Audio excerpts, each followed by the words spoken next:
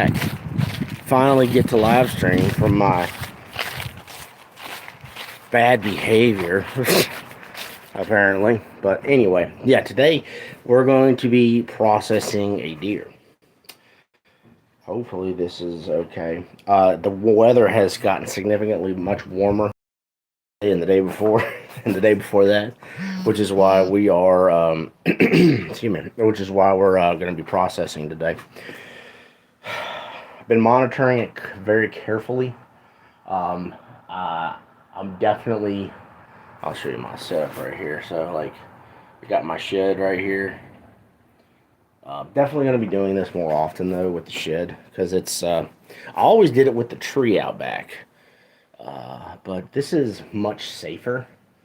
It's tucked away. Bears can't get to it. Because we do have a bear problem. But yeah, so I'm not even going to talk about this anymore because I need to get this thing taken care of because it is getting warmer and warmer by the second. So, with all that being said, let's get it. We're just gonna, and all I'm doing for this is I'm gonna debone it. I do everything in house, mind you, but we're gonna debone it. And just cube it because I have plenty of ground beef, a ground deer. I don't need any more, and quite frankly, I don't use it as much for me personally. So yeah, here we go.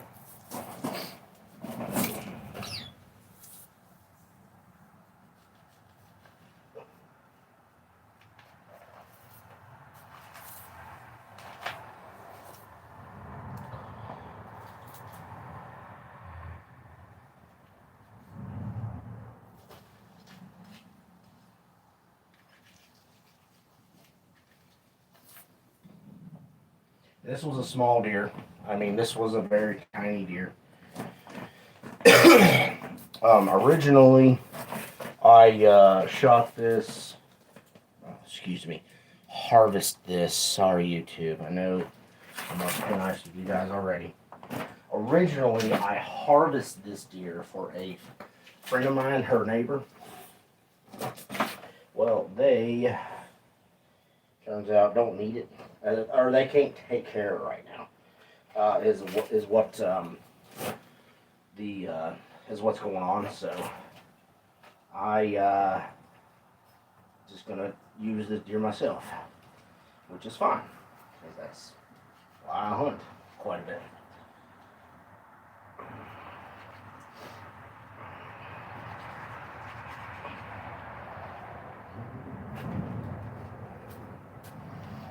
All right, there's some of it taken care of.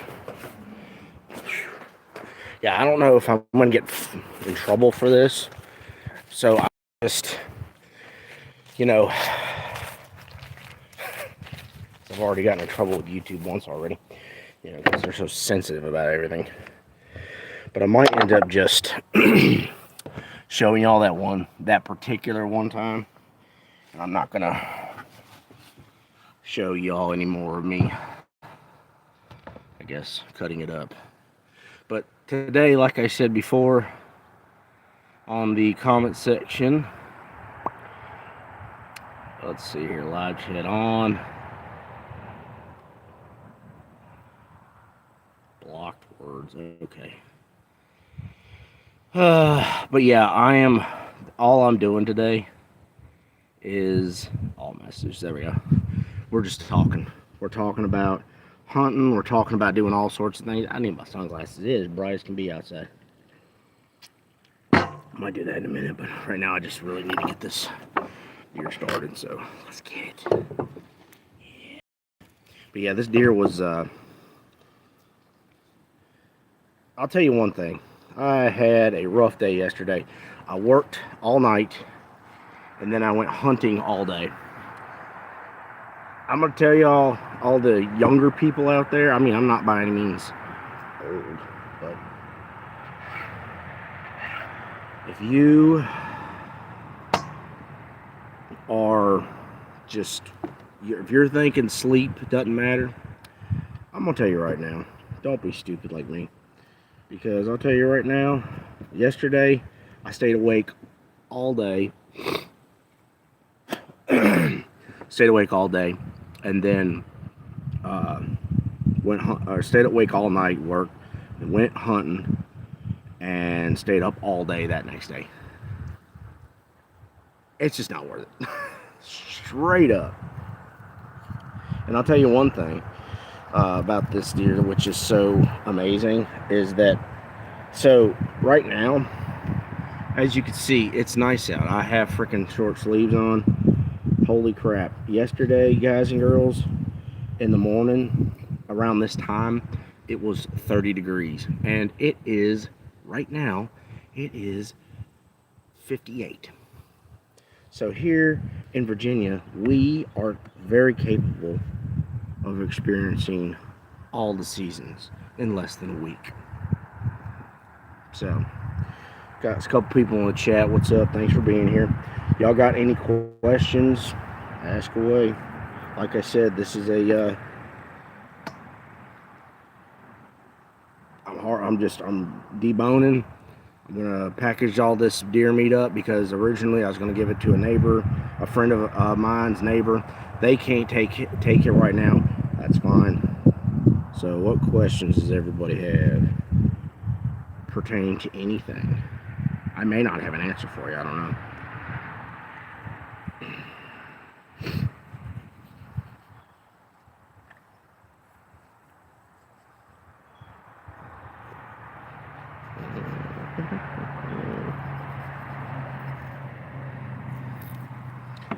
I need my bucket, my scrap bucket. Let me go grab that because I do need that actually.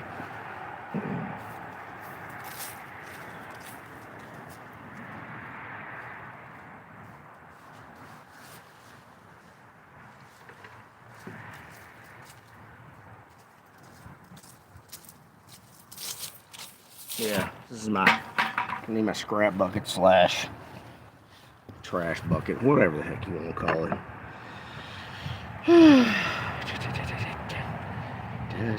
But yeah, I do everything in house. I don't take it to a butcher, which I'm not saying that people that do that it's bad. I totally get it. This is a time-consuming thing, so I get it. That's what you want to do. That's cool.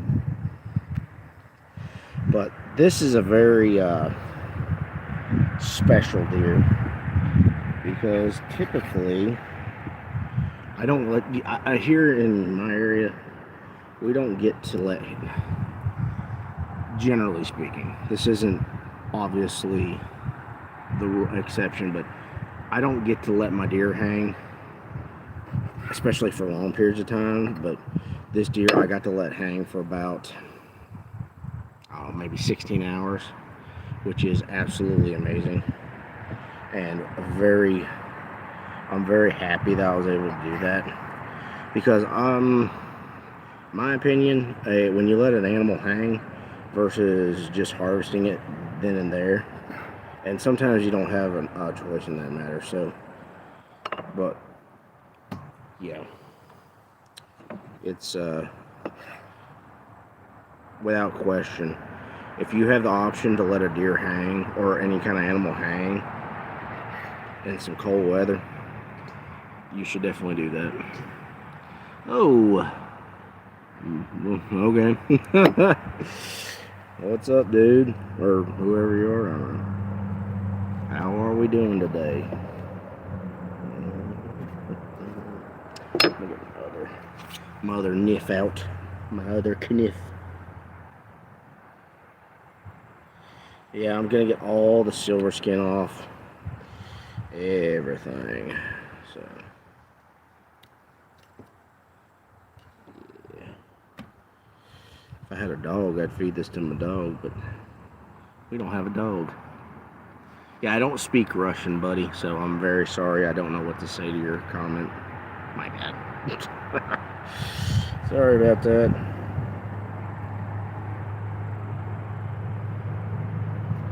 But yeah, getting all the silver skin off. I don't want to take too long on this.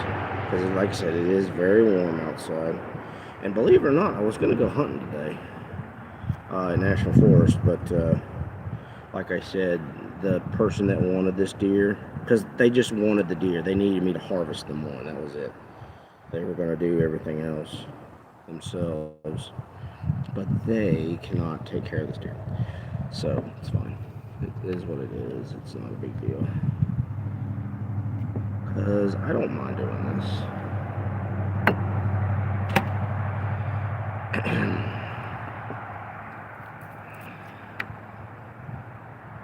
Because doing this, quite frankly, is just a part of the process, and you have to do it. This was a very small deer. This deer was, after I field dressed him and everything, this deer came out to be like 60 pounds, maybe. Very small deer, but that's okay. This deer will be extremely scrumptious and good. Oh, show.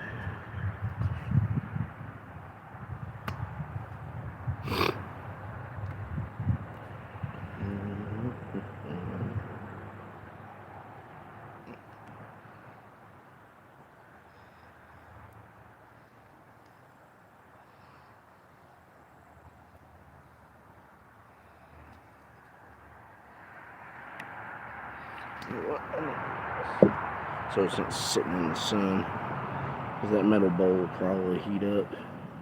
I would move this to a not as sunny spot, but I just don't think it's going to work out the way I wanted it to.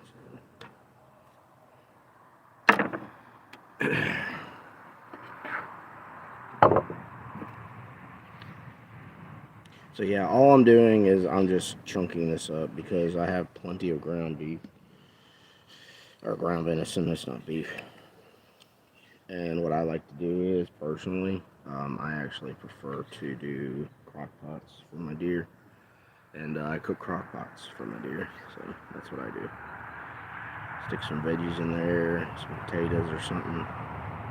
It's very good. It's very good. That's a big old lump of fat. I want that.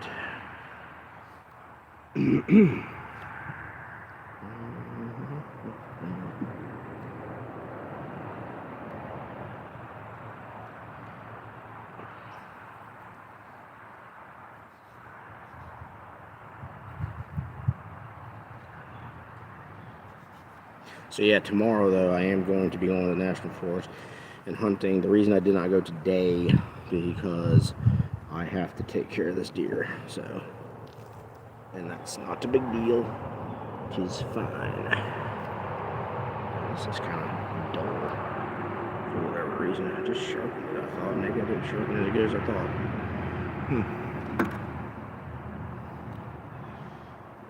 I'll tell you right now. For everybody out there that's all like questioning if they like deer meat or what have you, the trick, especially, or if you're like me and my kids and my wife don't particularly care for it for whatever reason, best advice I can give you is try to take all the silver skin off as much as you can. That way it'll taste a little bit better. It doesn't bother me too much, but I will attest that it tastes way better. The deer meat tastes way better if you take the silver skin off. If you don't care and you're just like, I need food. Because some people are just like, they don't care, and that's totally cool. I get it. Then don't worry about it. Just have at it.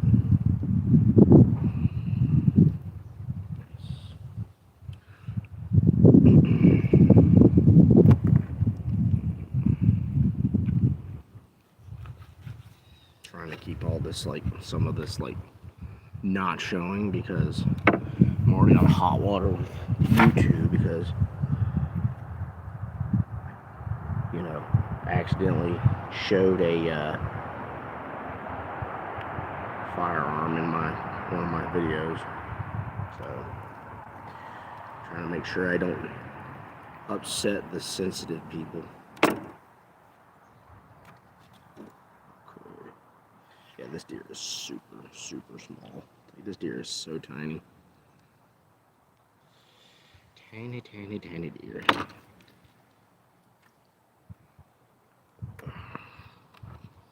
But yeah, this deer weighed about 60-odd pounds, field dressed, and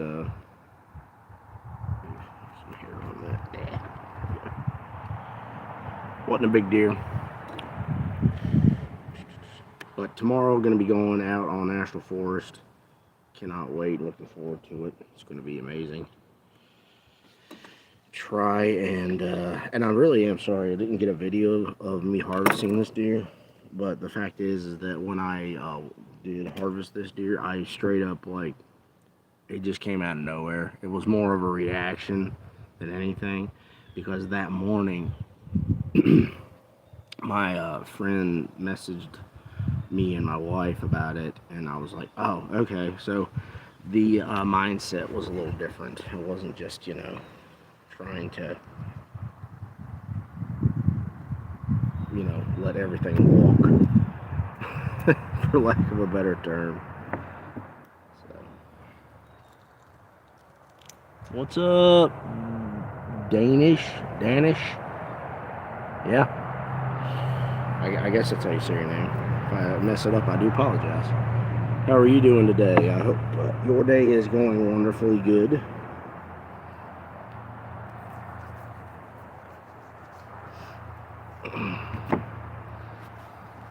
Because to be fair, when I do hunt, I do try to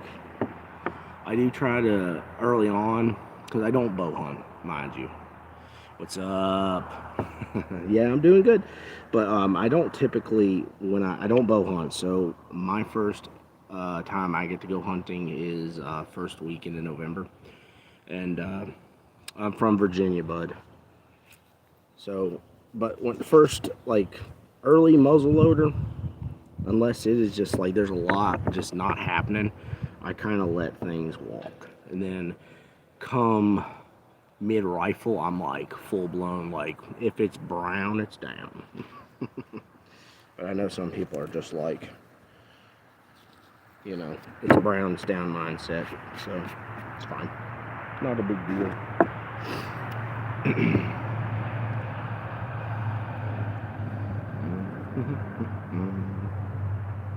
Gotta make sure I don't get any of that crap in the video, because everybody's so sensitive. What are you doing now? I am I'm not field dressing. I am deboning a deer that was for a neighbor's friend of mine, but she and her fiance are not able to take care of it right now because the fiance is working, works a little crazy for him. So I am deboning this deer, and I am going to use it for me, because like I said, originally this was for them. And that's okay.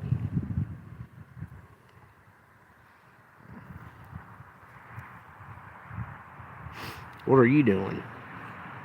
Are you at work like a normal person? No, I just I work a weird work schedule, so my weekends are weekdays and my work days. What's up, Richie? How are you doing, man? It's so good to see you. Hope you're doing well. I did try to get on your live. I saw that you went live, but I was busy, caught up with stuff, and and then I got back to watching it a little bit, and then you were like getting ready to get off with Wojo, and I'm like, oh man, I missed it. So I am going to try much harder to make sure that I show up for y'all's lives. I do apologize. That's my bad. Yeah, it's my bad. But yeah, had a big load of success yesterday.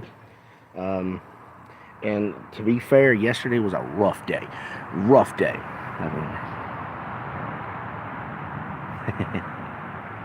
Thanks, man. It's really good to see you too. And don't you worry, I will be on your live. So for everybody in the chat who doesn't know, Bigfoot Banter with Richie B. Go over to his channel, give him a sub. He's a great dude. He's hilarious. I actually love watching him and Wojo do their thing. And they're also just really, really good, just amazing people. They're really awesome and easy to talk to. You know, me and him don't see eye to eye on everything, but he's an absolutely wonderful person. And that is the best part about it. We can come together and we can have a civil conversation with one another. Because we're respectable, nice human beings.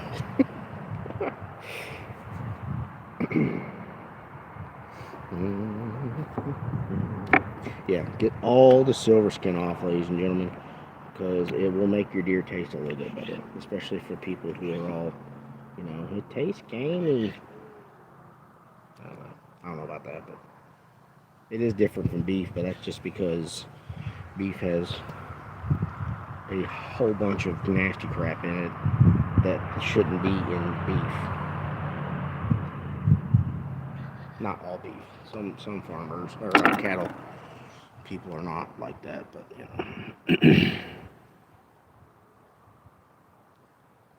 know. Ooh, that's awesome. I'm gonna have to make sure that I what'd you say, Saturday or Friday? Saturday. Okay. I'm gonna be there. I love hearing Native American stories. It is absolutely amazing to hear those people talk.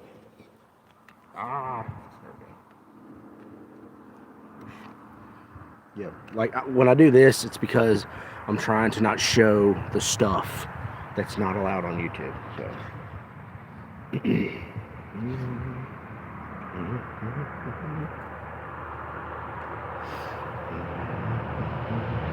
Man, this deer was lean. I mean, but he wasn't very big, so it doesn't surprise me, but he was kind of lean for whatever reason. That's a little interesting. Good point of views and research. Oh, nice. I'll definitely make sure I check that out later. I gotta actually kind of get on the ball a little bit with this. So I'm probably not going to talk as much, everybody, and that's not because I'm ignoring you. It's because it's actually getting very much warmer, and I really do not want this deer to go to waste, because that would be absolutely horrific and horrible for this deer's sacrifice. So I'm gonna kind of like tone y'all out. I'll glance over here from time to time, and then we'll go from there. So I'm not ignoring anybody by any means. I harvested the deer. It's muzzleloader season right now in Virginia, Richie, and I harvested him yesterday. It was actually a very lucky harvest, because yesterday the wind was blowing like crazy and did not. There just wasn't a whole lot. I mean, yesterday I saw collectively. I saw collectively 4 deer, and it's just really difficult. It's just really difficult when the wind's blowing the way it was at times. I know some people are probably gonna comment on that and be like, "Oh, you're just not hunting right." But fact is that it actually does affect it a little bit. Get that silver skin off. Yeah. Get off of you.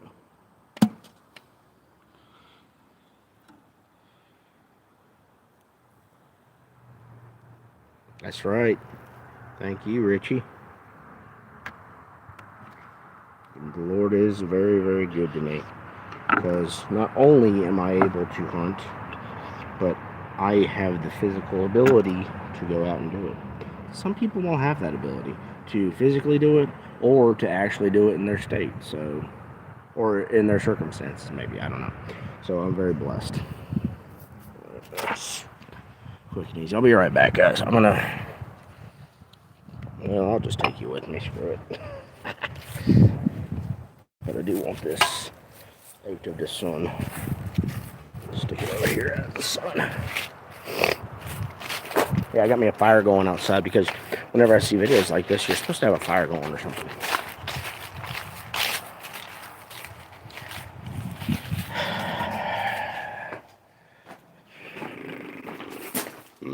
Like I said, I'm trying to not show too much because I don't want YouTube to get too angry with me, I guess.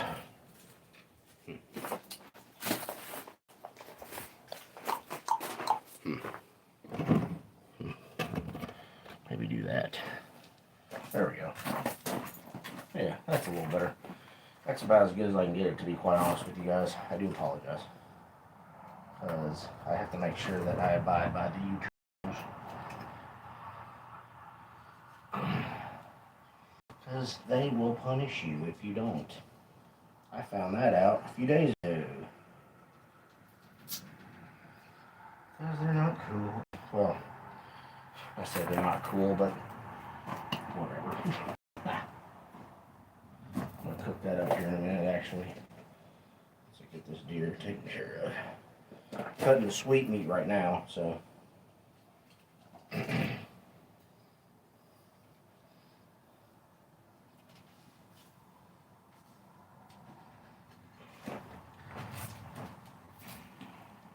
The sweet meat, for anybody who doesn't know, is on the inside of the rib cage towards the rear end of the deer. FYI.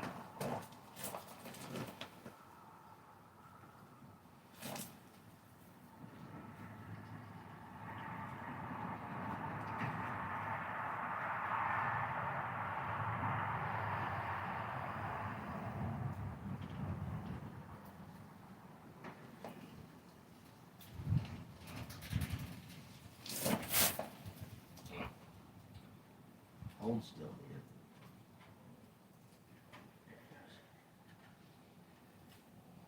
here. And now I'm cutting the tenderloin. Tenderloin's pretty easy to cut out, in my opinion. So I'm gonna do that real quick because it takes like 2 seconds to do.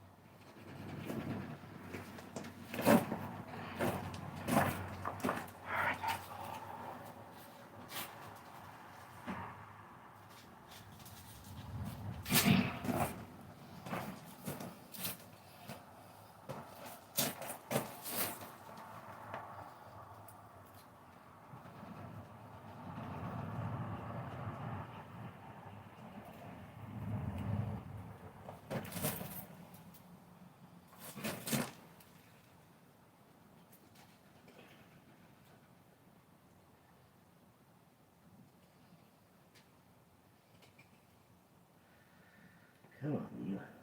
There we go.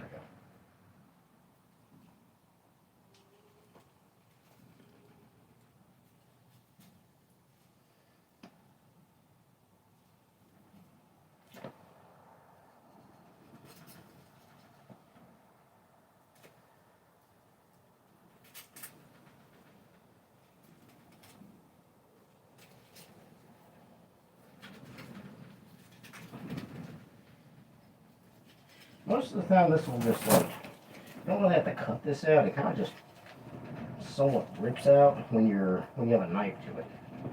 You don't need to necessarily like cut it out all the time. I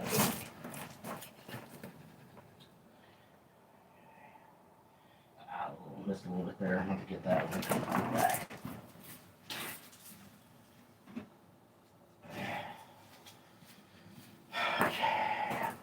Now for the hands.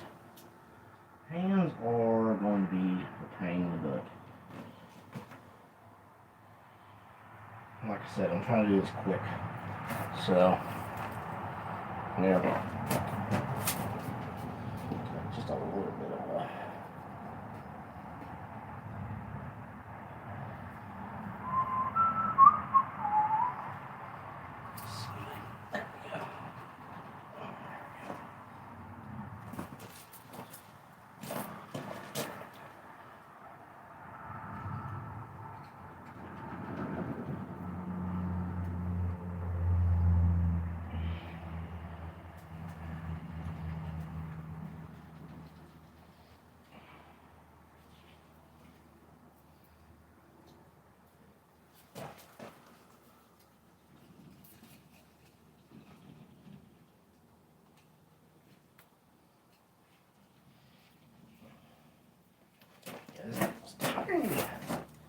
itty bitty thing. It's okay though. It's not a big deal.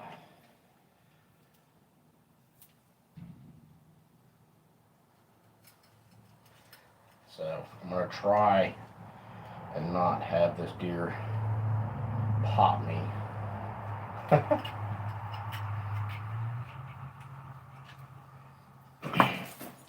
In the face. One last laugh for the deer, I guess.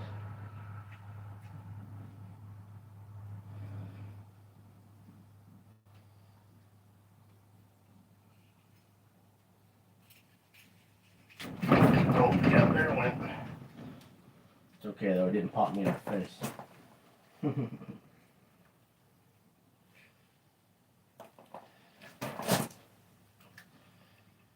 Oh, there we go. Alright, let's see if I can get that bad boy unhooked. Be right back, guys. I'm gonna put these deer legs on the table and I'll come back.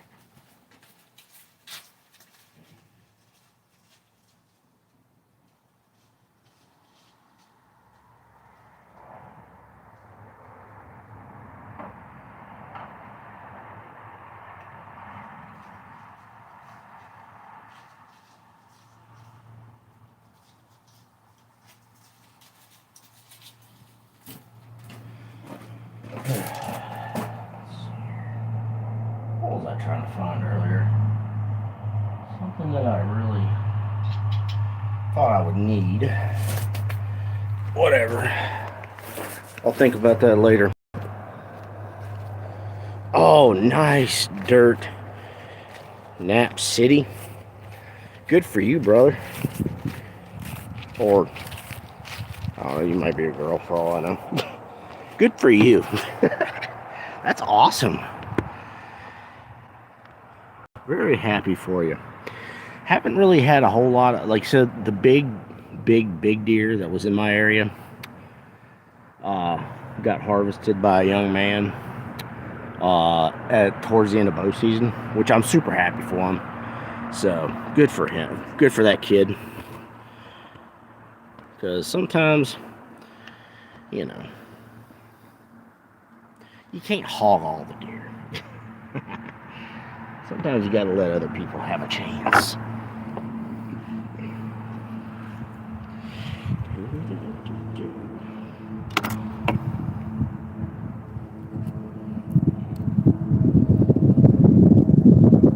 One of the most important things when you are cutting up a deer ham is to ensure that you get out that tendon. Or no, I'm sorry, not the tendon, that gland that is in the leg. 19 and a half. Whoa. Nice. That is great. Good for you, bro. Good for you, bud. That's amazing. Super happy to hear that for you. But the gland that's in the ham, get that out. Because if you grind that up, and I've tested this theory out, if you grind that gland up and then eat it with the meat, it definitely gives it a funky taste. I mean, I can't 100% say that it was just the gland, but I definitely think it was the gland. So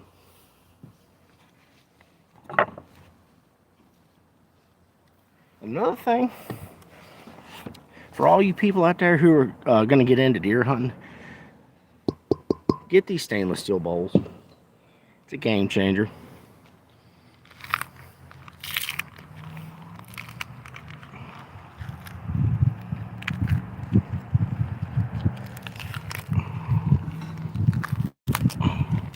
Yeah, see, and the one, you know, a lot of people, I guess, have mixed feelings about this, and I don't really care one way or the other, because I think everybody's allowed to do what they want to do. What's your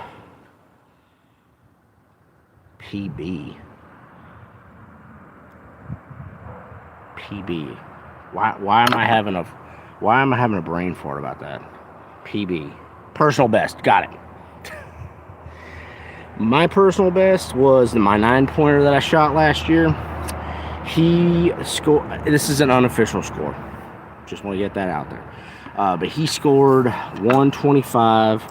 He had a 22-inch spread, or no, 21-inch spread. My 8-pointer had a 22-inch spread. But my 9-pointer officially is my, like, personal best for me. So I was very blessed because I literally harvested. I literally harvested that deer at the end of muzzleloader season last year, and then I harvested my 8-pointer 2 or 3 days later. It was pretty awesome. Could not believe it. I was very humbled by that, because I personally, like, I haven't, like, killed something that is just has like the biggest wow factor, I guess, for lack of a better term. Like, I've killed some pretty decent deer, but nothing like what some people I see, throughout, social media and stuff have killed. And that's okay. I'm okay with that. Like, it'll happen one day. So not too worried about it. I did actually see. Oh, I forgot to tell y'all about this. So I almost was able to get a bobcat yesterday. It was the coolest thing I have ever seen in my life. I've seen them before, one other time. But I was sitting there, and like I said, it was a rough day. Not a whole lot going on, and I'm just kind of like, oh man, I was exhausted from work. And we just rough scored mine, and it was 143. Nice. It's a good deer. That's a good mature deer. Yeah, because like in my area, I mean, obviously, deer have the capability of getting big, but around here, on average, the deer get like 130. Like, that's kind of like the average before people start harvesting them. And like I said, that's fine. Whatever you want to do, that doesn't bother me any. Because if I see a deer that's going to be in that 130 range, I'm going to harvest it 100%. Just me personally. But yeah, the bobcat, I just kind of like, I saw it out of the corner of my eye, and I was like, holy crap, I think that was a bobcat. And I got into position, and the best part was it was so windy that it didn't hear me walking up towards it, right? Well, what ended up happening, I got up on where the farmer had stuck a brand new fence up, and I got set up on the fence post. And what ended up happening was I was actually looking up on my phone if I was legally allowed to harvest the bobcat, because we gotta follow the rules and regulations. So I was trying really hard to look it up on my phone, like, am I allowed to do this? Found out that I was, so I was real excited. Like, yes, I've never actually gotten to do this, and I got ready to actually harvest the bobcat, and lo and behold, guess what popped out with it? She had two, live in Texas, very nice, Texas, but she had two babies with her, and I was kind of mixed feelings about that. I really kind of like, I thought for a minute about it, and like I said, I basically kind of like told myself that I was like, I don't know if I should do this or not. So I was really torn between what I should and should not do.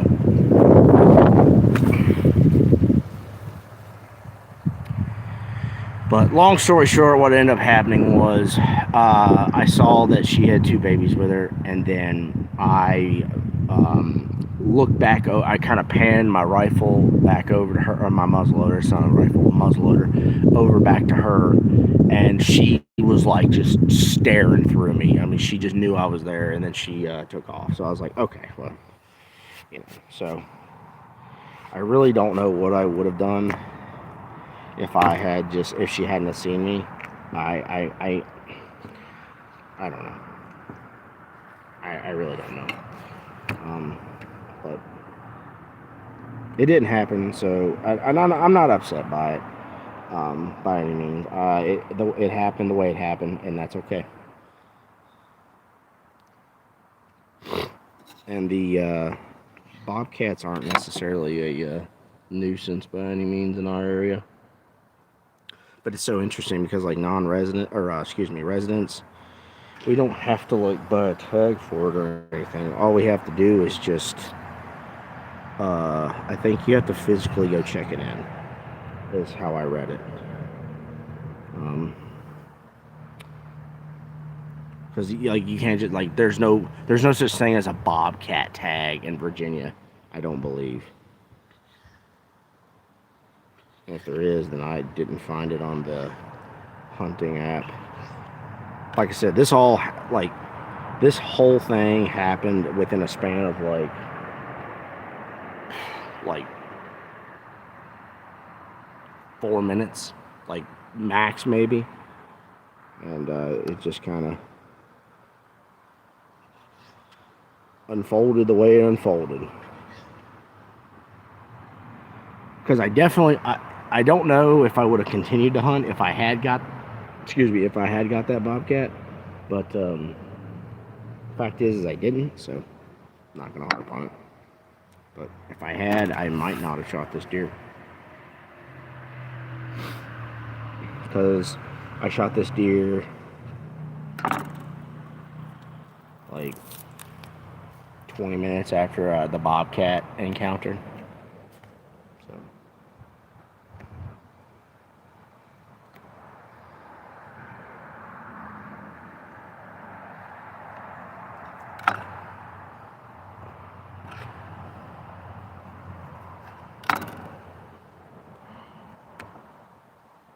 Nice. Do you guys get to hunt them? Any? Dirt Nap City? Like, and if you can, like, is there like a special season for them, or like a special, like you have to buy a tag, or how's that work in Texas? Smells good. Yeah, this is gonna be. I'm gonna package this in chunks, like big chunks of meat, and I'm going to basically cook it in like crock pot and things like that. I might do like something like kebabs or something if I get the notion to do something maybe one day if I want to do something different. But that's how this deer is going to end up packaged. And I do, like I said, I do everything in house. I don't take it anywhere. So it's too expensive. Talking to a friend of mine from work about it, and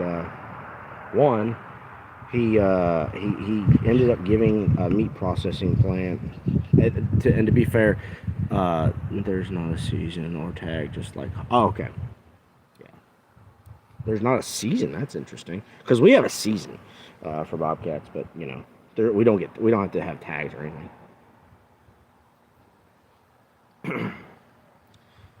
But this, and also, like I said, this processing plant, or meat processing packaging place that he took it to is no longer in business because they were kind of not very good. But anyway, he took a deer there that he needed to, because he was going elk hunting in the next few days. So he was like, I just need to get this thing taken care of. I don't have time to do it. He was prepping for his trip. But he took it to this processing place, and it basically they lost it, and he never got it back. And he made a big deal about it and tried to I don't really know all what happened with that situation, but also, let me see if I can hide this. Okay, this is what that gland looks like for everybody who is not aware. It's just like a big hunk of fatty whatever, and then it has this like little white clear, I don't really even know, gristly looking thing, and it's in between the thigh and the thigh muscle. I don't know the anatomy very well, but that's what it looks like. How many deer are you allowed? So here in Virginia, if you buy the tags, big game license, you are allotted $3, 3 buck tags, and they are 2 west of the Blue Ridge, and 1 is east of the Blue Ridge Mountains.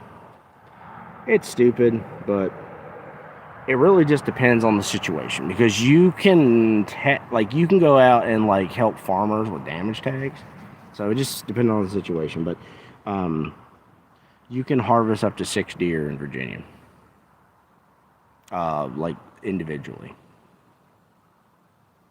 Yeah, 6 deer. Yeah. At least I think that's right. Cheese and crackers. I need to look. I feel like I feel like 7 is. I should be saying 7, but I'm very confident it's 6. That's good. Anyway. But yeah, so bobcat season, and the only reason I know this is because I looked it up yesterday, quite literally. But bobcat season is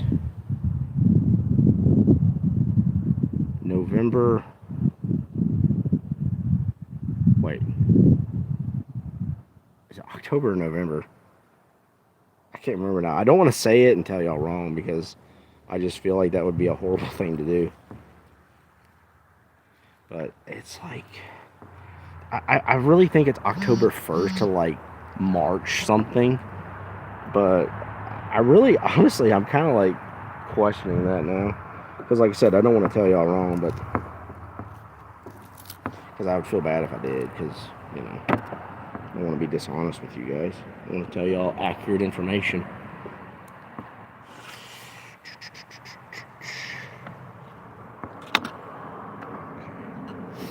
I think my fire's going out, but right now I don't really care, because I'm trying to get this deer taken care of. That's the important thing that I need to do right now.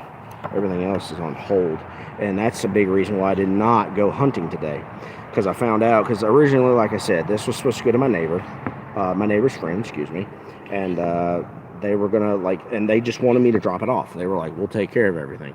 And so I'm like, great, because like I've done this in the past for people, and they want it processed, and they want it bagged, everything, the whole 9 yards, which, you know, I try to be kind to everybody as best as I can. I'm not perfect, but I do try to be kind to everybody, and I do that. So I process, and I bag it and all that good stuff. But this was like so awesome, because apparently the guy, he's not old by any means, but he's an older fella, I guess. And he's done hunting in the past. Like, he actually texted, we were talking last night, because we were talking about the situation where he was like really very apologetic about the fact that he couldn't take the deer. But yeah, he's hunted some amazing deer. He's harvested some crazy big deer. I mean, bigger deer than, like, if I would just love to see one of these out in the wild, you know what I'm saying? So, but yeah, that's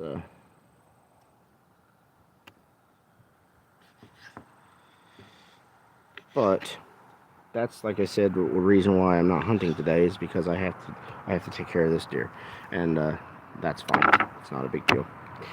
Not a big deal at all.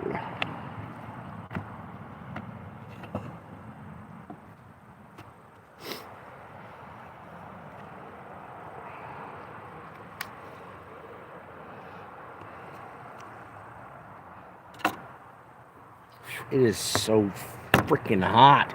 Seriously, it was, when I went hunting Tuesday morning, it was 26 degrees, but the wind chill said that it feels like 10 degrees on Tuesday. It is Wednesday, Tuesday morning. It is Wednesday. and it is literally like 60 some odd degrees outside. It might be 50, but it feels 60 in the sun. My personal opinion. Oh, this deer is going to be so good. And like I said before, this is a very special deer because I got to let it hang for a little over 16 hours in that ballpark. And as I said before, deer, in my personal opinion, taste absolutely amazing when you let them hang. And there's no questioning it. I mean, you let an animal hang and then you go and debone it and package it, it's way better. It is without question way better.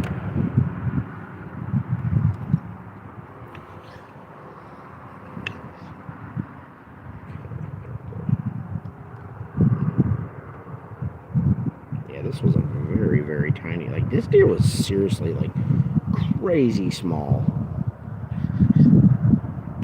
And I mean, I would be, honestly, I was kind of like going through it here a little bit ago, and I was kind of while I was trying to get the hams off, I was a little worried. I'm like, oh my gosh, I gotta get this done. But like, I'm almost done with one of the hams, and I'm seriously,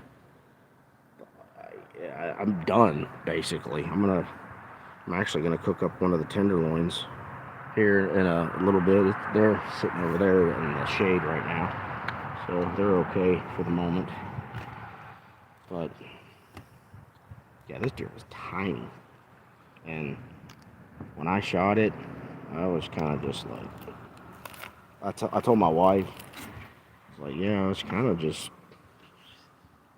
it was more of a reaction more than anything for me. It was very,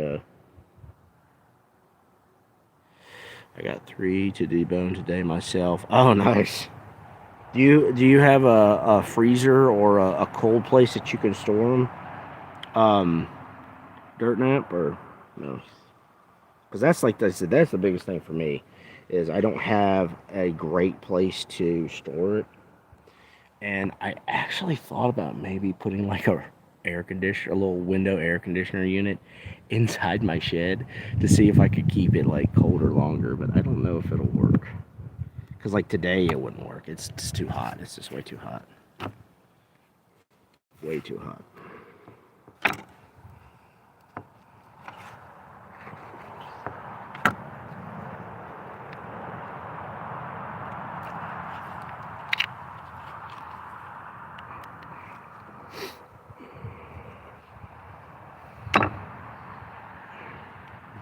At least the flies are, leaving the good meat alone. They're over here in the slop bucket. So I should be grateful for that. There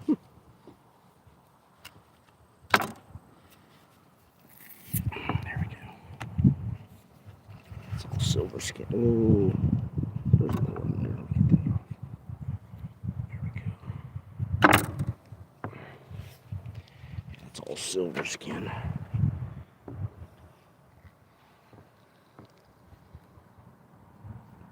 Yeah, I've done the cooler thing myself. Um, and it's one of those things where I could probably like manage it that way, but the thing about it is, like, with my work schedule, like, I can't watch it as good as I'd like. So that's kind of why most of the time, like, sometimes I will put it in the cooler for like a day or two if I can watch it, but most of the time, after like the day or two that's in there, I just kind of debone it and package it out and store it, because one thing I do hate, and so many people I know do this, and I don't know if they just have help, but I don't have help when I do all this, and and that's okay, it's fine, but like, I hate having to like manage and take care of an animal in terms of like deboning and packaging. And I have like a whole bunch, because I did that one time when I got out of the Marine Corps. I went and I did so much hunting, I hunted everything: turkey, deer, squirrel. Like, I was just happy that I was able to actually do some hunting, because I wasn't able to do a whole lot of hunting in the Marine Corps, and hunting animals in the Marine Corps,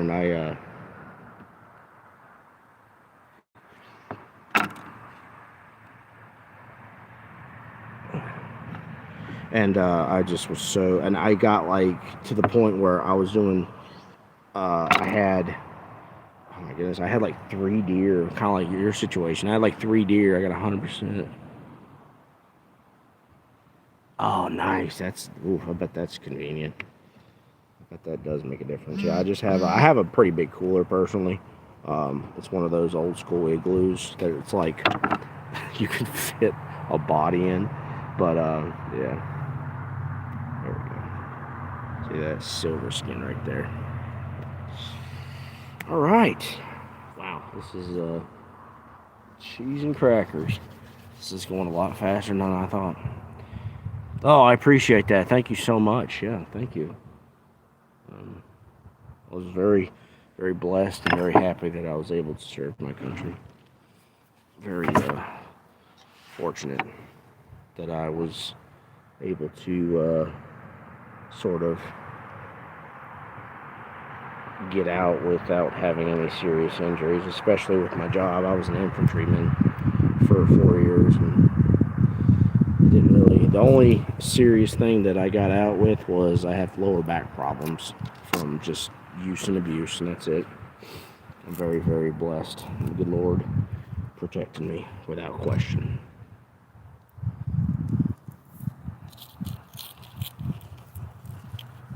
Oh no. No, that's not silver skin. That's good. Cut a big old hunk of meat off. Alrighty then. Oops. Sorry, guys. Okay.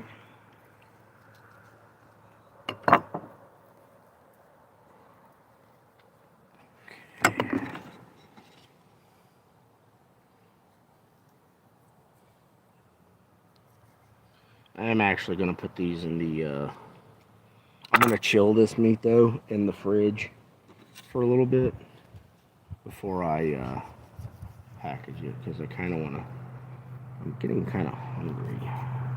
And on top of that, I don't even know what time it is, because I was actually going to, I'm about to do that wrong bucket. I was actually going to try and go to a friend of ours. Him and his wife live that way, on another road, and they have given me permission kindly to hunt their property, and I thought maybe I'd go over there and see if I could, have a deer walk out in front of me.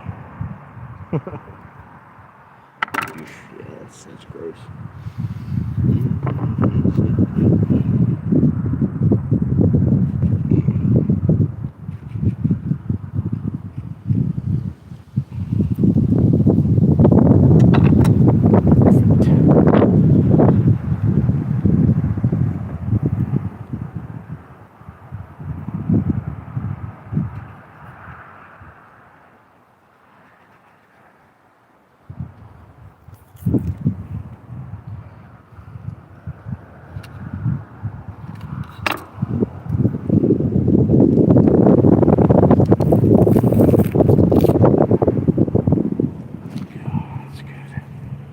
Silver skin, gone.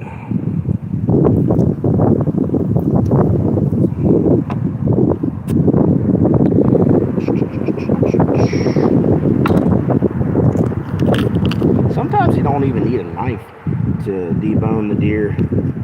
Sometimes you can just kind of rip it apart.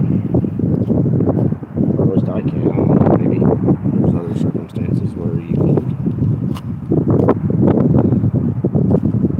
And also, a tougher deer might be a little bit more difficult to do so. But where's that gland? Get that out of there. Yeah, there we go. That's a better shot. because there's nothing on. Oh yeah, there we go. See this right here?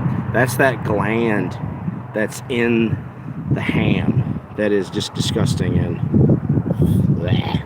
Like it's gross to even think about it, because you wouldn't really like you wouldn't think that would cause so much grossness in the meat, but it really does. Like no joke, it does. It's pretty cold currently. It's low 50s. Oh wow. It might be 50s right now. It just feels hot because the sun is beaming down on me. So, and I run hot, so I'm a polar bear. So I am like, people are always like, will say like, oh, it's cold out, and I'm like, nah, I really isn't. So that's just me though. I understand. Some people get chilly. The girl I work with, she's always cold. Always be cold. It's okay though.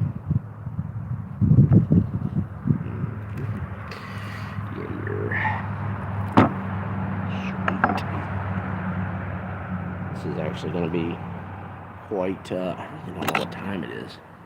What time is it? 12:30? Sweet. This actually took way less time than I thought it would. But like I said, it was a very small deer, so not very big at all. That's good. Let's gotta get some of that silver skin off.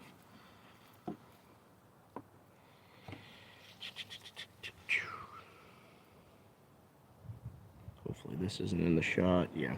Like I said, guys, I'm trying to tread lightly because I don't want to upset YouTube, because I already did it. I finally got the ability to do live streams back. I had to wait 24 hours. Really kind of, honestly, really irritated me, but I'm over it now. I'm not going to dwell on it. So I'm trying to make sure I don't upset them again. God forbid.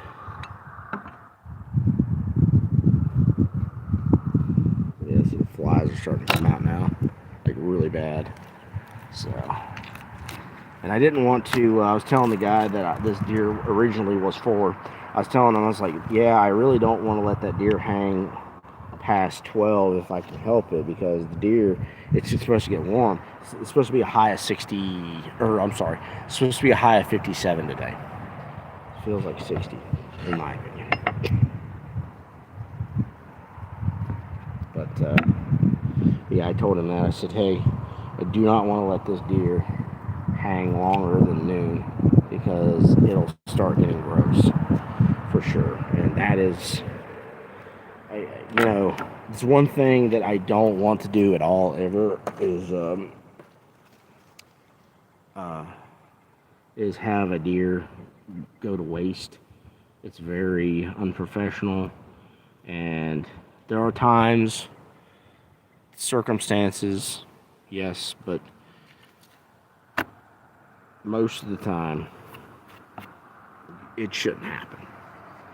And I think what happens a lot of times, personal opinion, but I think what happens a lot of times is people just want to go hunting and they want to harvest the animal, and they don't think about, you know, the animal afterwards. They're and like I said, most people probably do the smarter thing, and have somebody, you know, do it for them, which is like that's fine. But if you're like me and you do it all in house, you have to make sure. That you are. Man, this thing is getting. That you're taking care of the animal properly, and you don't waste them, because it is absolutely unacceptable to just let an animal go to waste.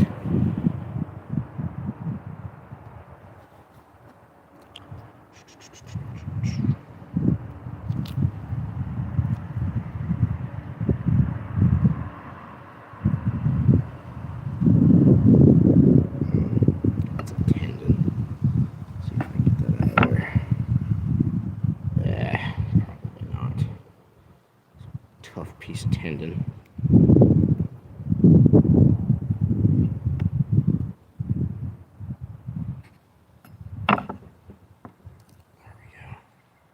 I think I got it.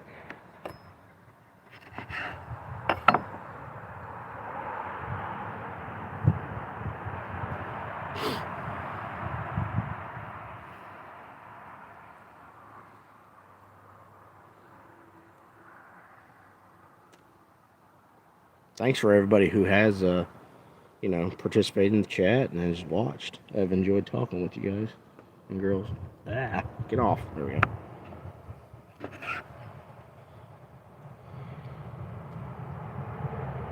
Like I said, I prefer to do live streams because I don't have to do any video editing. Video editing is not fun. It's very unfun. But it's the belly of the beast at times. Because like tomorrow when I go on National Forest, like I'm going to have to video and do editing because I don't have service up there. Like there's no service whatsoever. So cannot do a live up there. Tragically. I'm going to save that. I think that's okay.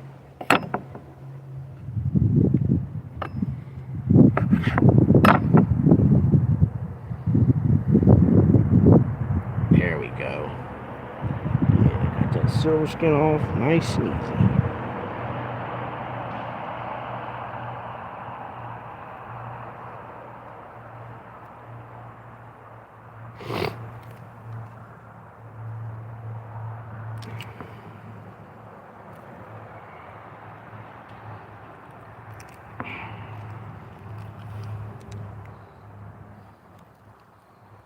Hey, Sam.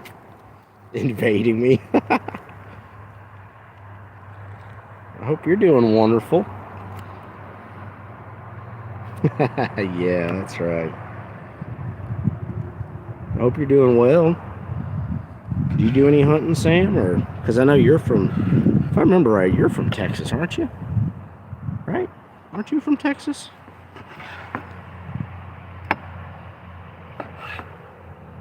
That's a good. Oh yeah, that's a good piece. I hunt both, public and private. Both, yeah.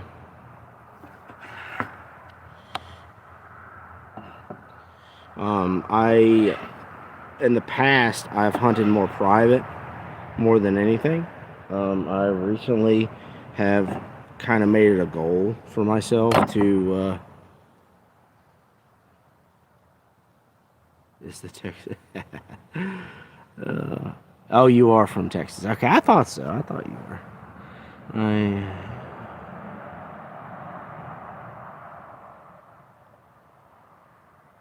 Oh, you're from North Carolina. Oh, you're a North Carolina girl. I got you. Okay. That's where my granddaddy's from. I hail from North Carolina, people. But no, to answer your question, Dirt Nap, I've hunted public and private, and I'm trying to do more public because my goal is to harvest a decent, I guess for lack of a better term, buck on public, because for me, I think it's much more of a challenge. So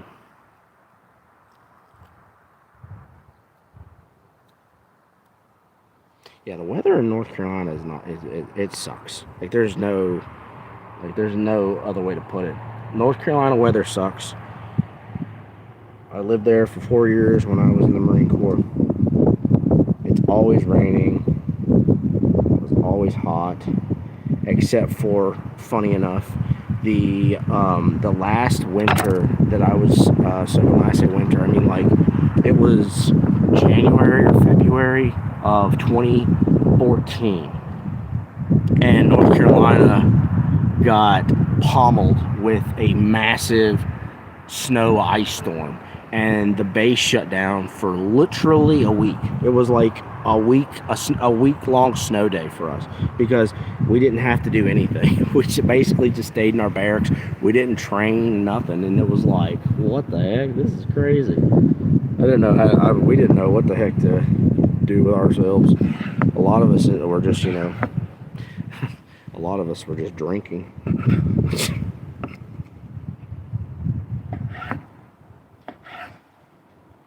So many vehicles, though, I remember. Because me, my buddy Buckley, my buddy Angel, we all went out to go to IHOP, I think is what it was. I'm pretty sure it was IHOP, if I remember right. And when we went out there, because my buddy Buckley is from Pennsylvania, so he knows all too well about that cold weather, that snowy weather. And he drove in it great in his truck, and it was funny to see so many people on the side of the road, just like where they didn't know how to drive in the snow. And to be fair, though, you know, with North Carolina people, like, I get it. You don't get a lot of snow. So it's kind of one of those situations where you're, like, you have no idea the do's and don'ts of snowy weather. So I get it. Alright, we're almost done with this deer. And then, like I said, once I finish this deer, I'm going to stick him in the refrigerator to chill a little bit longer. And then we're going to cook up some lunch because I'm starving. I'm hungry. I'm a growing boy. I need meat. Let's see here. And this actually, like I said, went by so much faster than I was expecting. And I'm really fortunate that if this had been a bigger deer, I think I'd been here for at least another 30 minutes. But luckily, it was not that big of a deer, so yeah.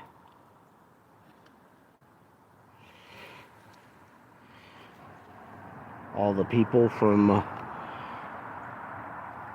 Richie's channel are here with me, being amazing as ever. You guys are so, I love, like, just reading y'all's comments and y'all's conversations on Richie's live streams. Sometimes I just want to, like, there's sometimes where I want to, like, say stuff, but I'm like, no, I'm just going to sit back and watch this unfold. Because you guys, like, one, it's like, you guys are real nice and respectful and polite. And it's just, it's really nice to have that, because sometimes social media can be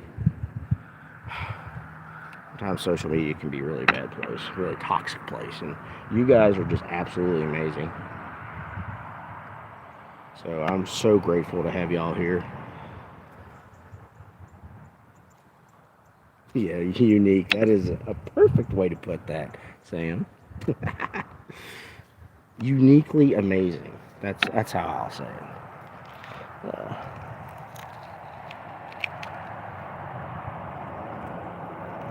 Yeah. I mean, you know, here, at least in my area in Virginia, like, the snow, I don't care about the snow. The thing that I kind of, like, worry about is when it gets, like, icy. Now, ice is like a whole new animal, obviously. Ice is crazy to deal with, because it doesn't matter if you got 4-wheel drive, 10-wheel drive, levitation, I don't care what you say, like, you're gonna get messed up with ice.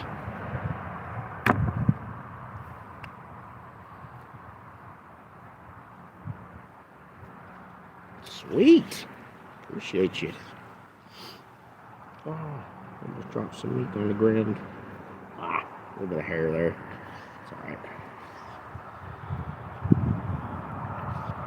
Yeah, this is going to be good. I'm going to cook up. I'm actually going to package. I'm going to do the same with that tenderloin, with the exception of, like, half of one.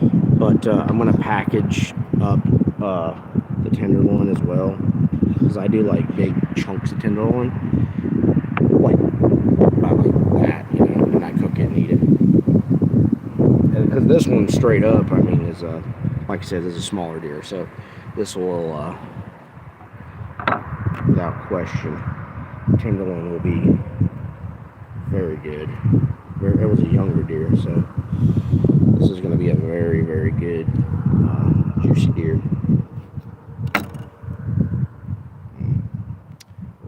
That's a silver skin on that. That got to come off. We don't want no silver skin. Yeah.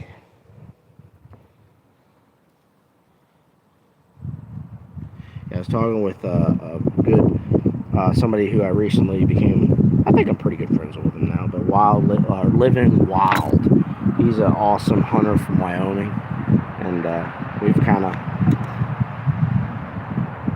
been talking quite a bit. He's already offered to take me hunting. I told him because I put in for a mule deer tag out in Wyoming here recently, and you know, I'm not going to get it anytime soon.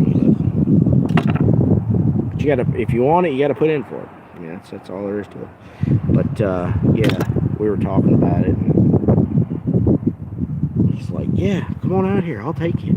I'm like, "Okay." It's funny because my wife was like, "You can't just go hunting with somebody you met 2 days ago."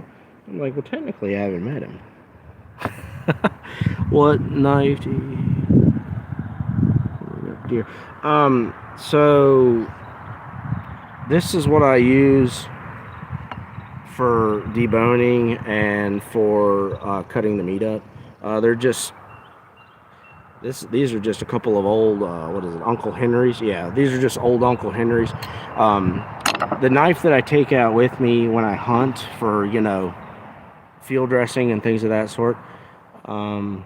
It's an old knife that my stepfather gave me, and the knife is like literally older than I am, but I take that out. It's a kind of a special knife for me because my stepfather is the one that got me into hunting. He took me hunting, and he was kind enough to do so. So all the hunting that I do is due to the fact that he was willing to do it. So.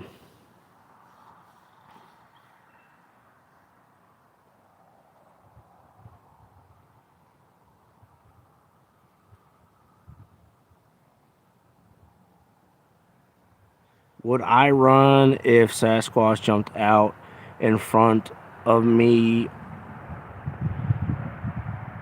No. Well, I don't know if I would run. I couldn't tell you exactly what I would do because it's never happened.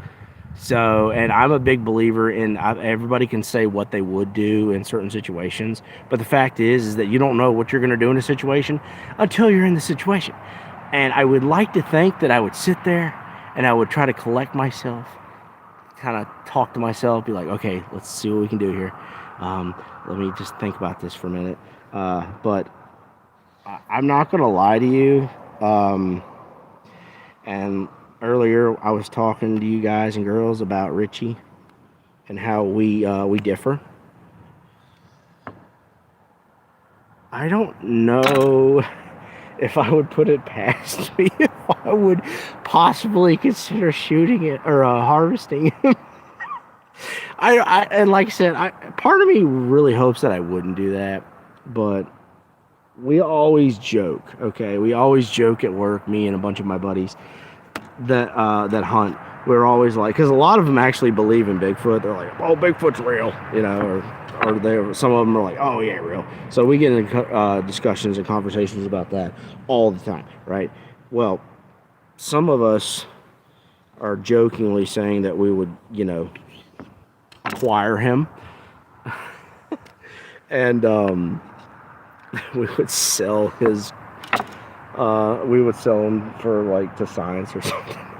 That's so horrible, like, you know, because I'm a big believer in, you know, like because one thing that I really want to do personally, and I'll get back to what we were talking about there just after this little rant, but one thing that I believe in is like when you're hunting animals, you know, if you're going to hunt the animal, don't feel bad. My cousin said when I interview him, oh goodness, yeah. Well, so like I said, like me, like if you're gonna hunt an animal, all right, you should, you need to do the honor of that animal by utilizing his meat, eating him, and I'm doing I'm utilizing his fur. this doe's fur. I'm utilizing her fur. So I'm making a little. Well, it's not going to be a big enough rug, but for my daughter, I'm making it for my daughter. She wanted one. She said she wanted it, so I'm making her a little fur rug, deer fur rug. So it's very important to me to honor the animal by, utilizing everything and not wasting. Because, quite frankly, people because I know people that do this, and I guess if you want to say, technically speaking, they're not breaking the law by any means, but I know people that hunt and they don't even eat the meat. And it really upsets me when they do that, because it's like, well, what do you do with it? Like, oh, give it to my family. And I'm like, okay, well, you give it to your family at least. But, all they do is trophy hunt. And like I said, I mean, everybody is entitled to their opinion. Everybody's allowed, as long as you're within the legal parameters of the law. Like, I can't really say anything about that. But for me, it's just, I don't necessarily like the idea of just trophying an animal. I think it's kind of wrong on a personal level. That's just me, though, because like I said, I can't just say that it's wrong to do. So because legally, they're not doing anything wrong within the legality of the law, within legal. What's the word I'm trying to think of? They're not doing anything wrong legally. So you should check out the Outdoor Edge. And it makes it much faster for me also. Okay, dirt nap, I'll do that.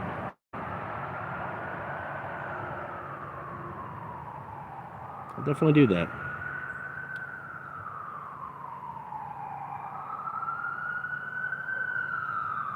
Nice.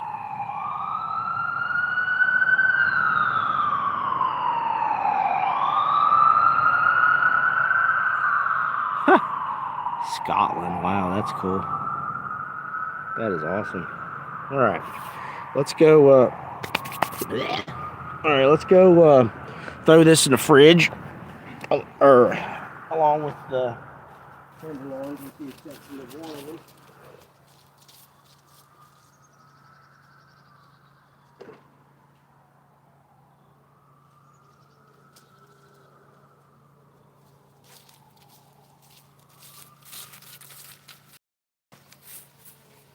Look away, YouTube. Alright, that should be good.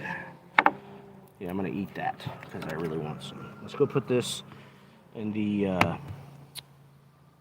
fridge real quick. Oh gosh, that's heavy.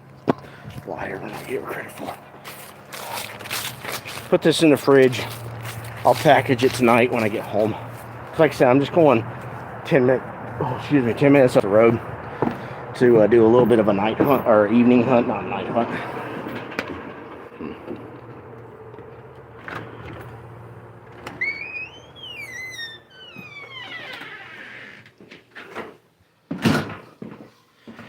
Alrighty.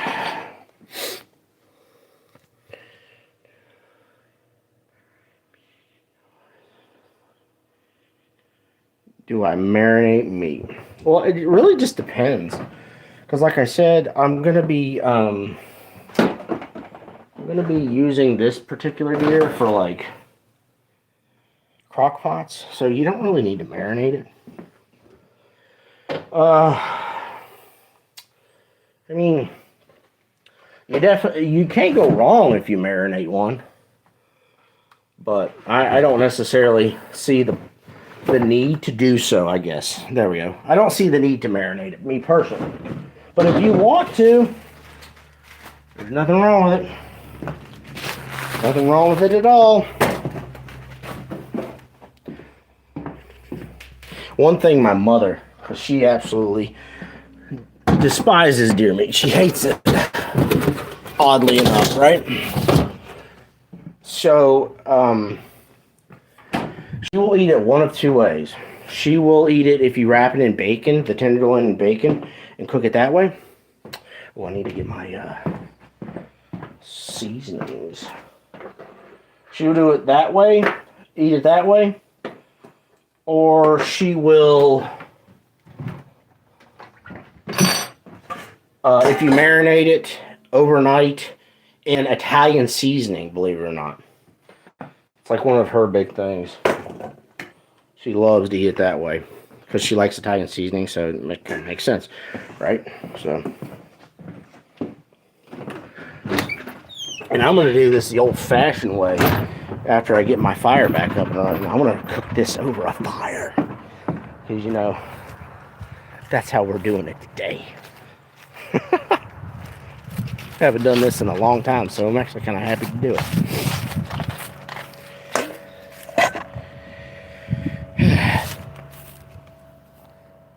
Neighbor's doing something. I think he's got his compressor on. Doing something there. What's up, Justin? How are you doing? Hope everything's going good for you. Okay.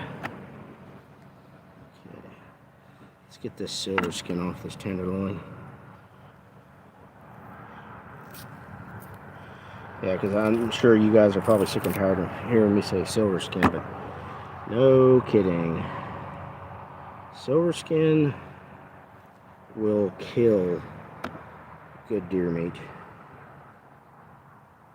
No question.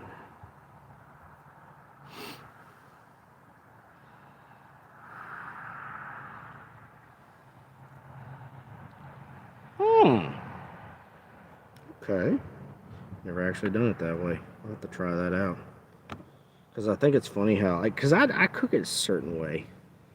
I'll only cook it certain ways. And I don't really veer from the way I like to cook it. And I just basically, get off, there we go. I just basically, oh, this is a great example. See this right here? All that, see that's silver skin, it's bad. Bad stuff, you don't want that. But, yeah, I cook it the way I cook it, and it's very simple. Olive oil, salt, garlic, blah, blah, blah, blah. Olive oil, salt, garlic powder, and pepper. And that's all I do. It's very, very simple, very easy.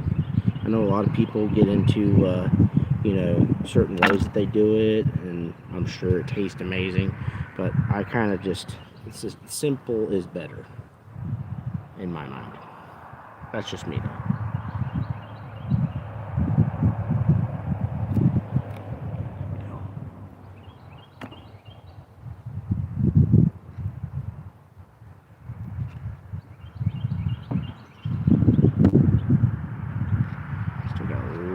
Silver on top on one side. I'm gonna try to get it off if I can. Oh, there, it came off perfect. Nice. Very nice. Yeah, try to be very careful with removing the silver skin on the tenderloin, because it's so easy to slice off like a big hunk of juicy, amazing tenderloin meat. You don't want to do that. That's bad. That's bad juju. So do it very carefully. There we go. Sweet. Okay. There we go. And I think that this should be okay to show on YouTube. I don't know. I don't know. I guess we'll see in like 7 minutes. My God. Okay. See you later. Thank you so much for being here. I really appreciate it. But yeah, so this is the small piece that I ended up with. This is like a third of the deer's tenderloin that I got. So yeah, and all I'm gonna do is just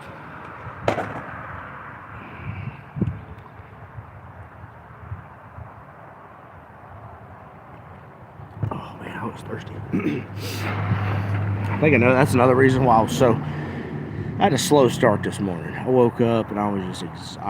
It took me like 20 minutes to wake up, which is never really the case. Because usually when I wake up, I'm just like, I'm awake.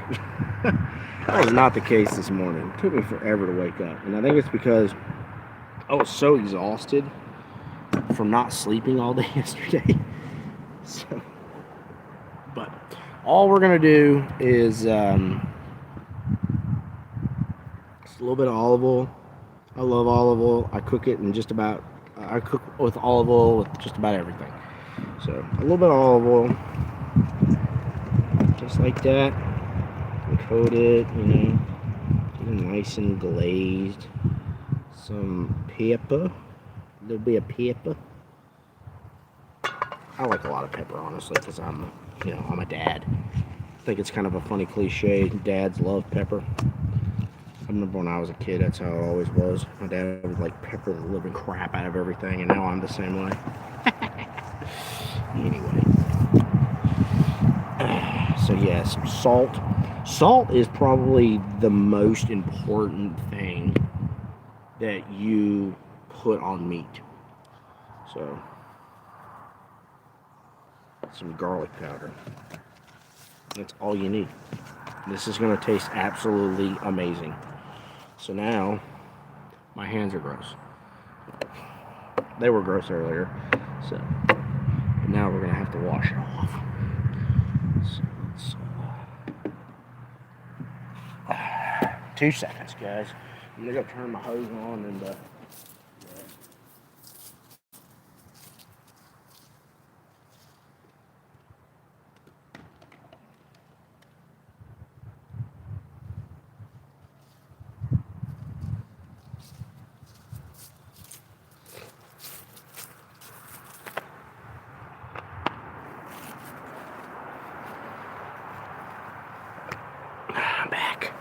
Now we're going to get rid of all this gunk.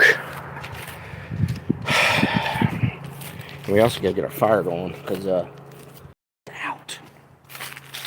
As I told you, I'm cooking this the old-fashioned way over an open fire. Because that's what we're doing today. And I want some lunch.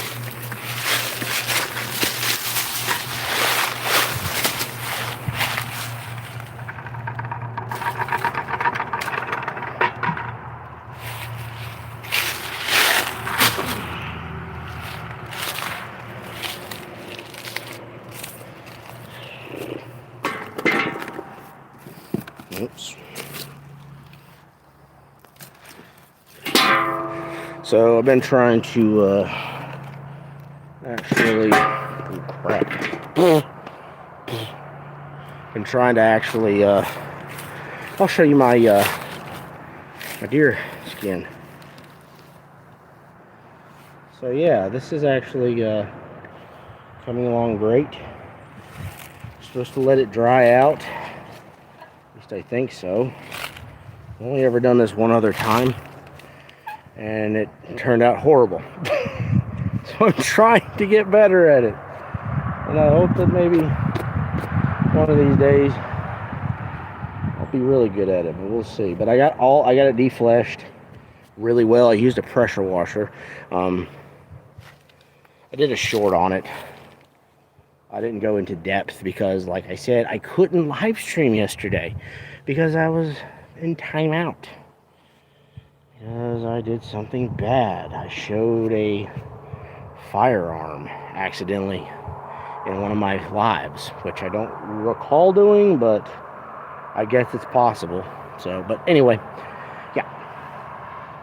But pressure washer is without question the best way to to deflesh. So, but my big goal right now is I'm trying to get all this rotten wood burnt.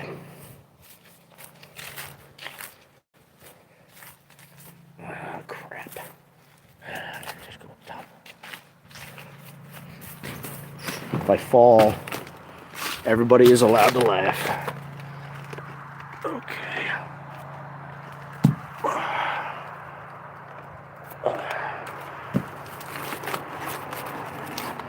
Yeah, this is a big chore that I'm trying to accomplish by getting all this crap burnt.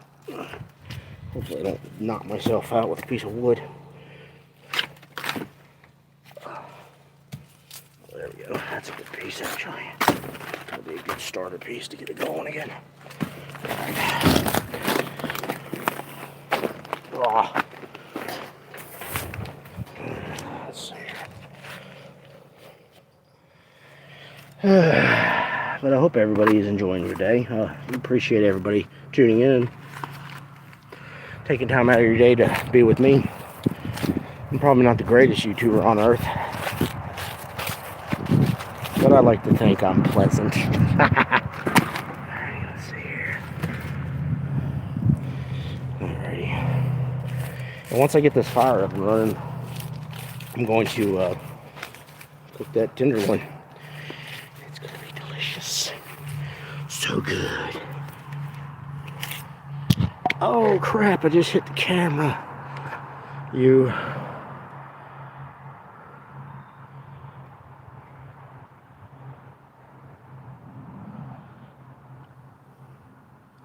letting it dry out over barbecue. Oh, I mean, I'm not gonna like char it, Sparky. Like, I'm just gonna basically give it a real good sear all over. Because you never cook meat well done. What do you think I am, a degenerate? Can't believe you would think that of me.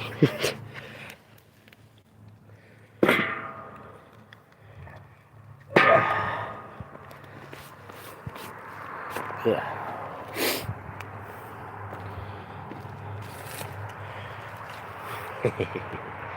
Oh gosh, my hands are disgusting right now.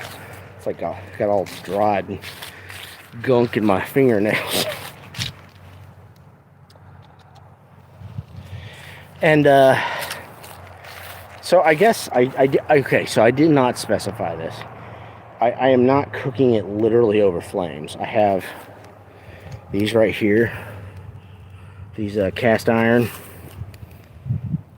plates that I use. So I have to season this one because it's kind of been out for a while, so I need to ensure that I don't cook it on something gross. There we go.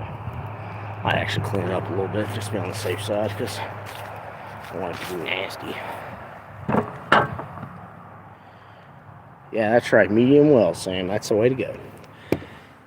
But yeah, I'm just going to I'm going to cook it over an open flame on this. Yeah, I wasn't going to like literally just stick it in the flames. I guess I could do it that way. But I personally don't want to do that, so. And I have the olive oil here that I can season this with a little bit.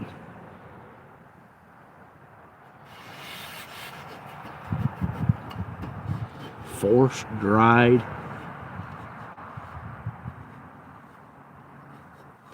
Oh, you're talking. Okay, sorry. I thought.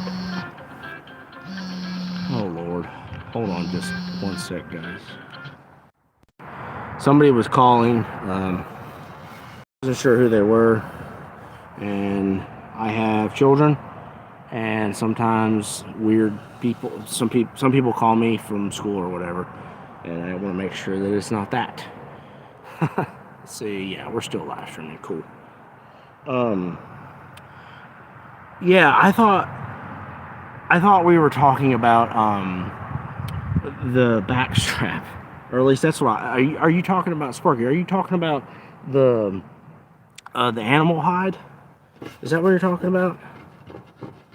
I'm sorry, I'm not if I'm not understanding you correctly. I do apologize.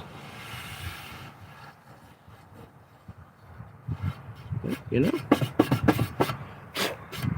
if it works, it works. That's all I'll say. Okay, I'm so sorry. Okay, now I understand what we're talking about here. I apologize. Yeah, so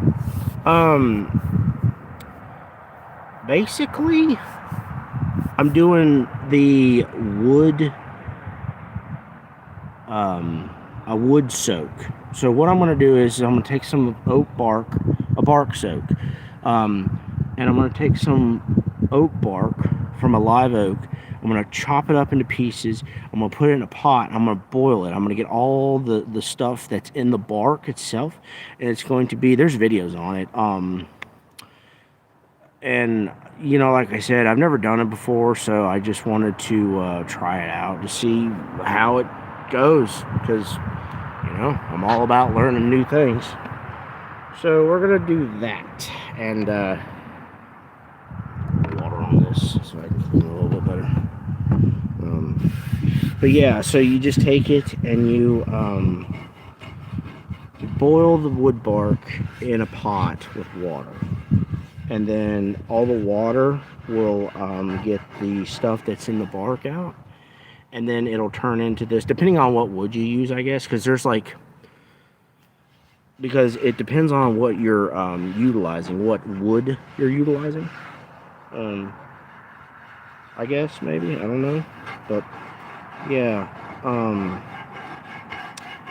but it should come out kind of like maybe a tea-ish color, from what I saw in the video.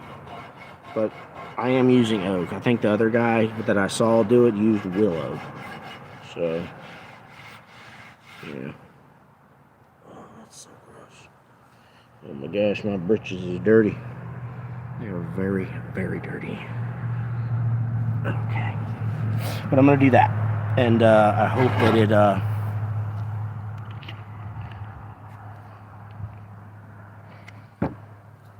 I hope it works.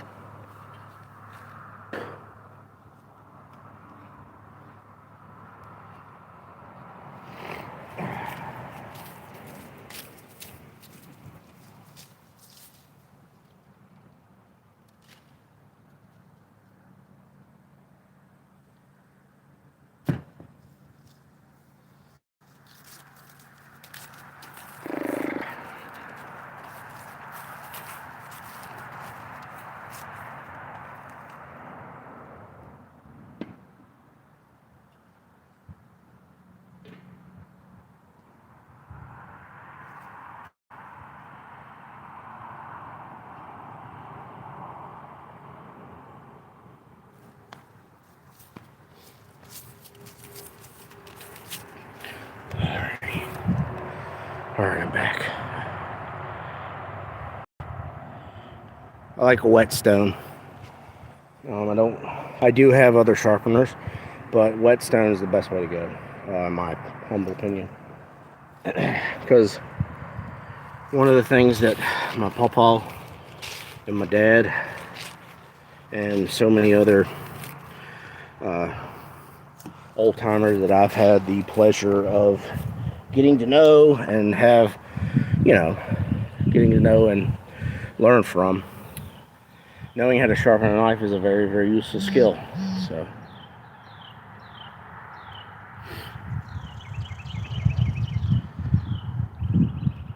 yeah, we're just here, I'll show y'all. Right there, it's on top. I'm getting it hot. I'm gonna pour a little bit of olive oil on the plate there, on the cast iron plate, to give it some a little bit of a seasoning, for lack of a better term, and cook up lunch. Oh gosh, just got a big old thing of smoke in my face. Whew.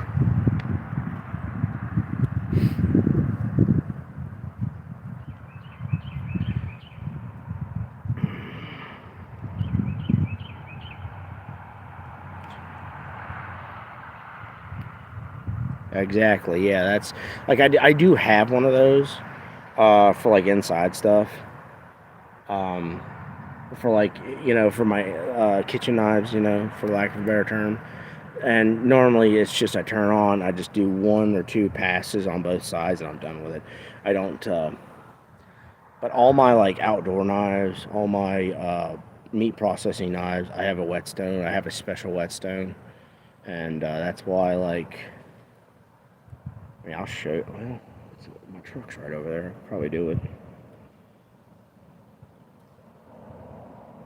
Yeah, cast iron is definitely the way to go.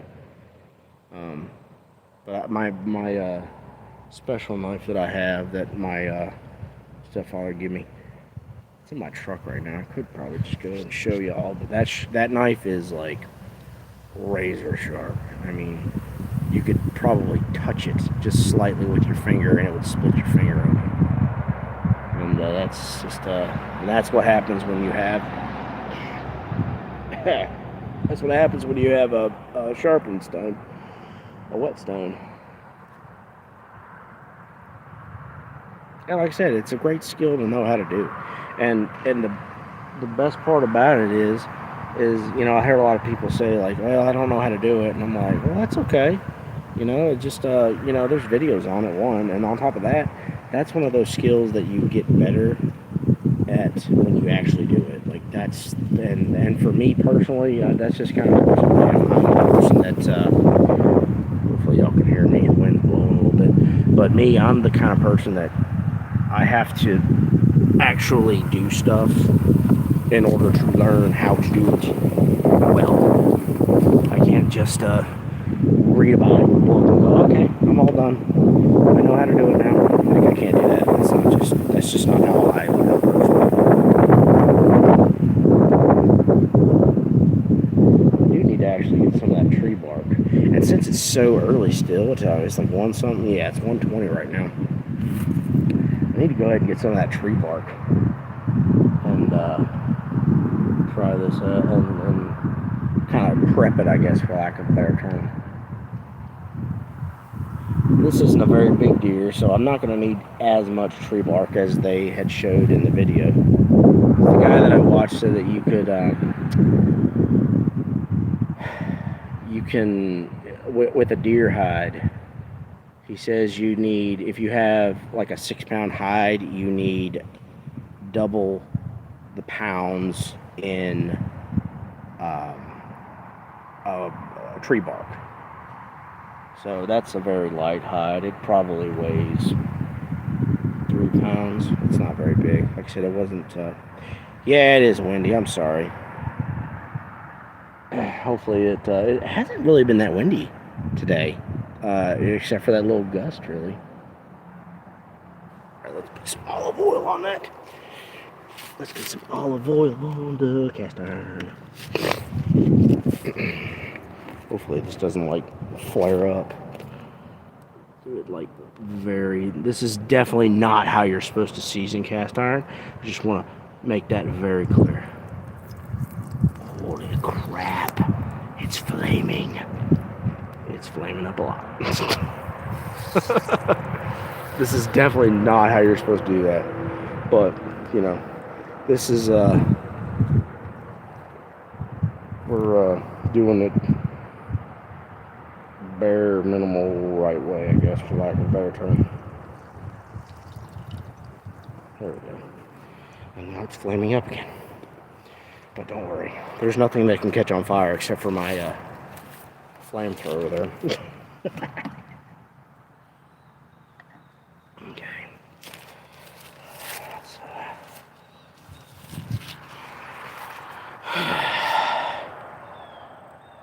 Yeah, I'll keep you updated, Sparky. I really, dude, I seriously, I have no idea how it's going to turn out. I truly hope that it turns out great. But like I said, this is the second hide I've ever done myself.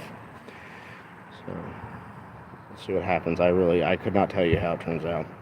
I hope it turns out good, because like I said, my daughter asked me, she said if she could have it. And I told her, I said, yeah, sure, you can have it, sweetie. So I'm giving it to her. Alrighty, I'm gonna... Cool. Sweet. Actually, kind of worked out fairly decent. Here, check it out. I mean, it's like you could see right here where it's hottest, obviously. But it's slowly burning off here, which that's what you want. I mean, it turned out a lot better than I thought. A whole lot better than I thought it would. Alright. Here we go. I'm going to put this on. And I'm going to go grab me a... no, I don't need one. I'll just be a man and I'll just flip it with my bare fingers. Okay, stop blowing, wind. Cheese and crackers. Oh, it's so hot. Because the wind's blowing.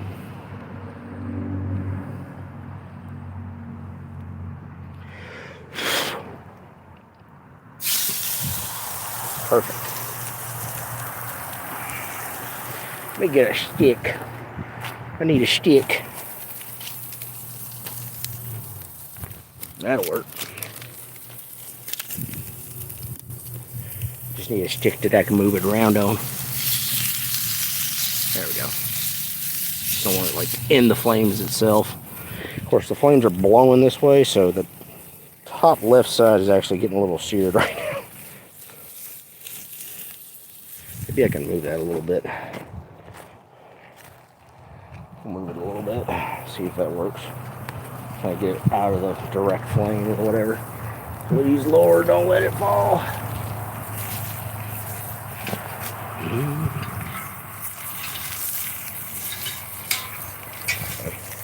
That kind of worked.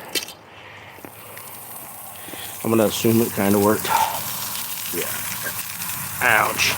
It just singed my finger hairs. Oh yeah. Oh yeah. Ow. That turned out real good.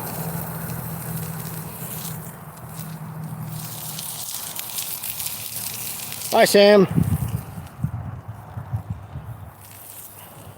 Yeah, I'll be alive for a little while, Sam. I'll be right here waiting on you.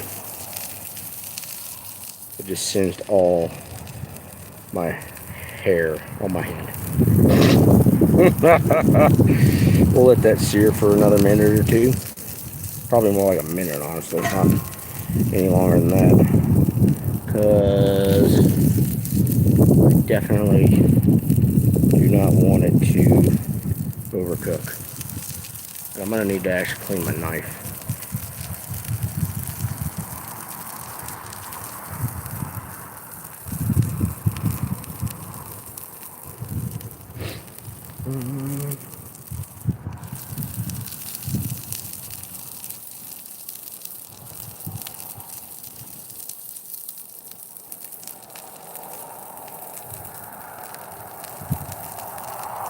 Oh, that's so awesome, Dirt.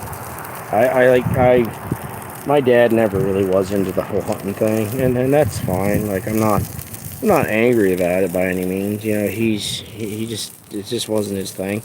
But like I said, my stepdad, he was pretty into that, the hunting aspect of it. He's not really like kind of a, I don't know how to word this, kind of like old school way of doing things, like what I'm doing right now. Like, he would never do this. And that's fine. There's nothing wrong with that. But that's just, you know, like I said, it just depends on the person. Oh, cheese and crackers. Oh, there we go. Got it. Got it. Yeah, there we go. I'm gonna let that rest for a minute. I need to get that cast iron thing out. Definitely not going to do it right now because that thing is scorching hot. I wonder if I could poke it out. Let's see if that'll work.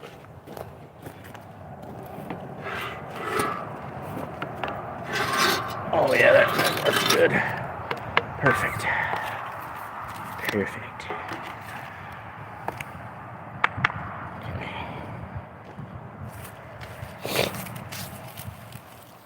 Okay. But yeah, Sparky, I will keep you up to date on the hide. I really hope I'm doing it right. It's kind of like here. Let me turn this around. Sorry. It's like kind of getting leathery, which is, if I remember right, that's how he said you're supposed to do it. That's where I shot the deer. But I mean, I truly hope I do this right.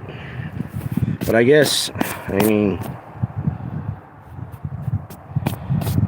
I'll harvest another deer. So, I'll try again if I mess up, I guess. I don't know. I'm doing everything that the guy said to do on the video, so. But it's very, it's like, so up here, for instance, like right here. This is very slimy, very, soft, okay, and it is smooth. It's very smooth. Then you get down here, and it's kind of leathery. It has a leathery feel to it. Now, and what you do is after you boil your tree bark, and you strain the juices into another pot, you let it cool. And then you basically what you'll do is you'll soak it in that tree bark juice, for lack of a better term, and it'll rehydrate all this, right? And then also the other thing is that it'll stain this. It'll stain it kind of like a brownish color. And like I said, this is all coming from a video that I watched. Hopefully I'm doing it right. I could straight up be doing it wrong, but it's kind of like, truthfully, like it. So, like, it doesn't smell like it's not rotting by any means because all the flesh is off of it. So it doesn't smell. It doesn't really have any like off-putting odors or look to it as of now.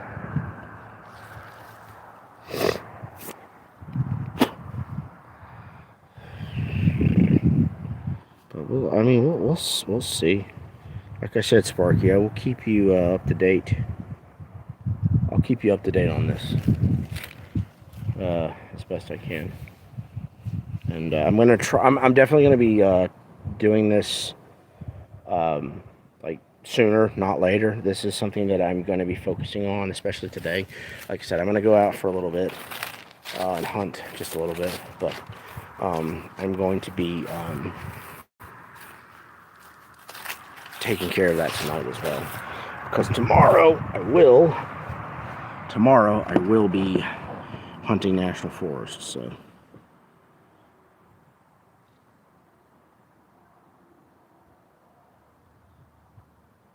Okay.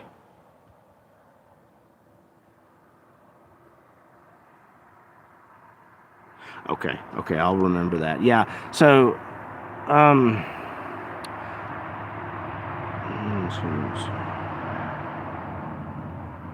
okay. I'll definitely, remember that, because it's not, like, too dry, but it's definitely, like, getting to that point to where it's getting dry. Because, like I said, I've never done this before, so hopefully I do it justice. I'm still, like I said, I'm still kind of learning a little bit on that. So, we'll see what happens. I'll flip over my cutting board.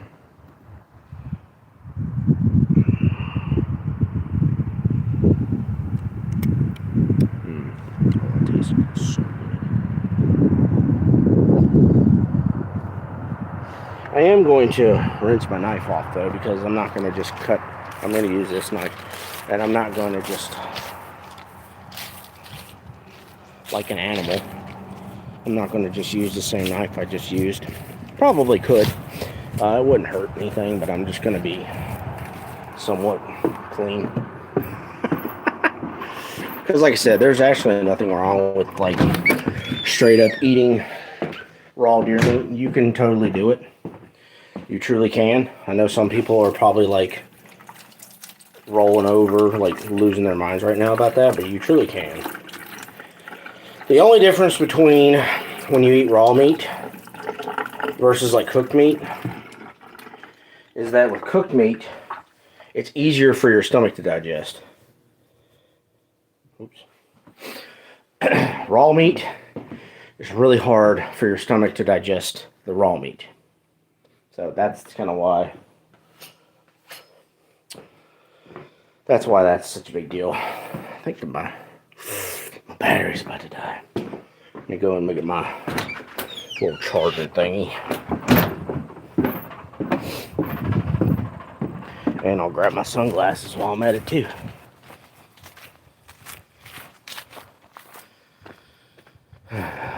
Other side.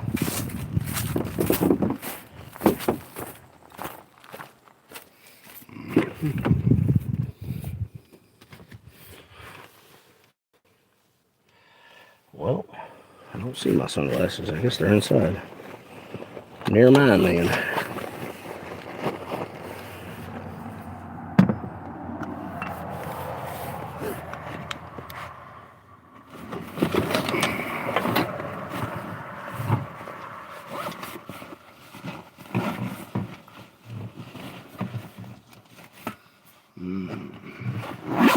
Well,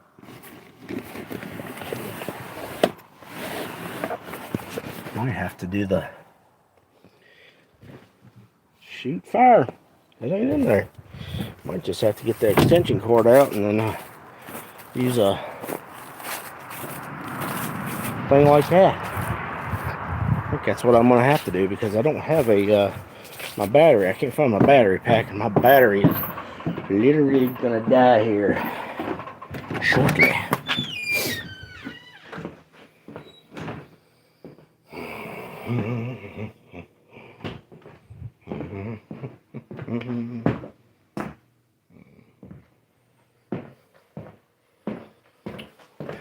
Hopefully I can get the daggone charger here within the next 30 seconds, and then we can go, well, I'll have lunch. You guys will get to watch me have lunch. That's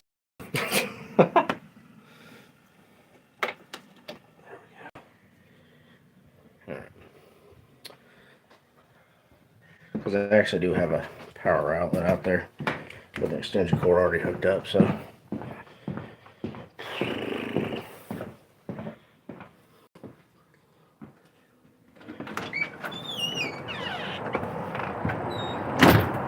Oh, your son got his elk.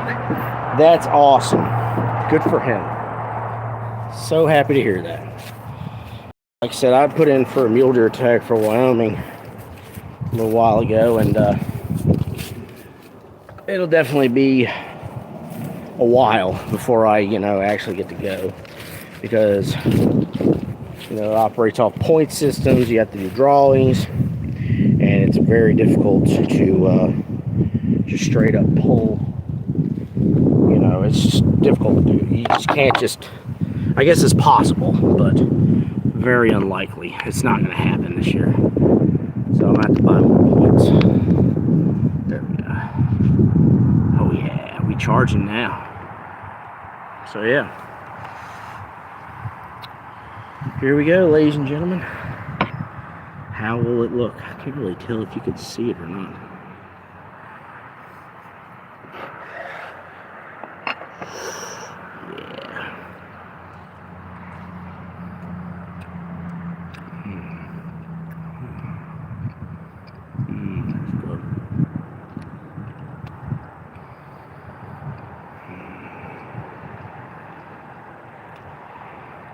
That turned out perfect.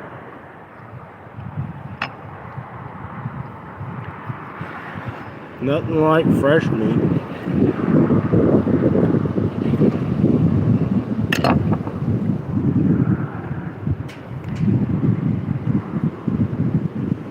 My goodness, it's coming out.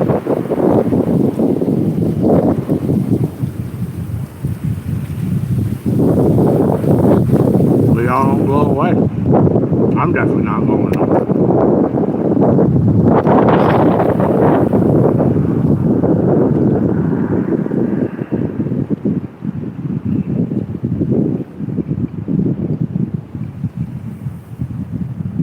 Thank you, Lord, for this food and for sacrifices that year. I just pray that He will be used in a proper way. It is good. Very good. Very juicy. He's not chewy at all. He's very tender.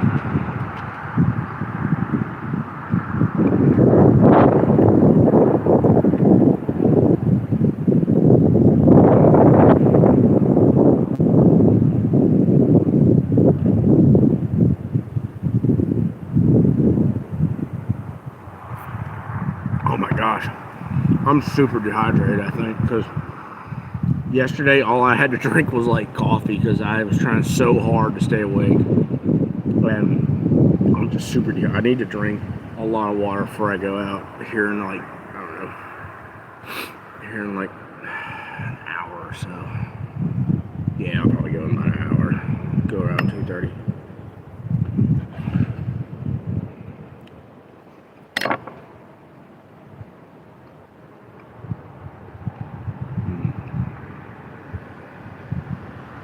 Excuse me. Sorry.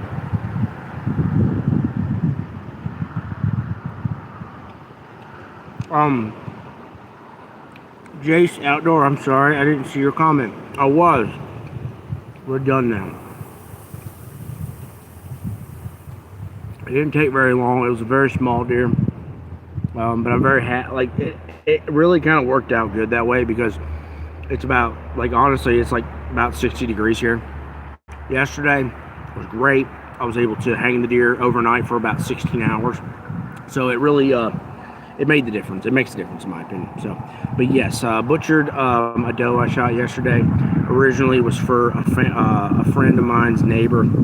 They were unable to take care of it today, so I took care of it today, which is why, like I said before, I'm not hunting at the moment. But it's fine, not a big deal.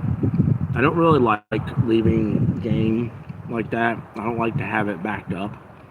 I have the other stuff in my refrigerator right now. I'm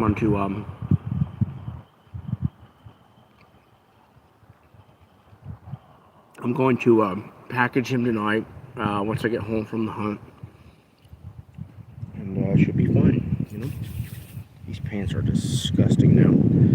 My wife is going to be like, "What did you do? Why do these look so disgusting?" She's going to get mad at me because, like, she hates it when I like make her sound like that, which is partially why I do it. Oh my goodness, she's a good sport though. But we were butchering deer, and we're not now. Now we're eating deer, because that's what we do here. Well, that's what I do anyway. I don't know, maybe other people don't. But I do need to, like, hurry up and eat this, because I really don't want to be fumbling when I take care of that deer hide. I want to be able to, like, get to doing it.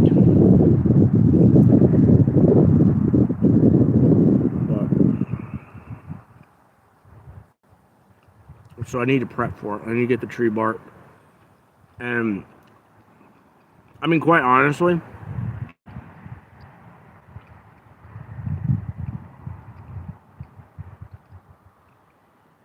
I might just go ahead and, like, get the wood juice going, the tree bark juice going, and then I'll just soak it, because you can re-soak, or you can re-boil the tree bark. It just, like, it's just half as pungent the second time, and then you just kind of keep going and going and going. So I might actually do that here right now, and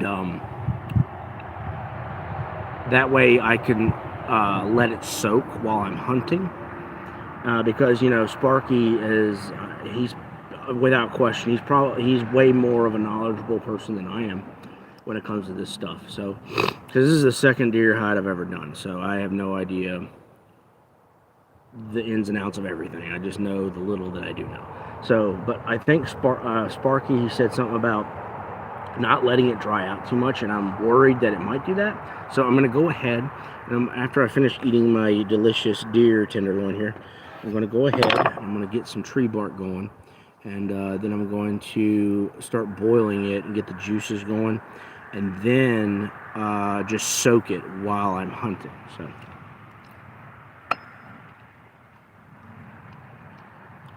I'm going to do that, because that's been hanging, excuse me, that's been, I didn't talk with a mouthful like a caveman, but I had that hide drying out overnight. And like I said, there's no smell, it's not cracking or anything yet, but Sparky was kind of giving me some pointers about it, and I'm like kind of thinking that he's definitely right. So I want to make sure that I don't mess up that deer hide.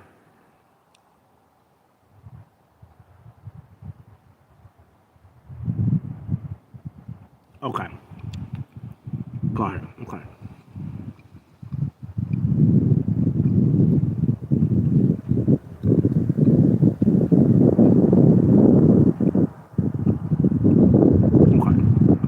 I'll definitely make sure I do that, because like I said, the guy that I watched, he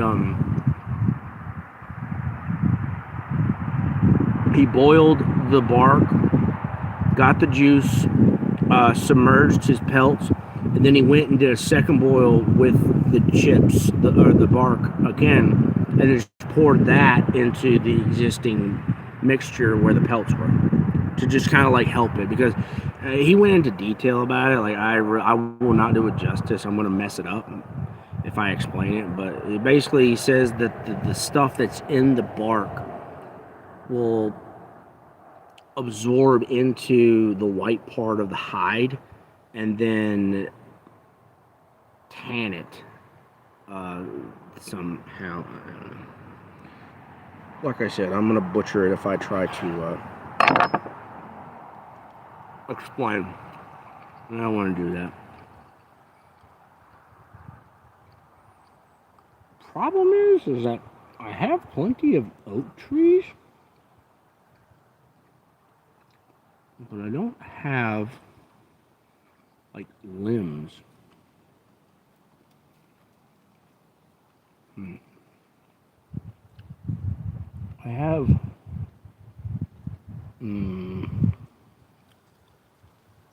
I think that'll be alright if I do that right there. So it'll be alright.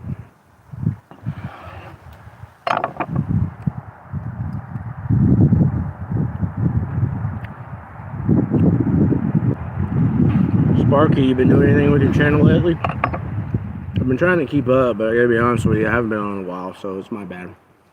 I watched a bunch of your few of your week-old videos, or like 2 or 3 weeks maybe.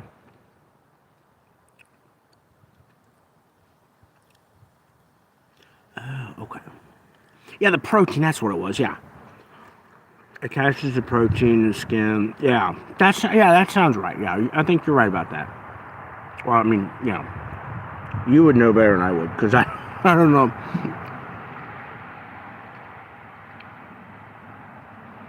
Ooh, nice.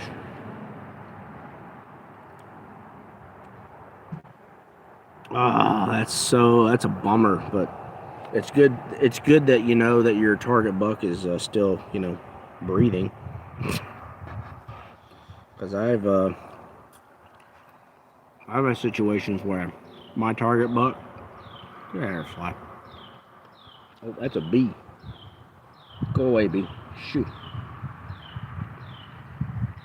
But I've had situations where my target buck got, harvested, and it's kind of a bummer. Because I worked my butt off to try to get this 10-pointer about 10 years ago. Beautiful deer. I mean, just absolutely a monster. And I worked my butt off, figured out where he was going, and one day he just decided to go near a place that I didn't know he was going. And the guy that harvested him, illegally I might add, took him. And I know exactly what happened. Called the game warden, because I try not to do that, because I think it's kind of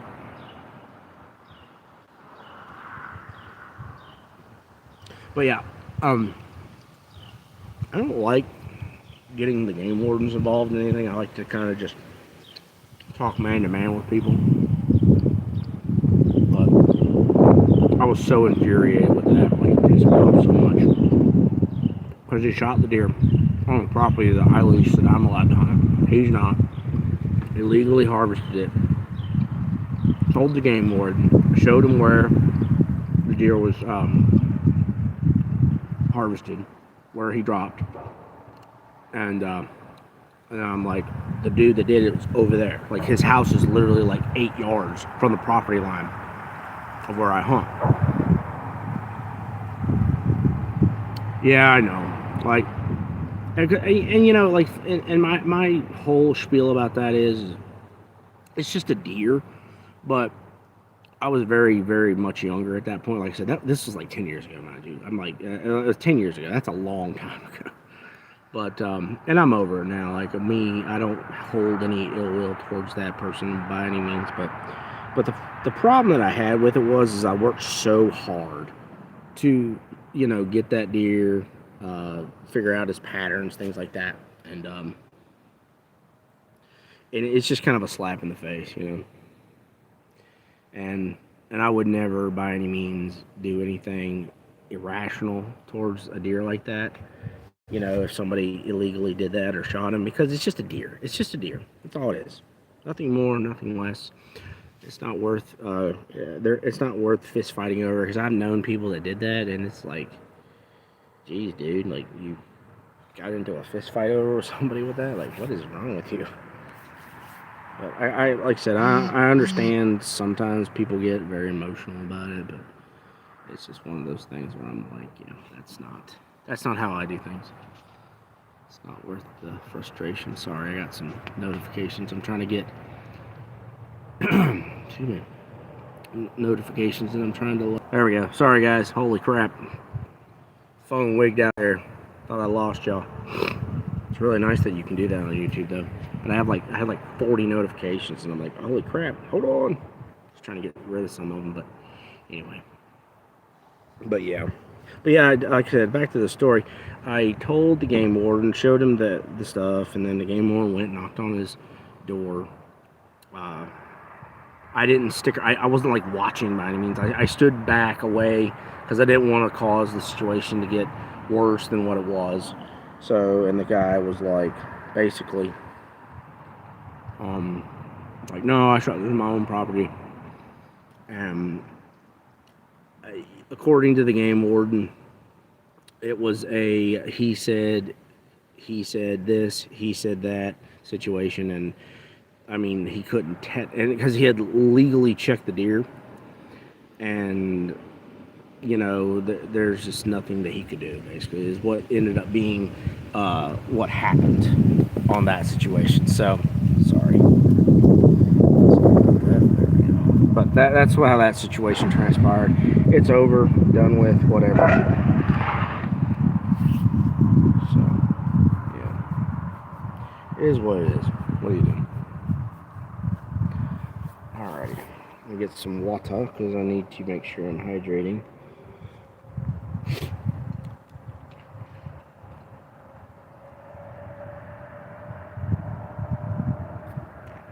And then we're gonna go get some tree bark. Excuse me. We're gonna go get some tree bark, and we're going to attempt to tan a hide. It's turned out a lot more than just a simple field dressing of a deer.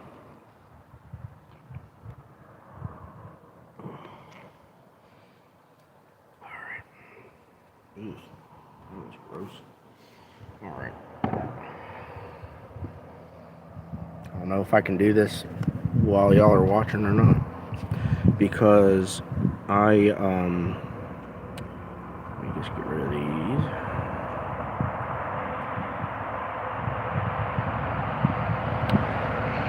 I can't pull. My phone's charging right now because it like just live streaming just takes it out of it. But I can't really take it to where I'm gonna get the tree bark. So I guess what I'll have to do is I'll have to just give y'all a scenic view of the fire. And I'll be right back. Hopefully I can get this knocked out quick and easy.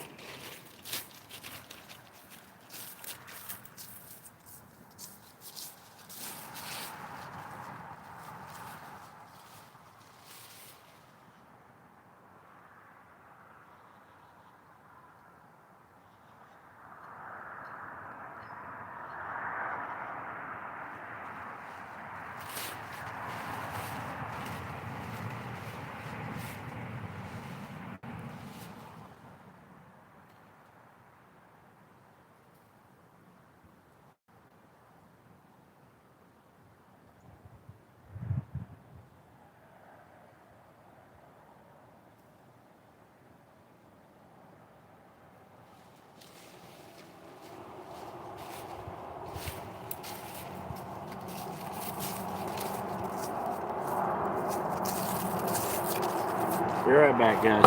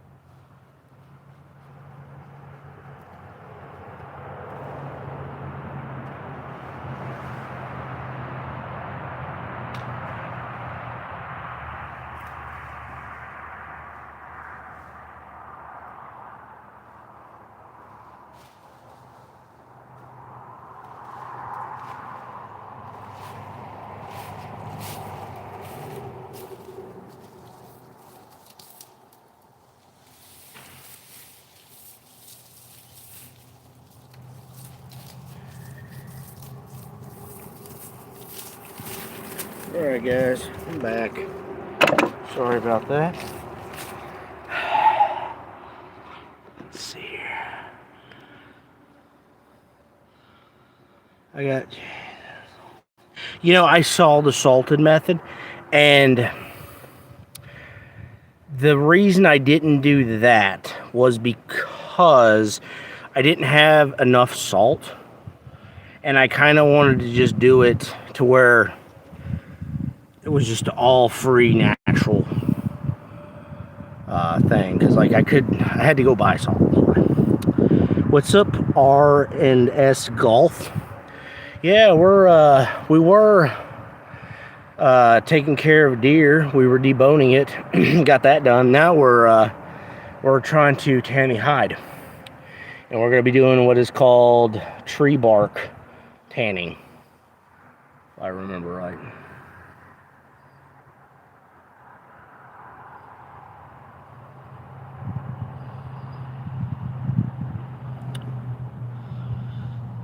Helps kill ticks. Oh, okay. Yeah, I was actually wondering about that, Sparky. I was kind of wondering how I'm gonna, I guess maybe submerging it in the tree bark juice. Maybe we'll do that. I'm not sure. Yeah. We'll see. How many deer have you shot this year? Just the one. Haven't really had a whole lot of opportunities at the moment to go, so.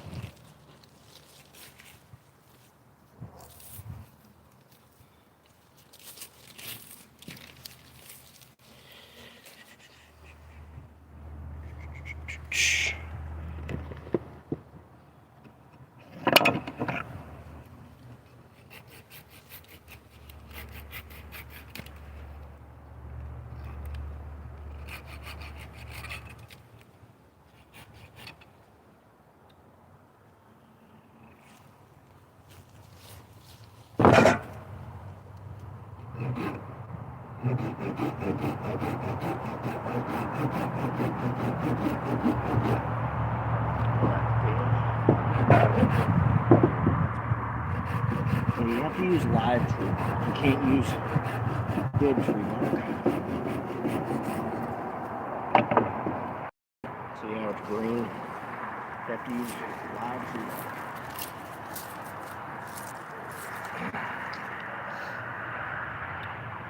So there's one.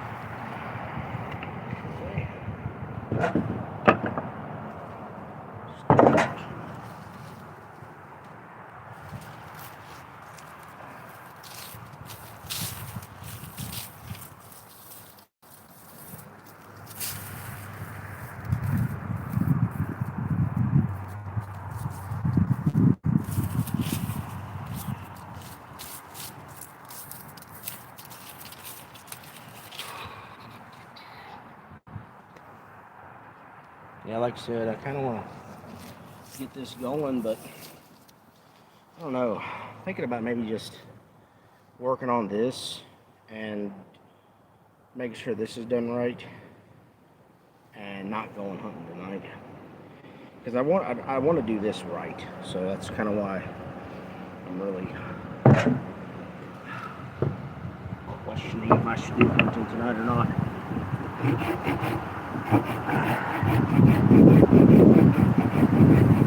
But like I said, I'm doing this for my daughter. I want to make sure it's good.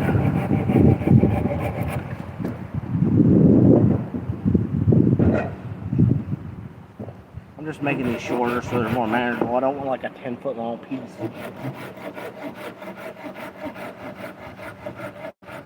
Just making them more manageable.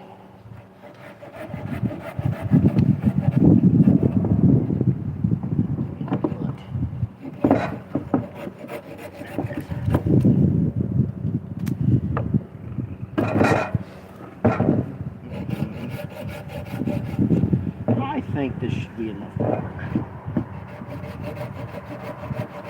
I guess if it's not, well, I'll get some more. Hoping it'll be enough buck. Let's see.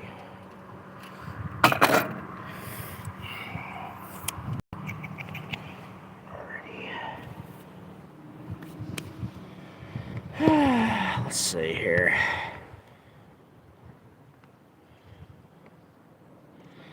Yeah, like I said, kind of wondering if maybe I should focus on this. I guess it really just depends on how quickly this goes. It's 2 o'clock. I kind of wanted to go out at 2:30. I really wanted to go out and sit about 2:30, but I don't know. We'll see.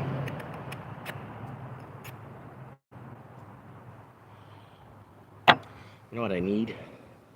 My bucket. I'm gonna actually boil this up.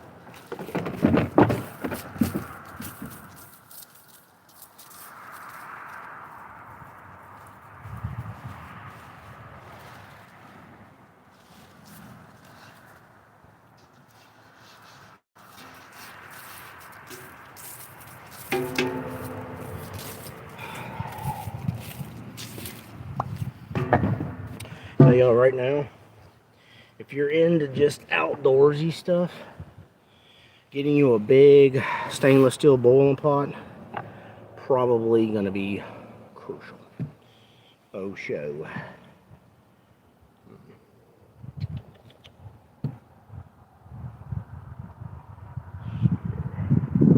See, this is gonna be really hard to get all the bark off of. But I guess I kind of just, he said to chop it, put it in like 1/2-inch chips. So I guess what I'll do is I'll just whittle it out into the bucket here, into the big boiling pot, and do it that way. I have no idea. This is the first time I'm doing this, so let's see how this goes.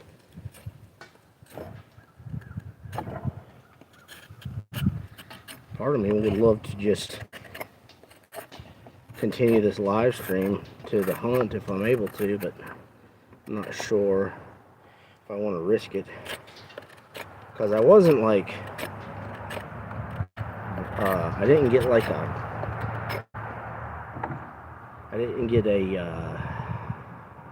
I don't know what you call it, like with YouTube I didn't get an infraction, because I said it didn't. All the thing I got punished with was that I got punished by not being able to live stream for like 24 hours. So I don't know.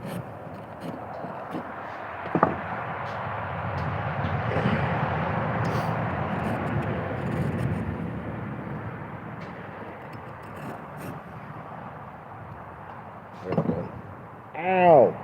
Almost sliced my finger open there. Shitty.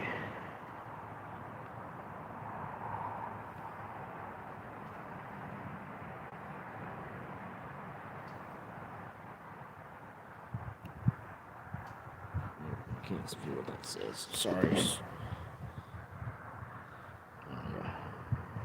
Yeah, that was the plan. Honestly, and like I said, that spot over there that my friends allow me to hunt, it's more of a spot where anything goes. Like there's no like they want the deer out of their property. So it probably wouldn't be a big deal, honestly, if I went a little later. But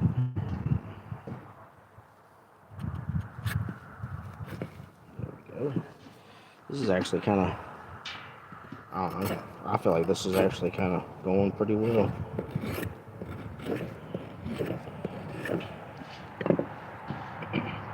Minus the wood chips kind of going everywhere, but I guess that was a given.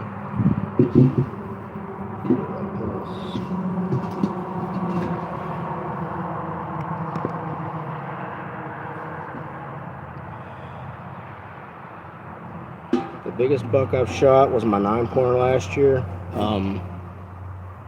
RNS Golf. And he scored, unofficial score, mind you, but he scored 125, which isn't a monster by any means, but for my area where I live, here in Southwest Virginia, that's a pretty big deer, for the most part. There are bigger deer, but, yeah.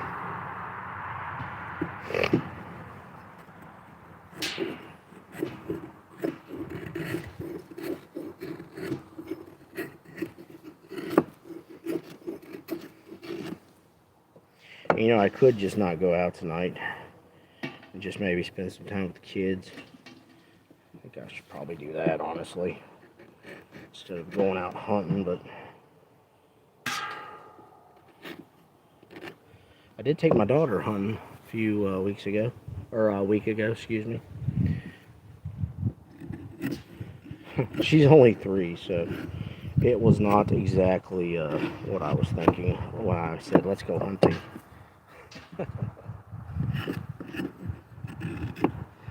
Yeah, it was. We went out for about 2 hours. So I got to be honest with you, I was proud of her for going out for 2 hours. I definitely thought that we were not going to be out there long. Yeah, but she was entertained for about 2 hours. So. Oh, nice. Delaware. Nice. Do you guys? I mean, can you hunt in Delaware? I don't know, like, because anything, and it's crazy because, you know, this isn't by any means, and I don't mean this in an insulting way to anybody, but like, when it comes to like hunting, I don't think of like anything like past Maryland. I know that's ridiculous to think because like I've heard that there's some absolute crazy deer in New York, but like New York State has like such strict firearm laws, so it's one of those things where I'm like, well, but I guess you could bow hunt. So bow hunting, I'm sure, is like probably pretty popular, like in states like that. So.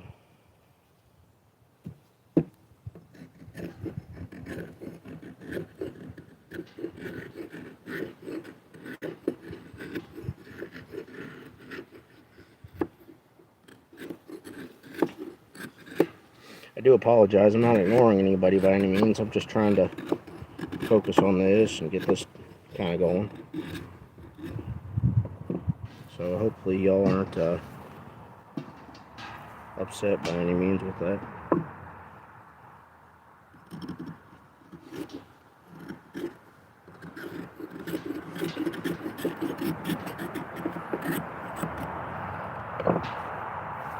Like Sparky, I'm really interested to see how this turns out too, Sparky. So I'll definitely keep you updated, brother. Really hope that it turns out okay, or at least decent. Because I bought years ago when I did my first hide, I bought chemical to do it, like, you know, on like Amazon or something like that, you know. And I did the defleshing, and I didn't do it with a pressure washer. I did it with a like a dull. I dulled a knife, and did it that way, and it didn't really turn out that great, to be honest with you. I had to throw it out because it just got gross. So, yeah.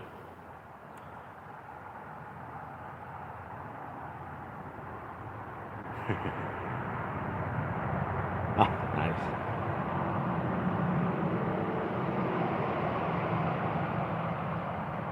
Oh, okay.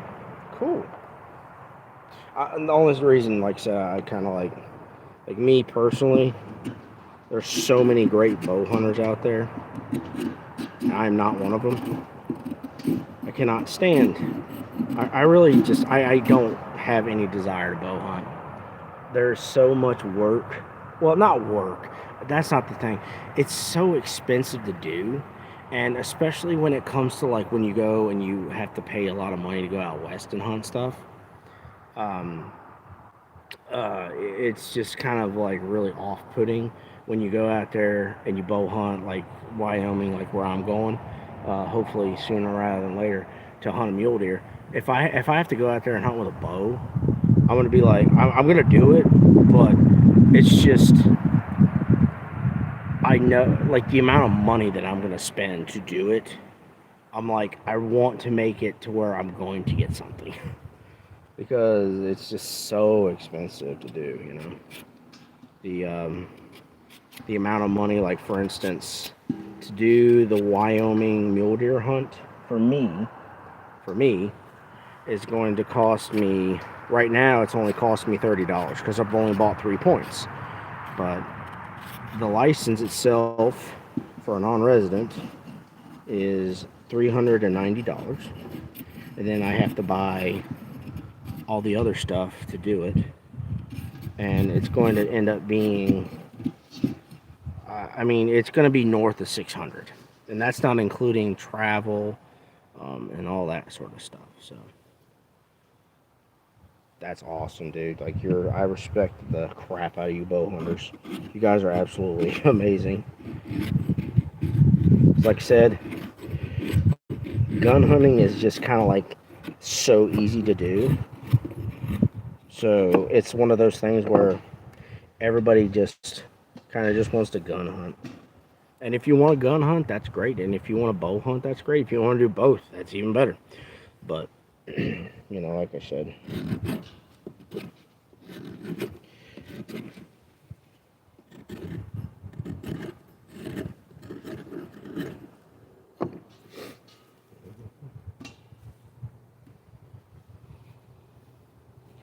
all these like the thing that's making this such a long process is these like clustered like swollen parts. I can't really get that there, so what I should do is like just cut it out that, and then yeah, actually, oh yeah, that's way better. Good idea, guys. I know I had y'all here for some reason.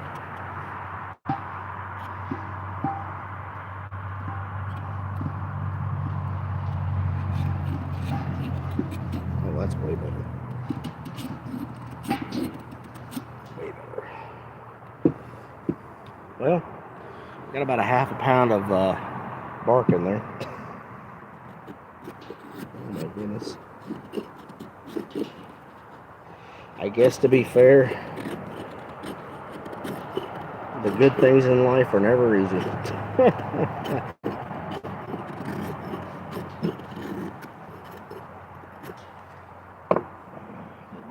Wood chips everywhere, or wood bark everywhere, not chips.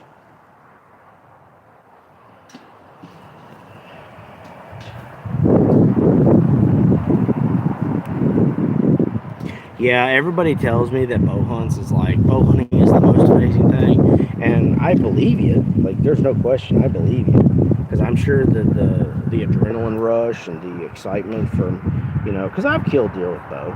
I've killed about 6 with a bow, but it's just one of those situations where, oh no,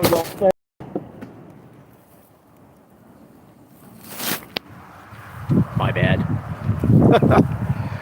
Oh my goodness, the wind blew y'all down. That was not me. It was not me.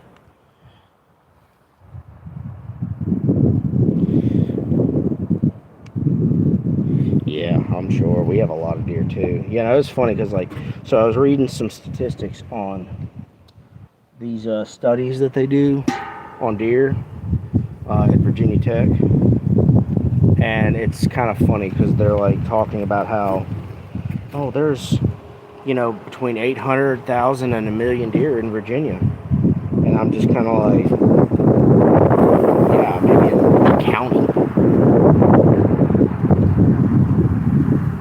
because we got so many deer here.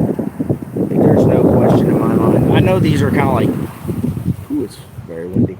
I know it's like kind of a guesstimate. They can't, like, there's no way you could pinpoint the exact amount of deer in a certain state. I would not put it past if I had to make a guess. There's no question. There's definitely 1.5 million plus deer in Virginia. There's just, I mean, I don't know where they got that number from, but I think they're full of crap. Because deer are so protected and regulate. They're so protected, and there's so many like regulations on deer hunting. There's just like no way. And I know that you have to factor in things like cars and predators and things like that, but there's just I was just blown away by that when I read that. They're like, oh, there's only 800,000 to 1 million deer in Virginia. I'm like, you are crazy. Have you been outside lately? And the only way that I could think of where they came up with that number is that they kind of studied the deer in one area and just kind of like used it as a baseline. We'll just say like one county, they estimated that there was possibly 20,000 deer, just for example, right? My biggest 136. That's a big deer. Only, please, only me. But yeah, like they take a baseline and then they just kind of apply it. Like that's the only logical thing that I could think of when they came up with like a number like that. But I'm just kind of like, what? 800,000? Because there are deer everywhere.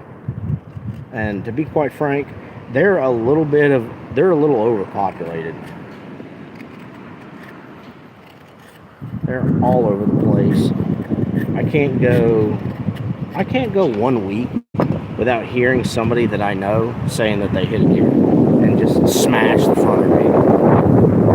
It's not possible. It doesn't happen.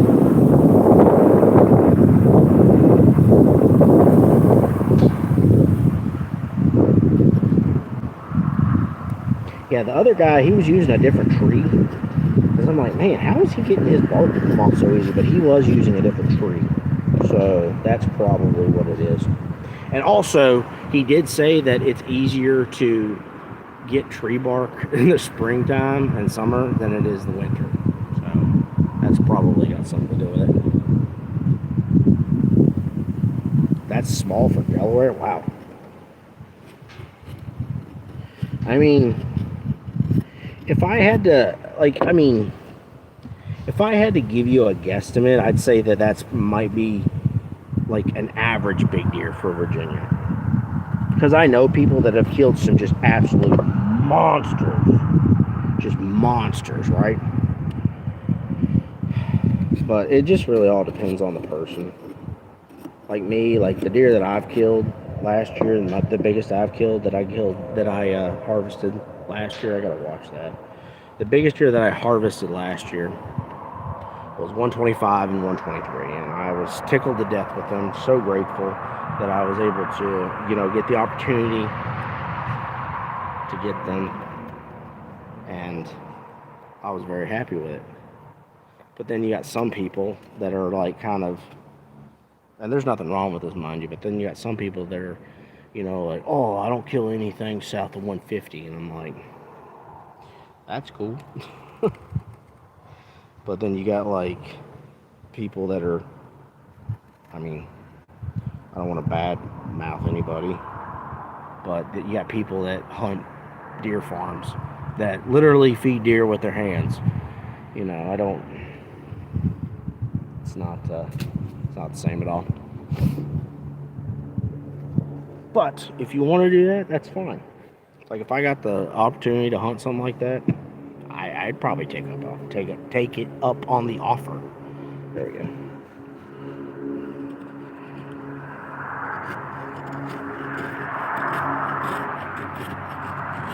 I could smell that olive oil cooking on the fire.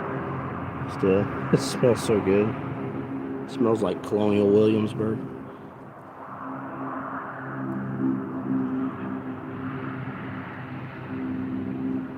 Wow.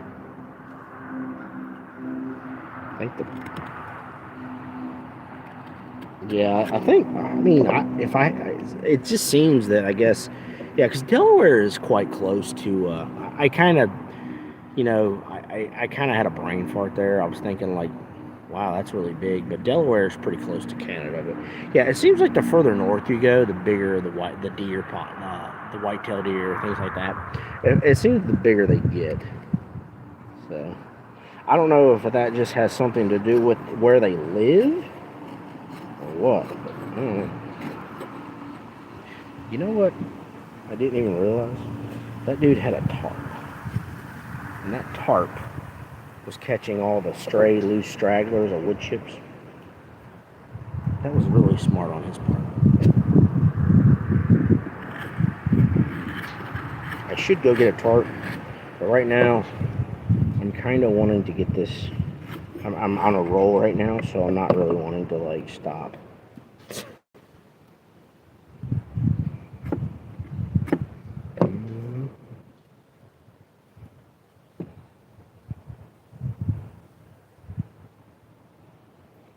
Yeah, I went to, Spark. I don't know if I told you or not. I may have, but I drove through Idaho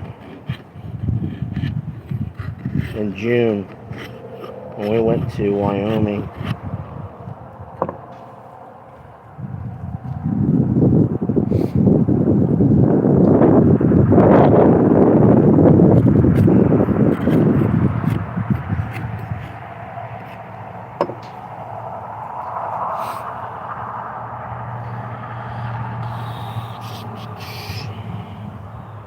Yeah, it was nice. I really enjoyed it.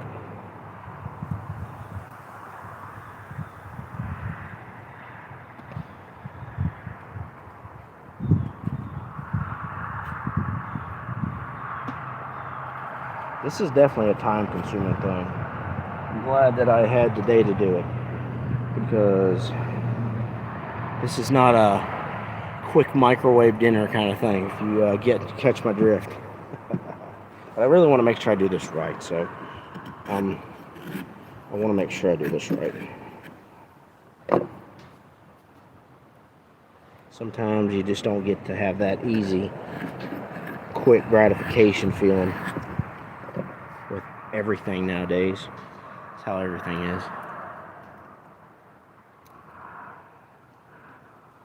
That's okay. I knew what you meant, bud. Don't worry about it. I can't spell either. Spelling's for smart people. Not just kidding. No, I'm just kidding. I didn't mean that you were stupid.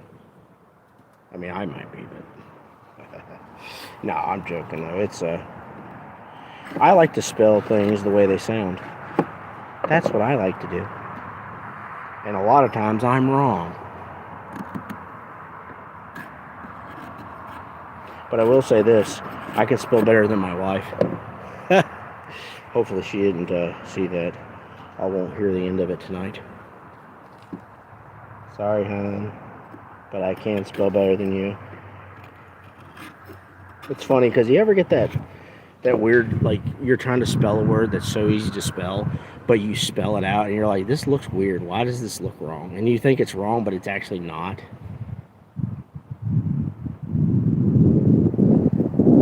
I do that all the time. I'm like, this looks weird. Why does this look weird?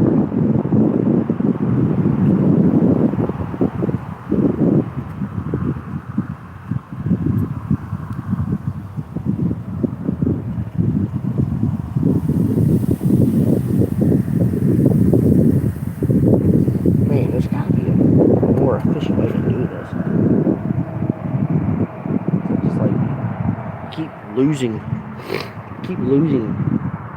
pieces, and then I have to pick them up because I don't want to lose them. I feel like there's got to be a more efficient way to do this.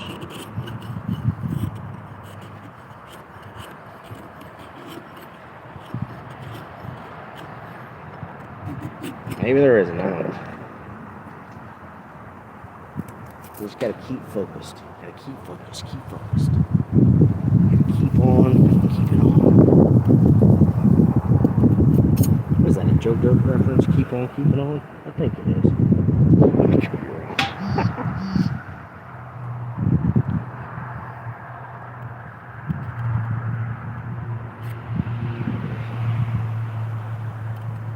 I'm trying to like make sure I get all I can, because as I said, I have to have a certain amount of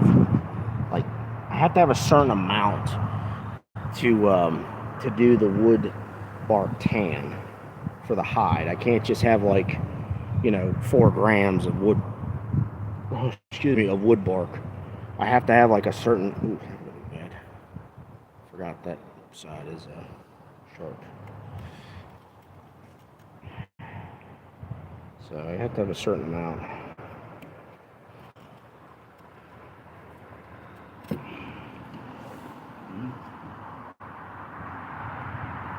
I mean, I got quite a bit right now, believe it or not. Like, the amount that I've got for I feel like I haven't been doing this very long. Some of you guys might disagree, which is fine. But, I don't know, I feel like I got quite a bit.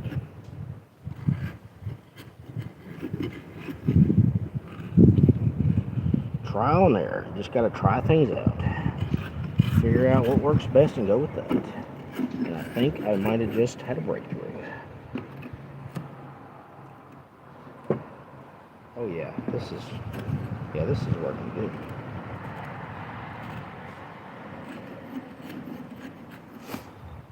Oh, Sparky, how's your daughter that got married? How's she doing? How's all that going? Is that good? Have you recovered financially from that?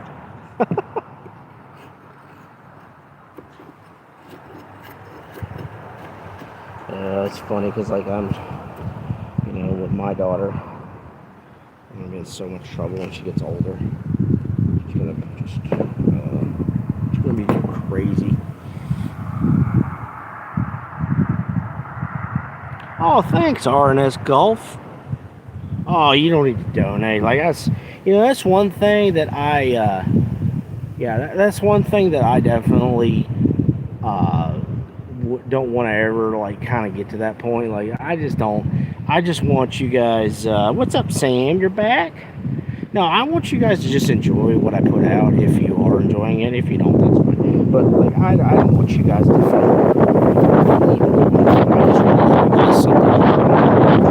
watch. Although, I don't think that watching me carve tree bark off of trees would be considered entertainment. But,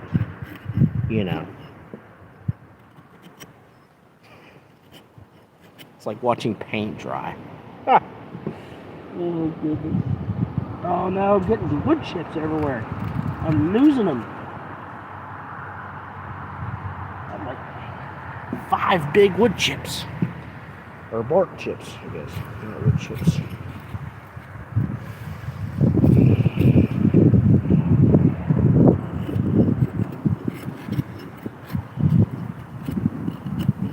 Sam, what were you doing? How dare you leave my live stream? You're supposed to watch the live stream, no matter how boring it is.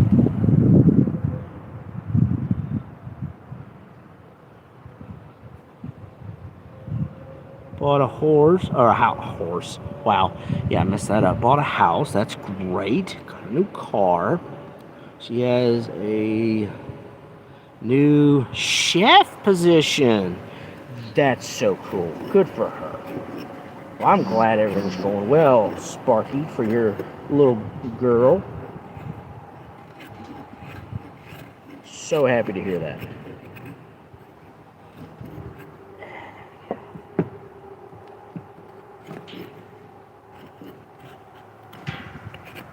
Man. Yeah. This is definitely,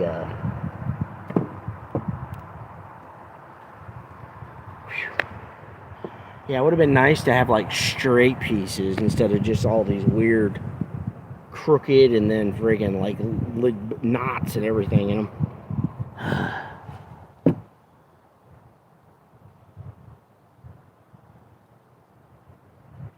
No excuse, Sam. No excuse.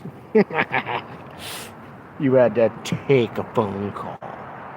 That's what they all say. I'm joking. I'm just joking.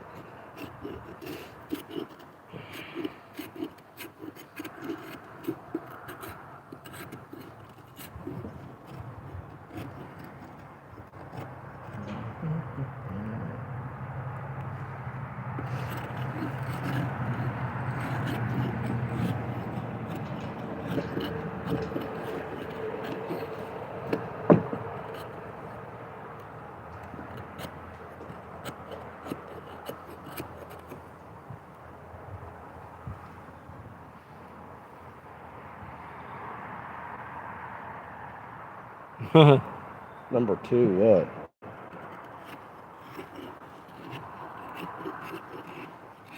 Number 2, what? I don't know what that means. Sorry. Might not be paying attention. So something you said about that. Oh, you mean the... Okay, yeah. Yeah, I don't know. I don't even know who is number 2. That's like a new thing that YouTube started doing. Because I remember I was watching a buddy of mine on one of his lives, and like I was kind of like in the top 3 or whatever, and I just messaged him. I'm like, why does it say I'm whatever number? And he had to explain it to me. I went, oh, okay.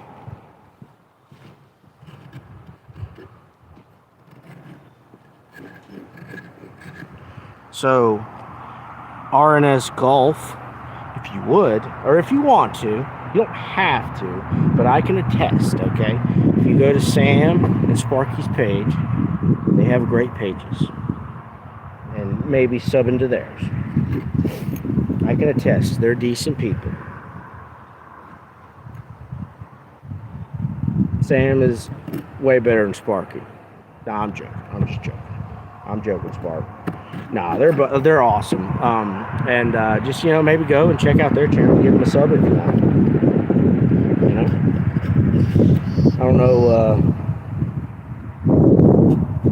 don't know what it is you're into, but they have some really awesome channels, and it's I don't want to say out of the ordinary, but it's like it's not your normal channel, and it's really awesome.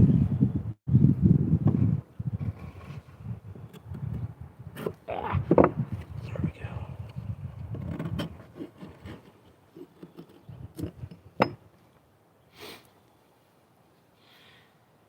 Wow, that's so cool. I watched a video about that. That is absolutely insane that she's doing that she's pursuing that, because cooking is like probably one of the most, like, I love to cook, but I'm not by any means proficient as I would want to be. Like, I'm okay at it, maybe, but like it just always amazes me when I watch chefs, like professional chefs, do their thing, and they're just so good at it. I'm like, my goodness, like they know exactly what to add, what spices. They know exactly what not to do. It's amazing.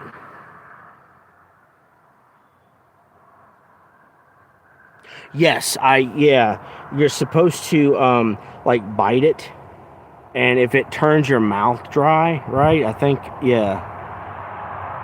Right. But I looked it up, the trees that you can utilize.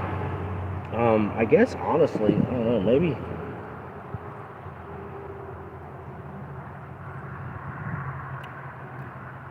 Oh yeah. Wow, that's interesting. That's so crazy.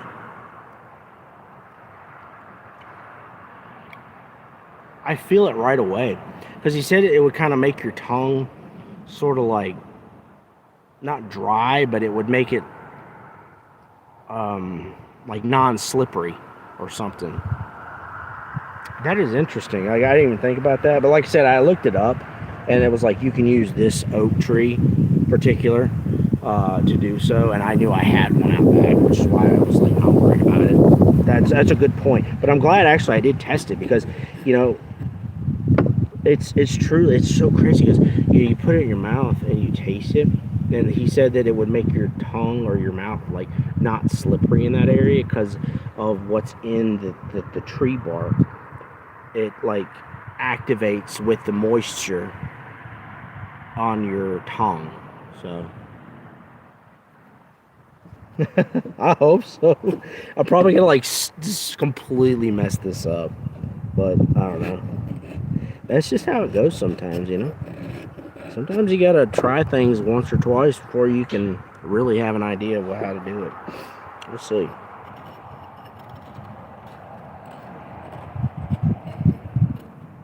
But like I said, this is something that I've always enjoyed doing, or like the idea of doing. I've never actually done it, but one other time, and I didn't do it like this. So this is kind of a fun, like little just personal project for me because I'm like, you know, I want to try new things, and I like the idea of, you know, doing things that like my great grandpa did, and my, you know, all them, because all of them did things like this. I know for a fact because I heard stories.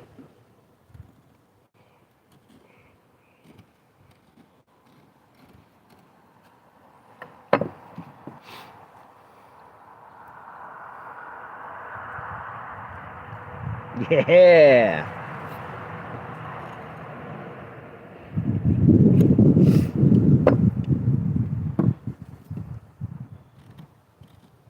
Sparky, your channel's grown quite a bit, hasn't it? I feel like I saw like you had when I first subscribed, and then, you know, I looked recently, you had a ton more subscribers than I remember. I was like, wow, Sparky's doing something right. Need to learn what he's doing. Need to go under your tutelage. Oh yeah, you see, it's so much easier when the pieces are like straighter and there's not like 1,000 knots in the wood. Who would have thought? It's all right.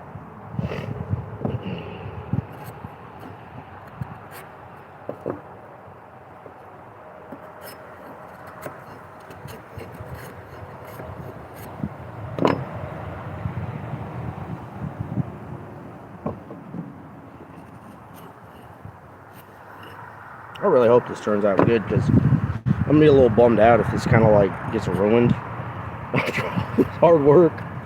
Well, I wouldn't consider this hard work. Tedious work. There we go. Very time-consuming, tedious work. Faux show.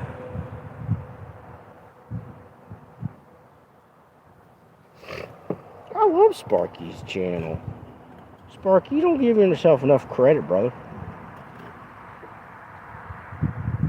I love watching your videos.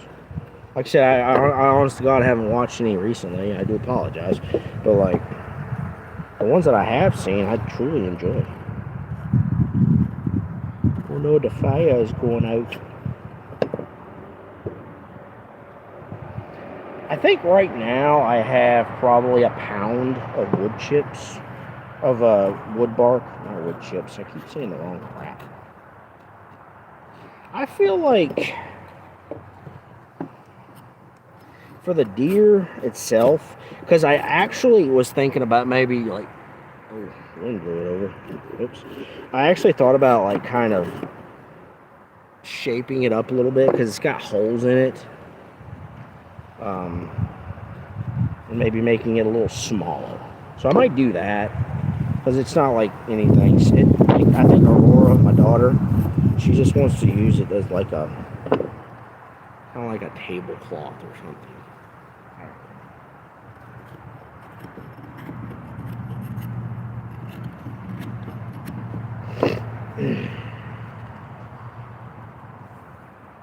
But it's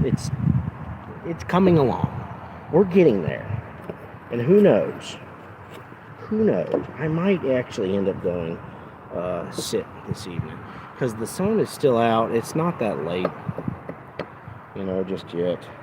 I would really like to go because I was kind of bummed out. Not bummed out. Let me rephrase that. I was not bummed out. I was kind of planning on going and hunting National Forest today. And I just didn't get to because of the whole situation with the deer and the neighbor. So I was a little kind of bummed out, but like I said, I think it's better this way because I really needed to kind of catch up on my sleep. I probably said it a bunch of times now, but I worked off yesterday morning, Tuesday morning, all night. I worked all night, and then I just went and straight up hunted all day. Oh, well, not all day. I hunted till about 12 o'clock that day. And then I came home and kind of piddled around and then go to sleep. So,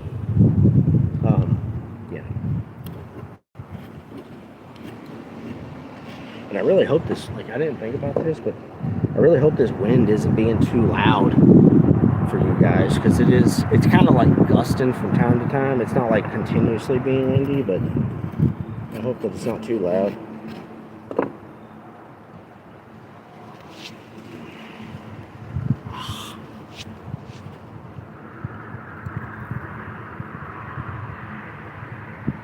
Sorry, I just sent me a message. Oh, my freaking hand is like, it's not cramping, but it's sore. I'm like ripping my knife.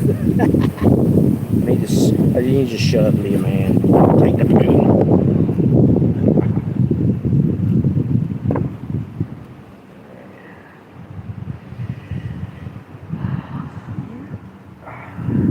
Got one more. I think that one more than this one. Yeah, definitely that one too. I think with all these done, we'll have enough tree bark to do the tree bark tan. I think.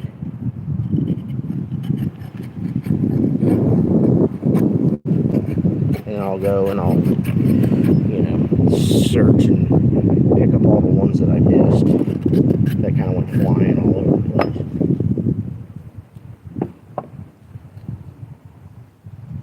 Those down there, a bunch there. But like this is a, when I saw this video, like the guy, he made it very clear, like this is a very natural way to, thanks so much RNS Golf. That's so awesome of you. Thank you so much for subbing to their channels. Like I said, they're both awesome. They're both wonderful people. And I definitely think you'll enjoy what content they put out. But this is the video I watched about this, though, for this tanning. This is like 100% all natural way of tanning animal skins. And I kind of like the idea of doing that because I've done, like I said, I've done the other way with chemicals, and that's fine. There's nothing wrong with doing that, mind you. But this is just, I like the idea of this being all natural.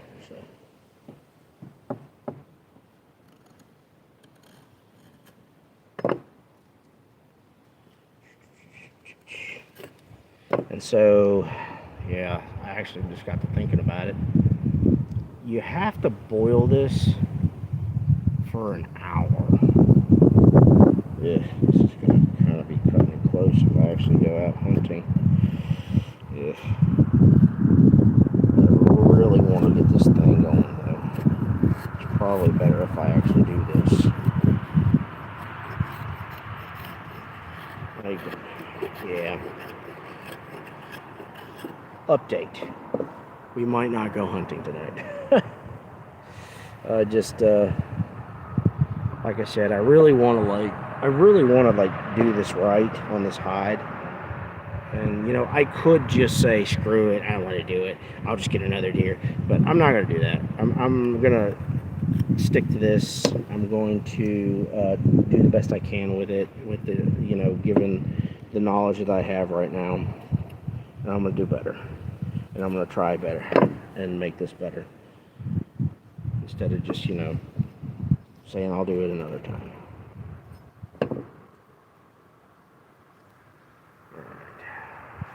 Get a little bit more off this end, and then I'll move on to the next piece of bark.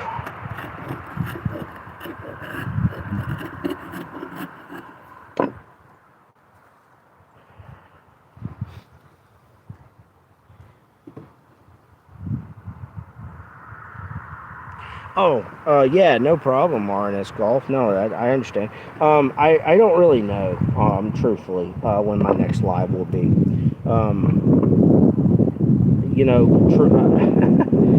it's kind of one of those things where today I was like, you know what, I'm going to do a live of me doing the deer, and we'll just talk with everybody and see who all wants to show up and just say hey.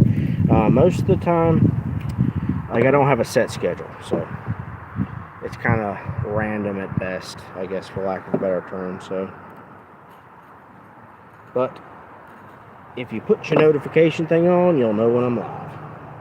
That's the best. That's the best I can give you on that, my friend. So, but I appreciate you so much for being here and for being just an awesome person. I hope that whatever you're going to do, I hope that you're safe doing it. And I'll be sure to. I will try really hard to check your channel. Okay. I will go when I get a moment after this, maybe while it's boiling or something, and I'll check your channel out, okay? Thank you so much again. So.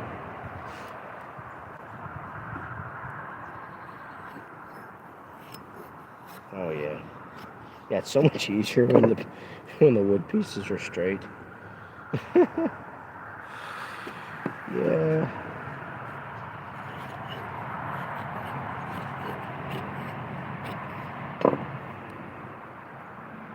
Oh my gosh. Got like 1,500 wood shavings down here. Or bark shavings, I guess I should say.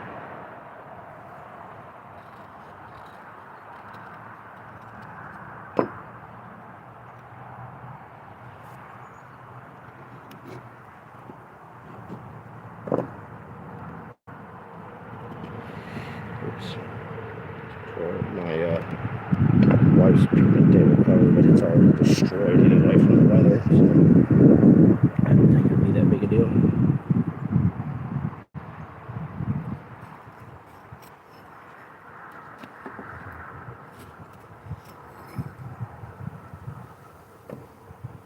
Thank you, Sparky.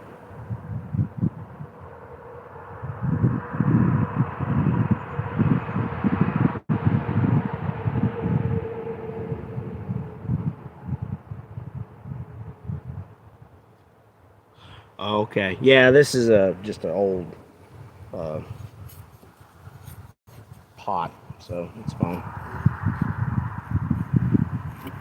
But I did not know that. Thank you, Sparky, for sharing. That's good information to have. Yeah, this is the pot that I use for like boiling deer heads and things like that. So.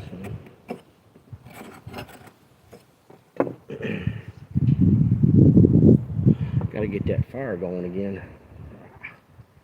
Freaking rub the friggin' cut into my hand. Not a cut, but like the brass part of my knife is like digging into my hand right there. I have to keep going.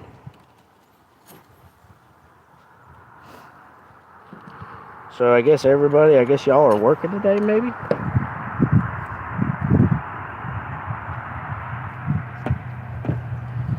I'm not. At least I'm not working like a normal job.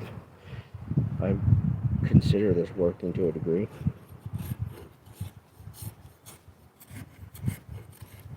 It's actually really good.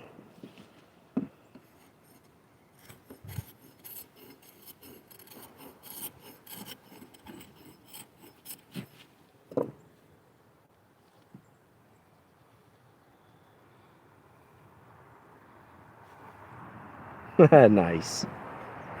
I like that. I like that answer, Sparky.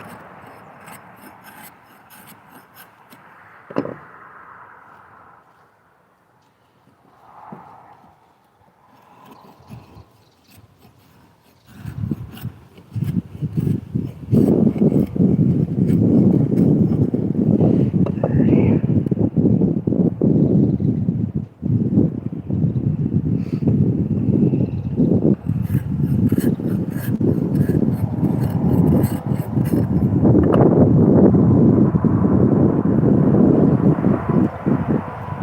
trying to not like I get started, but then I stop to get the wood, the bark chips, because the wind is blowing, like it's actually picked up a little bit. It like blows the chips, and then I like lose them. So kind of part of the reason why I had to keep stopping and going.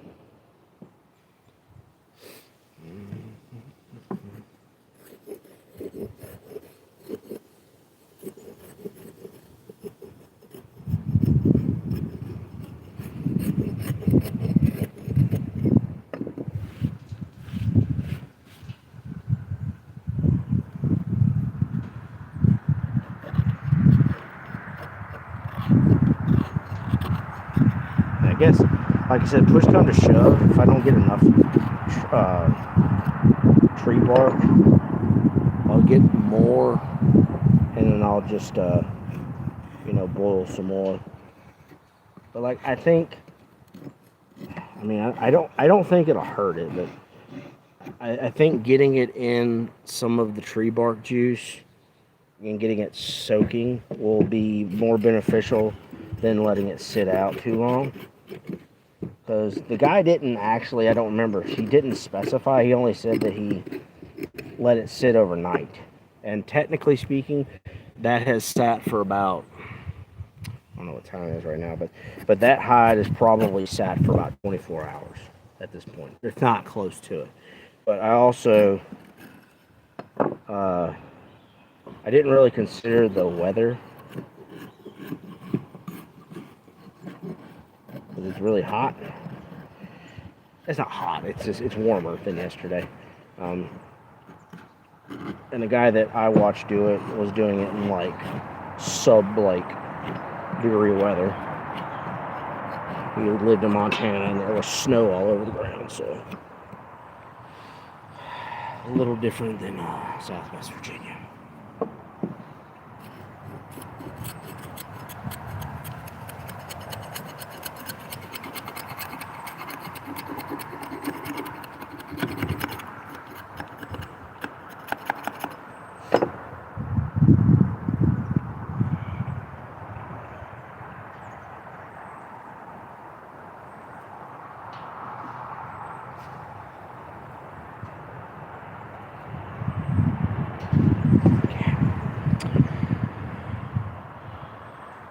Yeah, it's getting, like I said, like now that you say that, it is kind of stiffening a little bit, but it's not like hardened. Like it doesn't sound like a tarp just yet.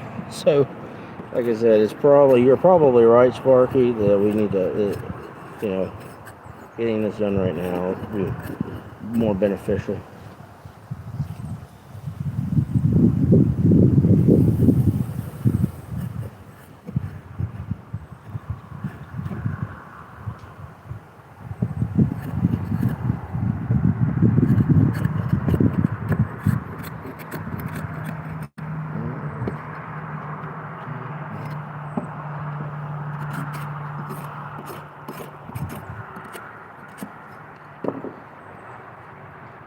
I need to wash out this pot though before I do all this, because there's a bunch of crap in it, just dust and stuff. So I'm gonna clean it out a little bit before I just start boiling it.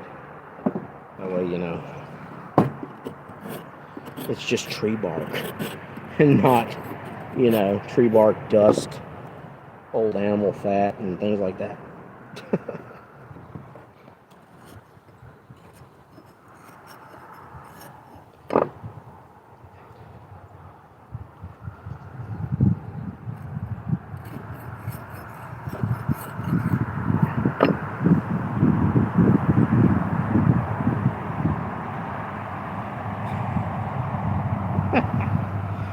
I don't know about that. I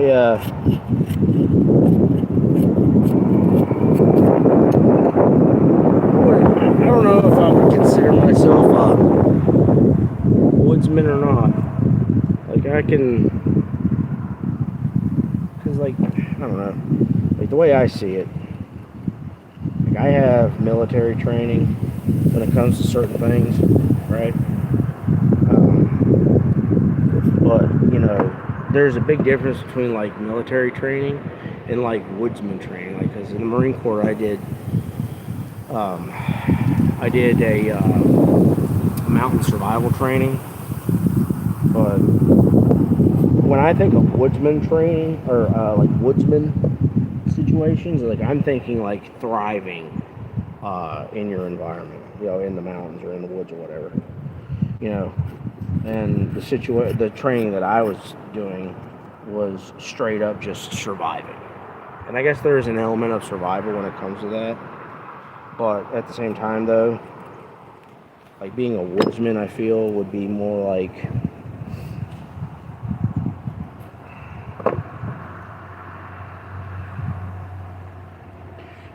like surviving and thriving in your area.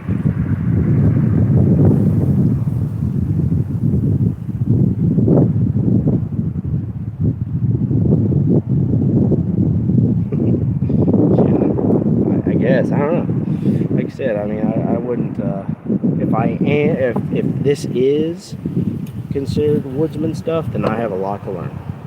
But I am totally 100% willing and excited to learn, because it's definitely a dying thing. It's a dying art.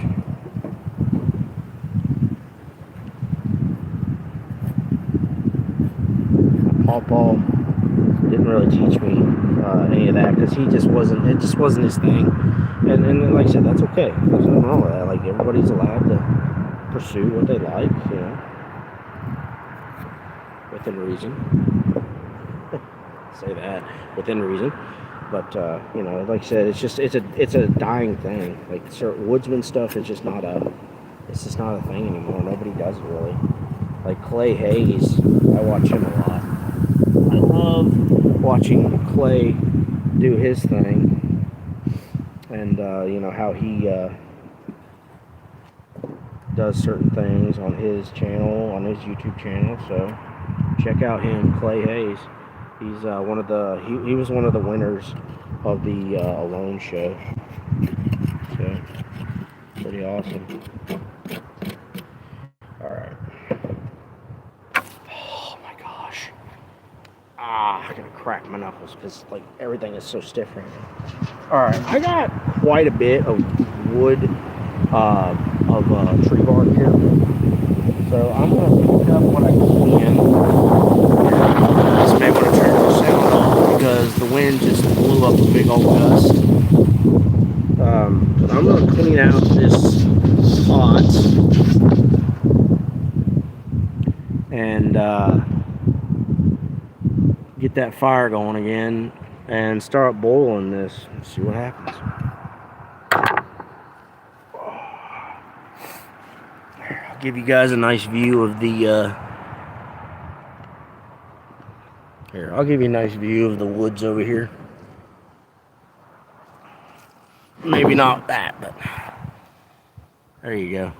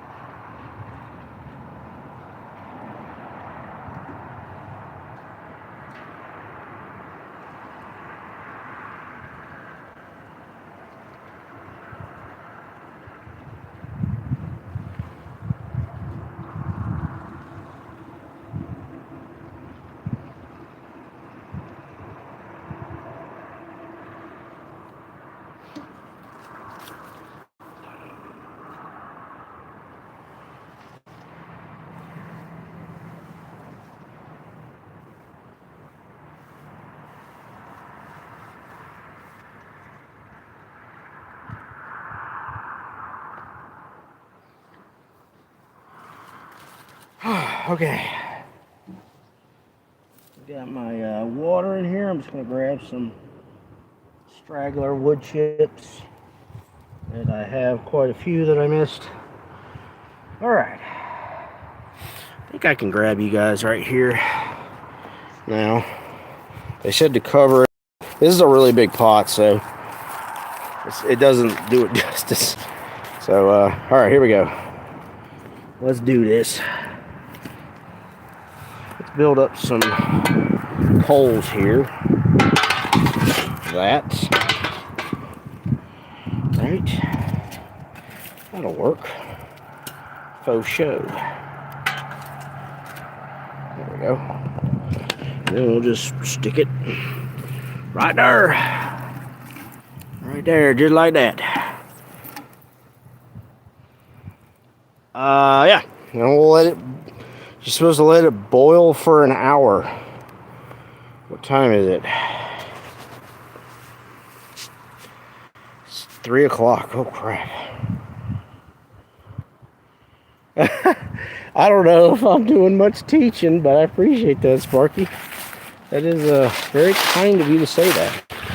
And I'm doing the best that I can with the situations that I'm in, that I'm given. So I'm not by any means very, I don't pretend to know a whole lot about a whole lot, but yeah, I'm doing everything I can.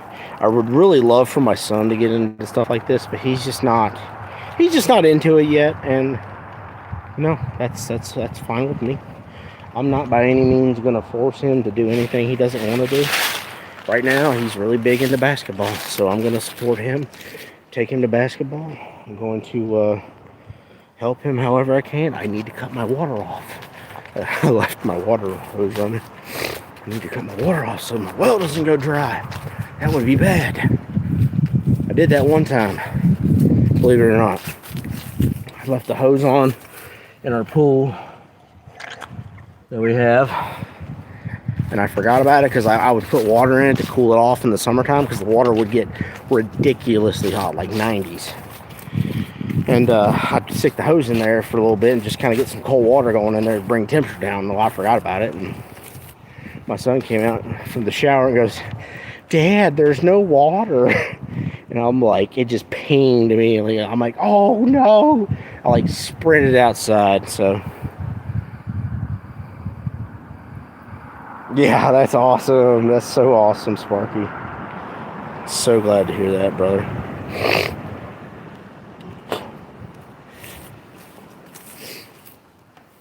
I could do a fast boil. 'Cause I have that flamethrower thing.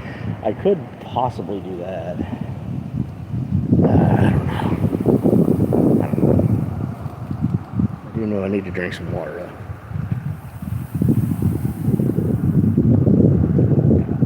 Like I said, guys, sorry about the really, really loud, noisy wind. There's really nothing I can do about that.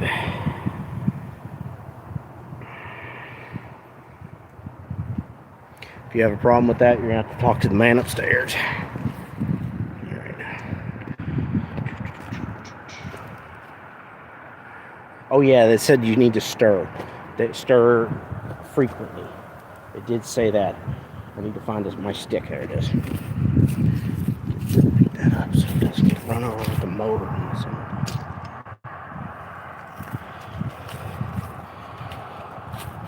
Okay. Let me switch around and I'll show y'all. That one, it's already like hot. Yeah, it said, like I said, it said the stir freak. Oh my gosh, it's already turning. That's so cool. I feel so proud of myself. Okay, I have to like prep everything too, because it says to put it in a tub. It said put it in a tub, but I have to let it cool. I can't like put it in there while it's so hot. So I need to like strain it somehow. As you guys can see, I thought this through so much. I did all this brainstorming last night for bedtime for like 3 minutes. So we got this. Let's see here. I have something in here. I do have a bucket I could use. But I don't know if it'll,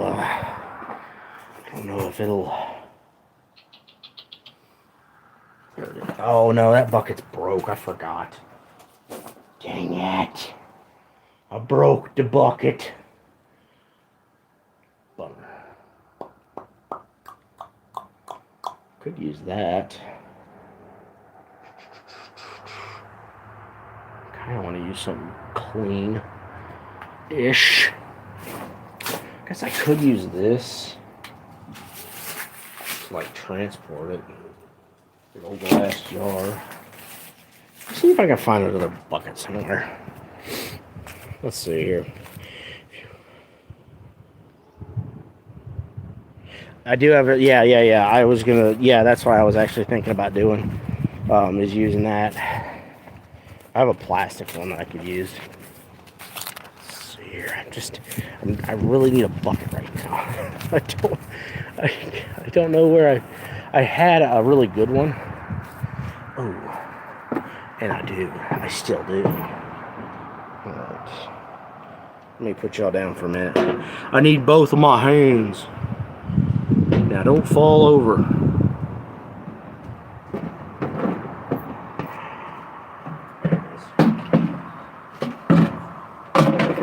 Perfect. This is perfect. It's coming together. It's gonna work. Hopefully. It's not gonna work. I'm actually gonna go get my stuff from my forge so I can move this pot. Looks like it's about to spill over. Oh, it's already starting to boil. Yes. It's actually working. This is so cool. I guess my great-great-grandpappy would be proud if he knew who I was. Oh, goodness. That is so crazy. Huh. Yeah, so I'm gonna start the timer, Sparky, when it's actually boiling, because I think a lot of people they assume that they'll be like, and it's probably not. It doesn't have to be exact, but it was like 3. It was close to around 3 something when I started. So.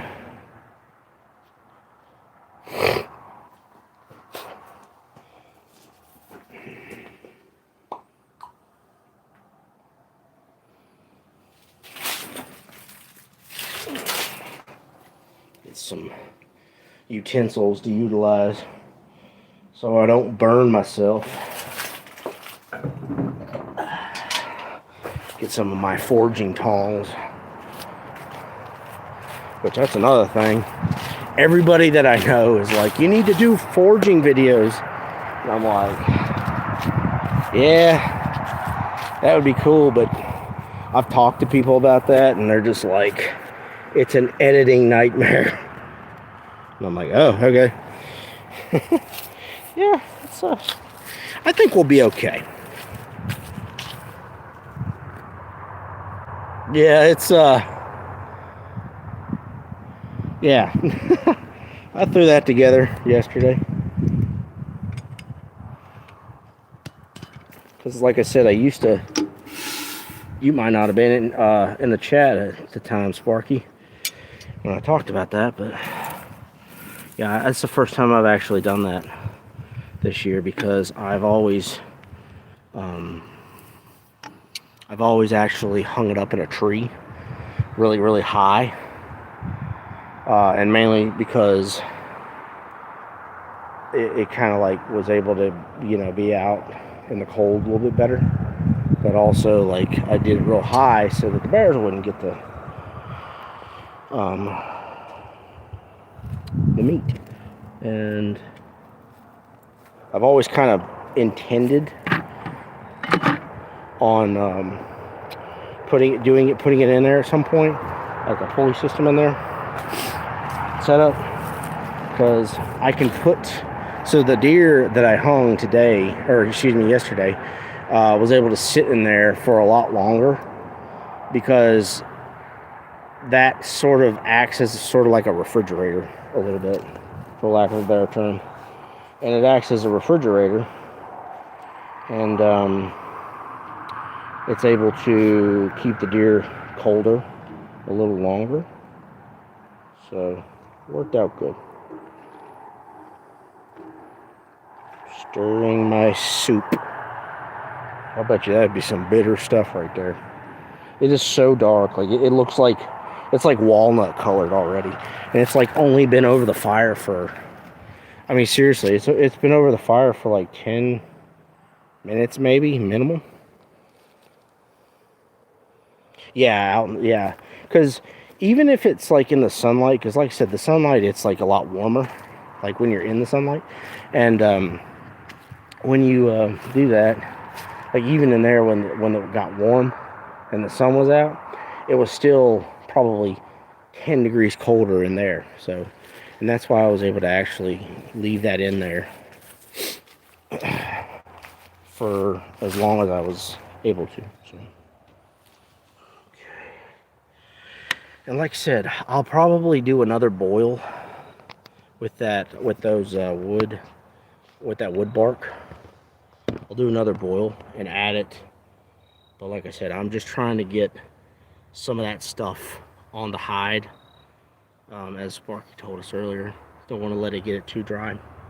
And like I said, I'm no expert by any means, so luckily Sparky's here to help me out, quarterbacking this thing.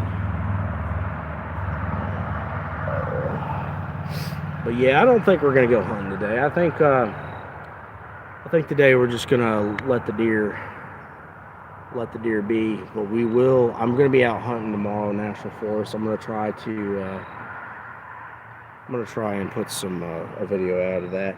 I've been meaning to put a video out of me hunting, but just I've got clips, I've got videos of stuff, and it's just not come together realistically. So it's just one of those situations where I'm just kind of doing the best I can with what I got. Thought it was boiling out for a minute. I'm like, how in the heck is it boiling out of there?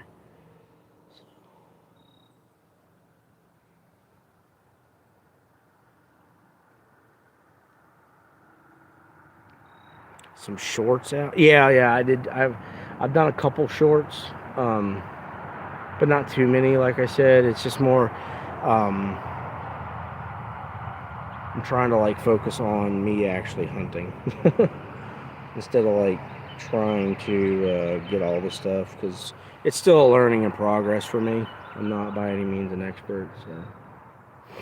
But I don't know. How long have we been streaming? 3 hours. Holy smokes. We've been here for so long. I don't know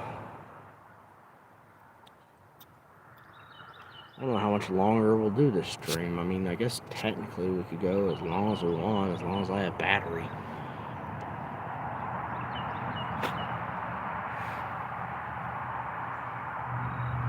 We'll stream until I get this first boil knocked out, and then I'll probably end it there. So probably around 4 o'clock is when I'll end the stream. That way I can kind of like focus on a couple other things and not have to worry about, filming. That's right, we are. That's exactly right, Sparky. I sure as heck know I'm still learning. I'm gonna be learning stuff for as long as I live, for sure. Alright, let's check this out. Yeah, all I want to do is like look at this stuff because I'm like so amazed by it. Yep, she's burling. Woohoo! She's burling. Woohoo! Yay! Dang, that's so crazy. And so, no, y'all can't really see because of the smoke. Let's see if I can get it. It's a little better. So what's happening, guys, is that the boiling of the wood bark is extracting, and I'm gonna definitely butcher this.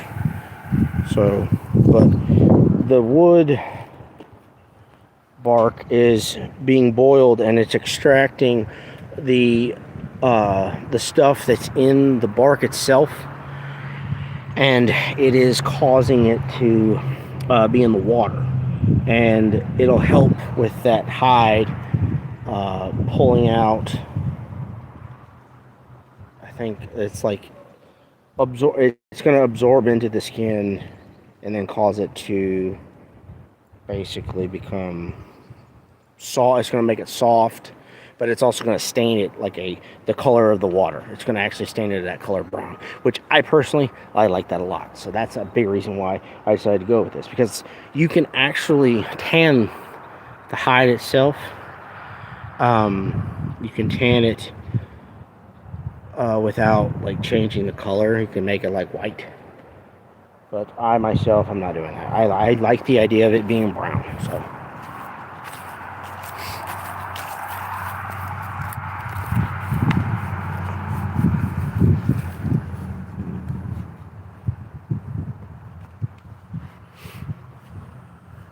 this is really interesting. I really hope that this works. You know, obviously, if it doesn't, like, I can try again and I can critique myself and make things better. But I would really like for this to work for my daughter, so I can give it to her, because she's just, I mean, not that, you know, there's anything wrong with this, but like, my daughter is more interested, excuse me. My daughter is more interested in stuff like this than my son is, and there's nothing wrong with that. He's just not into it right now, or he may never, I don't know. But, you know, and she might not be interested in this like 5 years from now, so who knows. Oh no, oh no, oh no. Don't fall. I'm stirring it right now.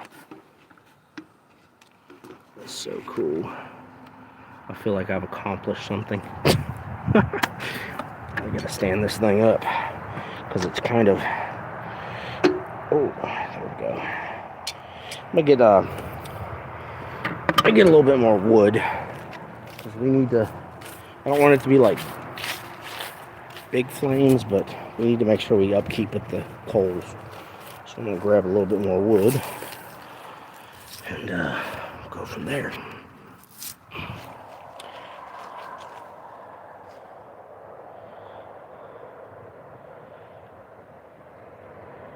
Oh man, I'm so sorry.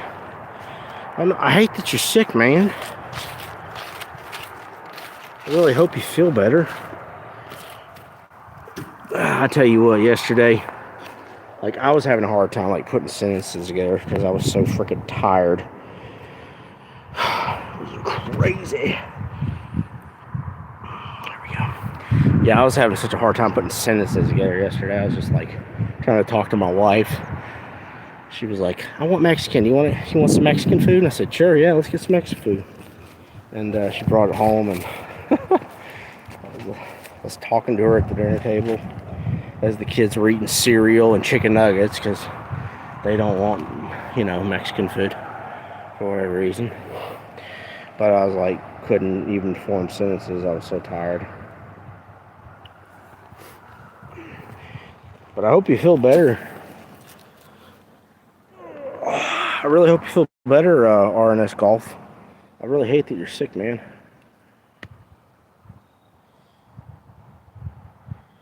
There's a lot been going around, honestly. There's, like, in my area right now, there's a lot of, like, bugs, like stomach bugs going on. So that's something that's going on in my area.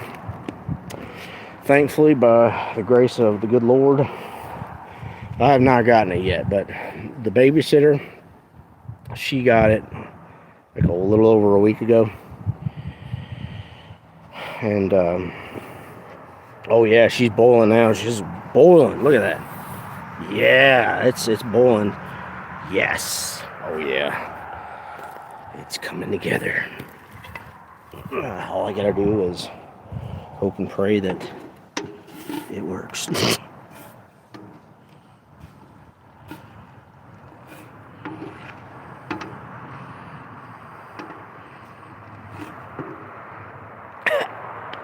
Oh, I got smoke in my eyes.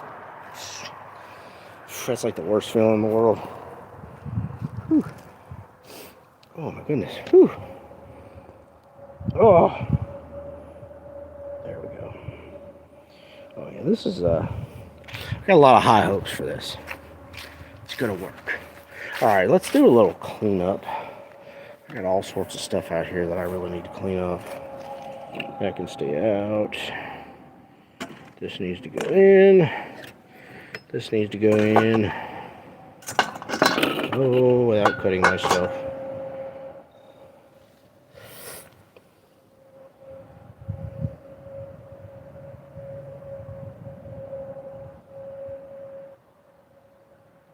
Oh, Remington, that's such a good name.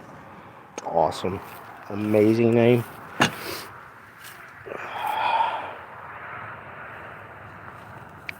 So, like, are you, like, do you golf or something, or is that for something else? Because, you know, there's different meanings for different things.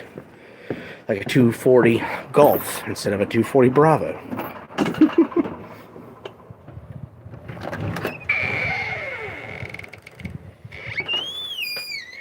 Yeah. Yeah, it's mainly the, it was the smoke that was getting me. So I need to clean that.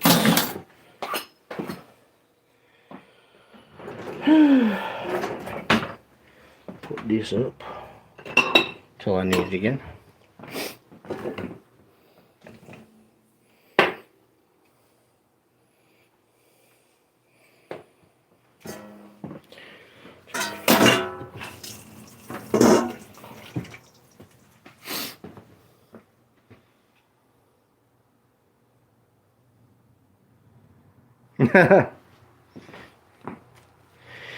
Man, you know, I was actually really bummed out the most about that Bobcat from yesterday. I don't know why, I just thought of this. Well, actually, I do know why.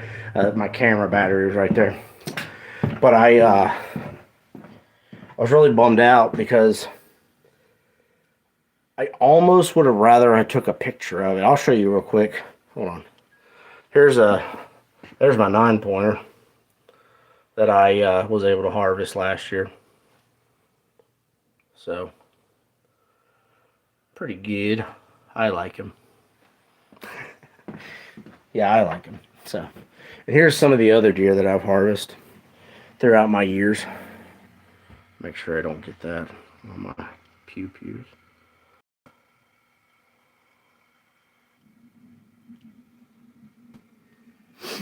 Yeah, I thought he was pretty good too. Very fortunate that I was able to harvest him.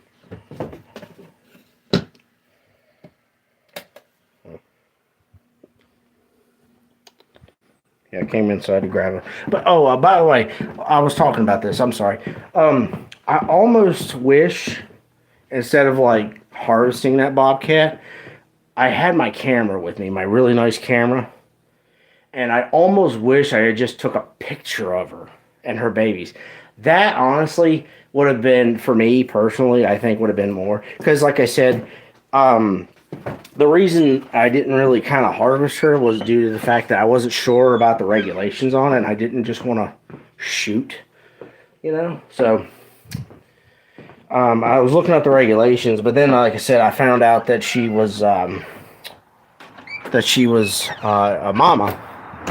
And I'm a little, I don't like to do that, personally. I don't think there's any, I think you could argue that it's okay, and I respect that, but I'm not going to do it personally, so.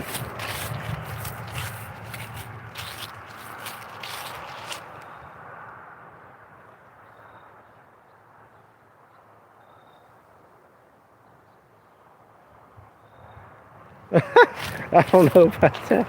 I don't know about that, Sparky. I appreciate it, though. You and your kind words.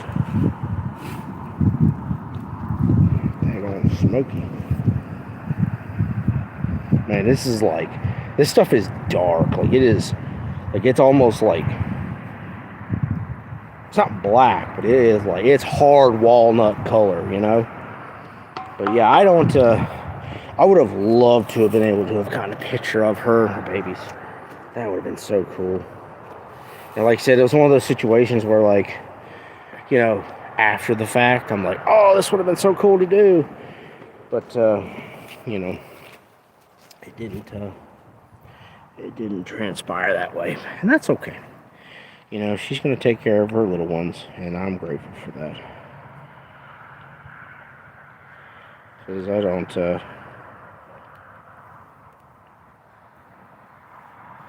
my goodness, I think there's a deer on my neighbor's property.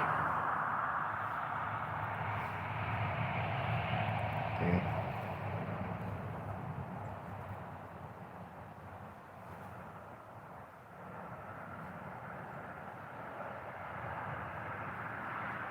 Okay. All right, then, Sparky. I'm going to do that then. I'm going to need both of my hands for this, though. So I'm going to give you guys a front row seat to me burning myself. Hopefully not. That would be horrible. Now, everybody, if something bad happens, you can laugh. It's okay. Because I totally would too. Oh, I'm going to need a way to put the friggin'...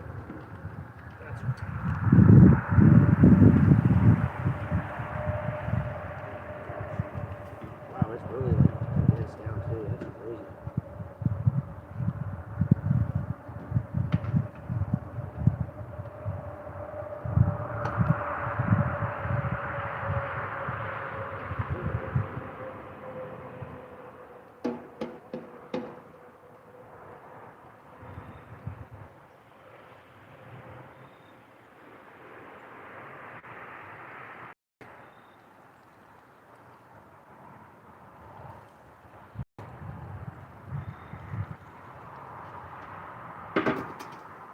Nice.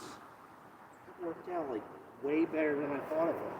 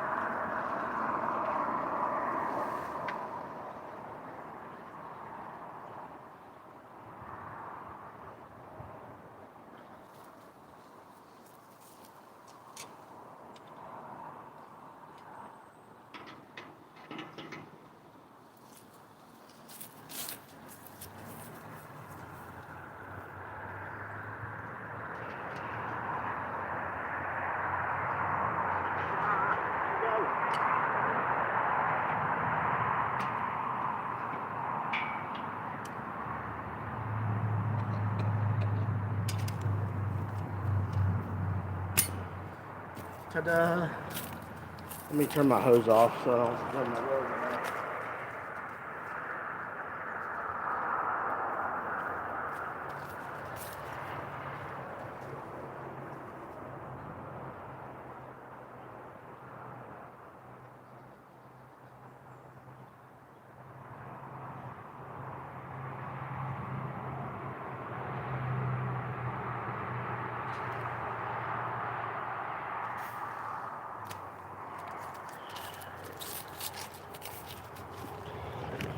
All right, we back.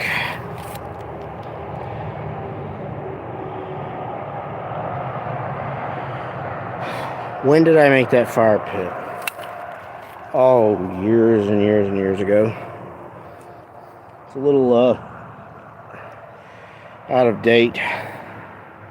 Not out of date. It's a little upkept. That's a better way of putting it.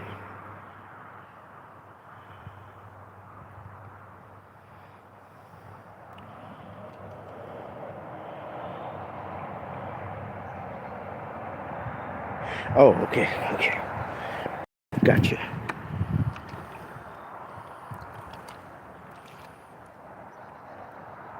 Man, it smells like so,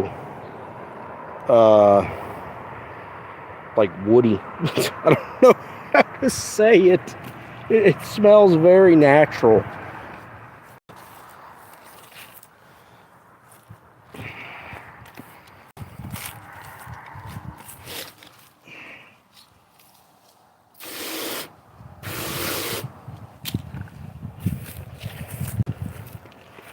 It should cool pretty quick, I'd say.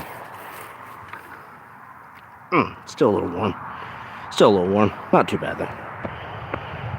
That's crazy. That's so cool. I'm so excited to, like, actually do, like, to do this. Like, it's going to be a lot of fun. There's a lot of crap in the bottom there. Or on the top, excuse me. I don't know what that is. Oh, it might be ashes. I bet you it's ashes from where I kicked up stuff. Yeah, that's probably what it is. Alright, burling round 2. See if, I mean, it's already stained. Like, it's already, like, tea stain colors. That's pretty cool.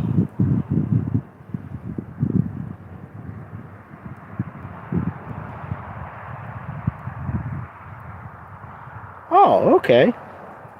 Nifty. I'm gonna have a cigar while I wait. Yeah, see, there's the hide. And it's kind of, it's not getting to where, what you were saying, Sparky? Like, kind of like where it's cracking. But it's starting to get kind of, not leathery. It's getting to where it sounds like a tarp. So that's why I'm really wanting to, like, get this thing going today. So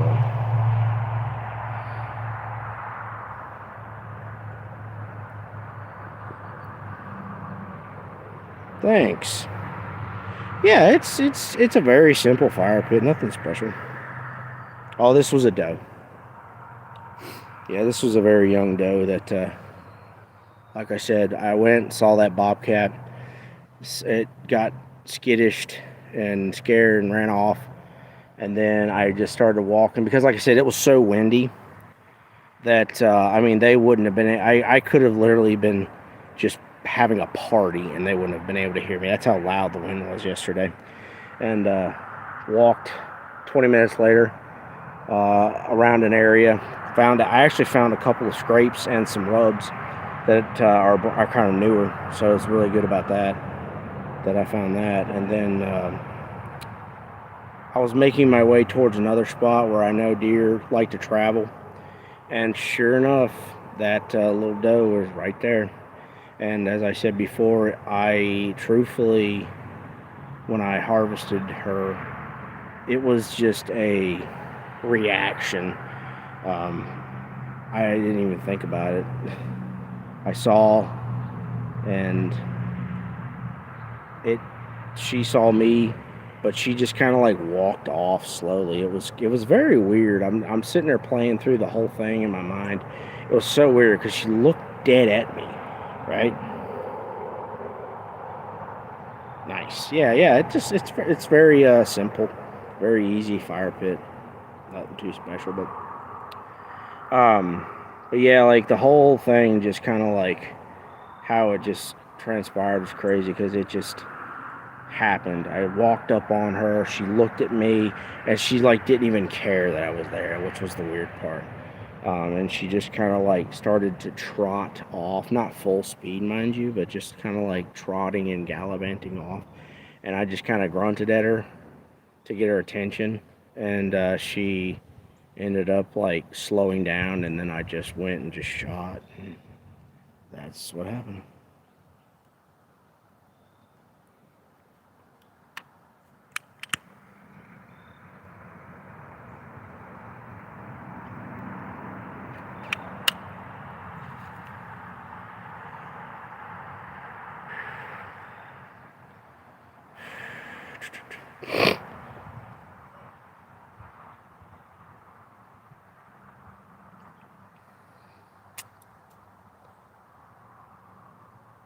Yeah, definitely.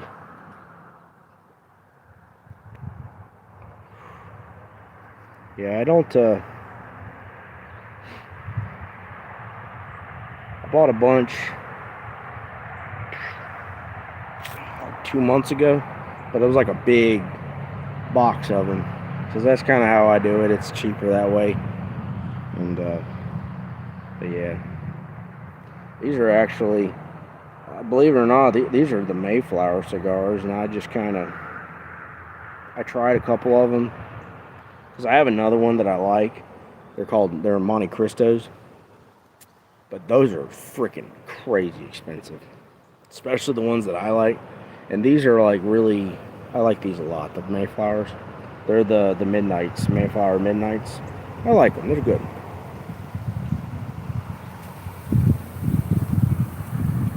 Yeah, it was weird that she didn't blow, but I think it was due to the fact that she was a very young deer and she just didn't know better. Got slobber on my beard, but she just didn't know better. I think that's what it came down to. No, I haven't. I'll have to try those.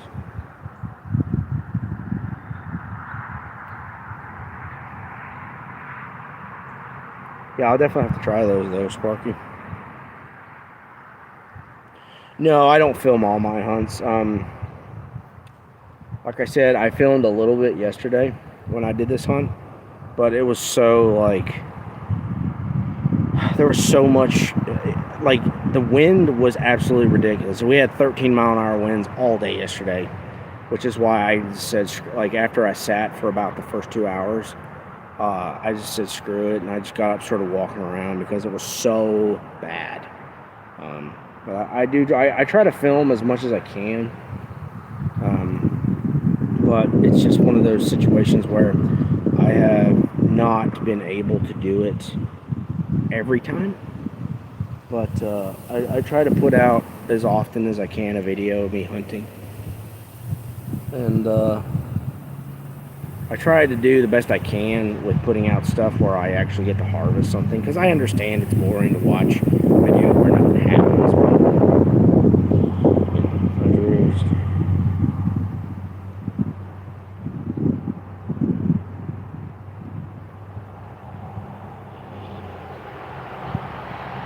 Okay.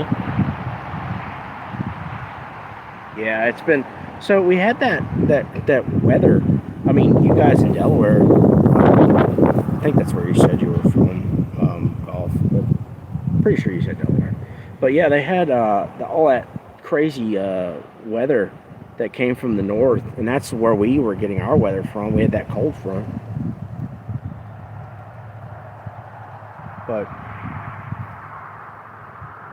yeah, I wonder if, did you get any of that? My in-laws live in northern Pennsylvania, and they got a whole mess of snow. I was super jealous.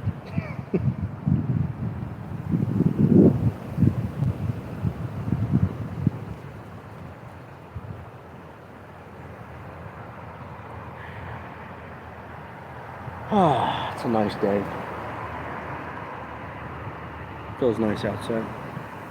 Yeah, it's like days like this where I really like the weather. I enjoy it.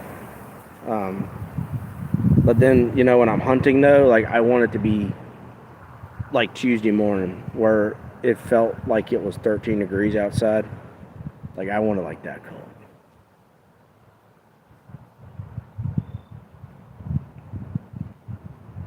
Daggone wind keeps blowing smoke into my face.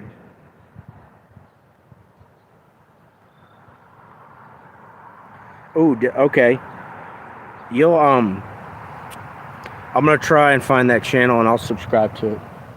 I would love to watch. I love subscribing and supporting, like, you know, channels like that, because it's just, I don't know why. I watch bigger channels that have like millions of subscribers. Maybe your channel does, I don't know.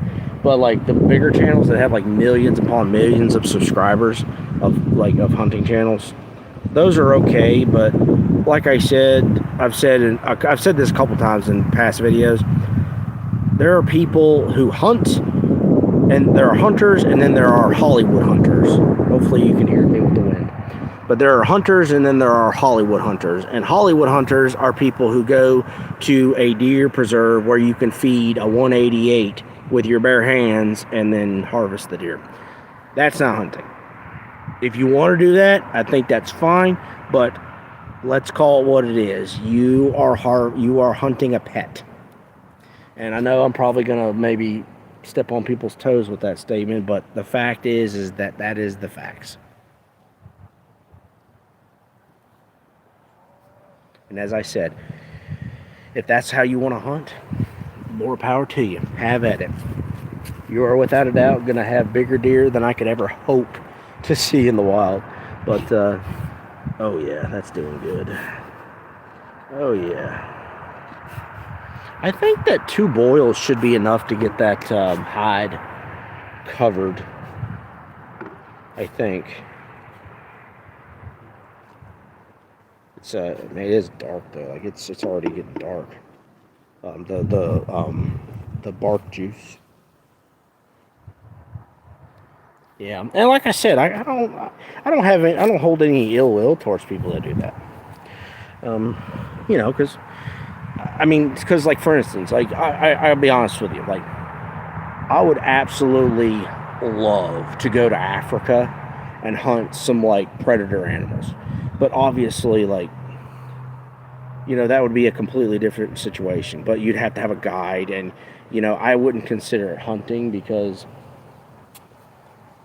like they're not really, the lions don't really feel hunted by us, and 9 times out of 10, with the exception of poachers, which is horrible, mind you, but 9 times out of 10, the people that go out there and hunt like lions or predatory animals in Africa, they're harvesting older animals that are kind of like on the verge of death. So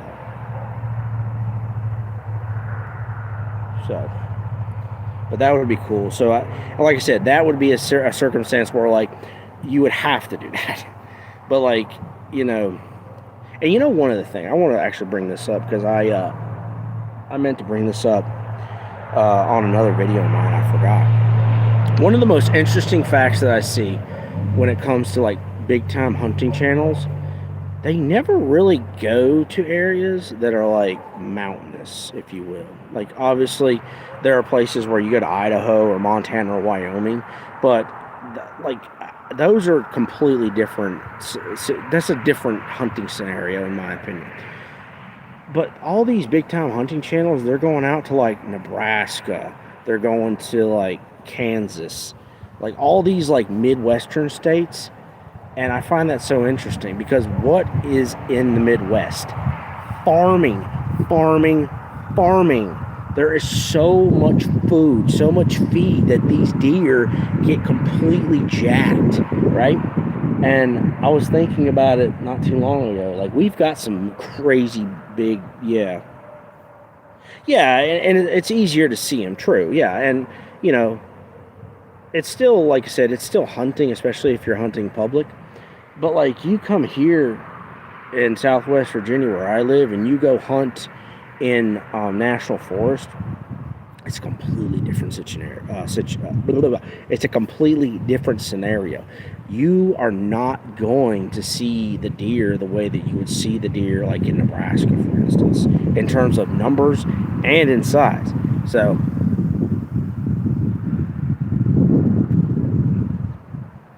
because I always find it so interesting that everybody's like, oh, my dream hunt is going to this Midwest state. And I'm just kind of like, yeah, well, I mean, you're going to get something big out there, that's for sure. Because my uncle does that. And like I said, he's a very busy man with his career. He's actually, Sparky, my uncle is actually, he's a chef. Or he was. Now he does catering for like big time clients and things like that. But he's a chef. But he does he goes out and does a lot of hunting like in Nebraska, Kansas City, things like that. So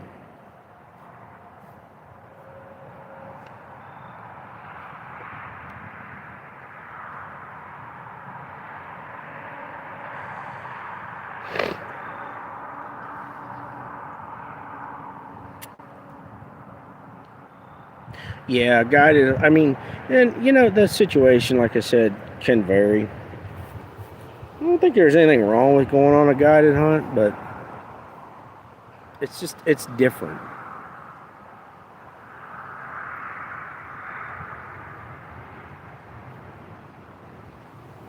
It's just different because you know the person who's guiding you kind of has the information at hand already. Like, we're gonna go here. There's gonna be something there, but then you know oh, there's nothing here. You gotta go to another spot. So, oh no, my battery's starting to die again. All right, guys, listen, I know this has been so much fun, and I've had a lot of fun talking with y'all, but we're going to end it there because I need to charge my phone, and I'm going to clean up a little bit because my backyard looks like a mess right now, and I'm going to start doing things, but Sparky, I will let you know and keep you up to date on the deer hide. But thanks again, guys. Make sure y'all subscribe if you haven't done so already. And also, like I said before, go to Sparky, go to Sam, and Richie Bantering with Richie B. Go to their channels, subscribe, and also go to what was it? I'm sorry, RNS. What was it? What was your channel? I'm sorry.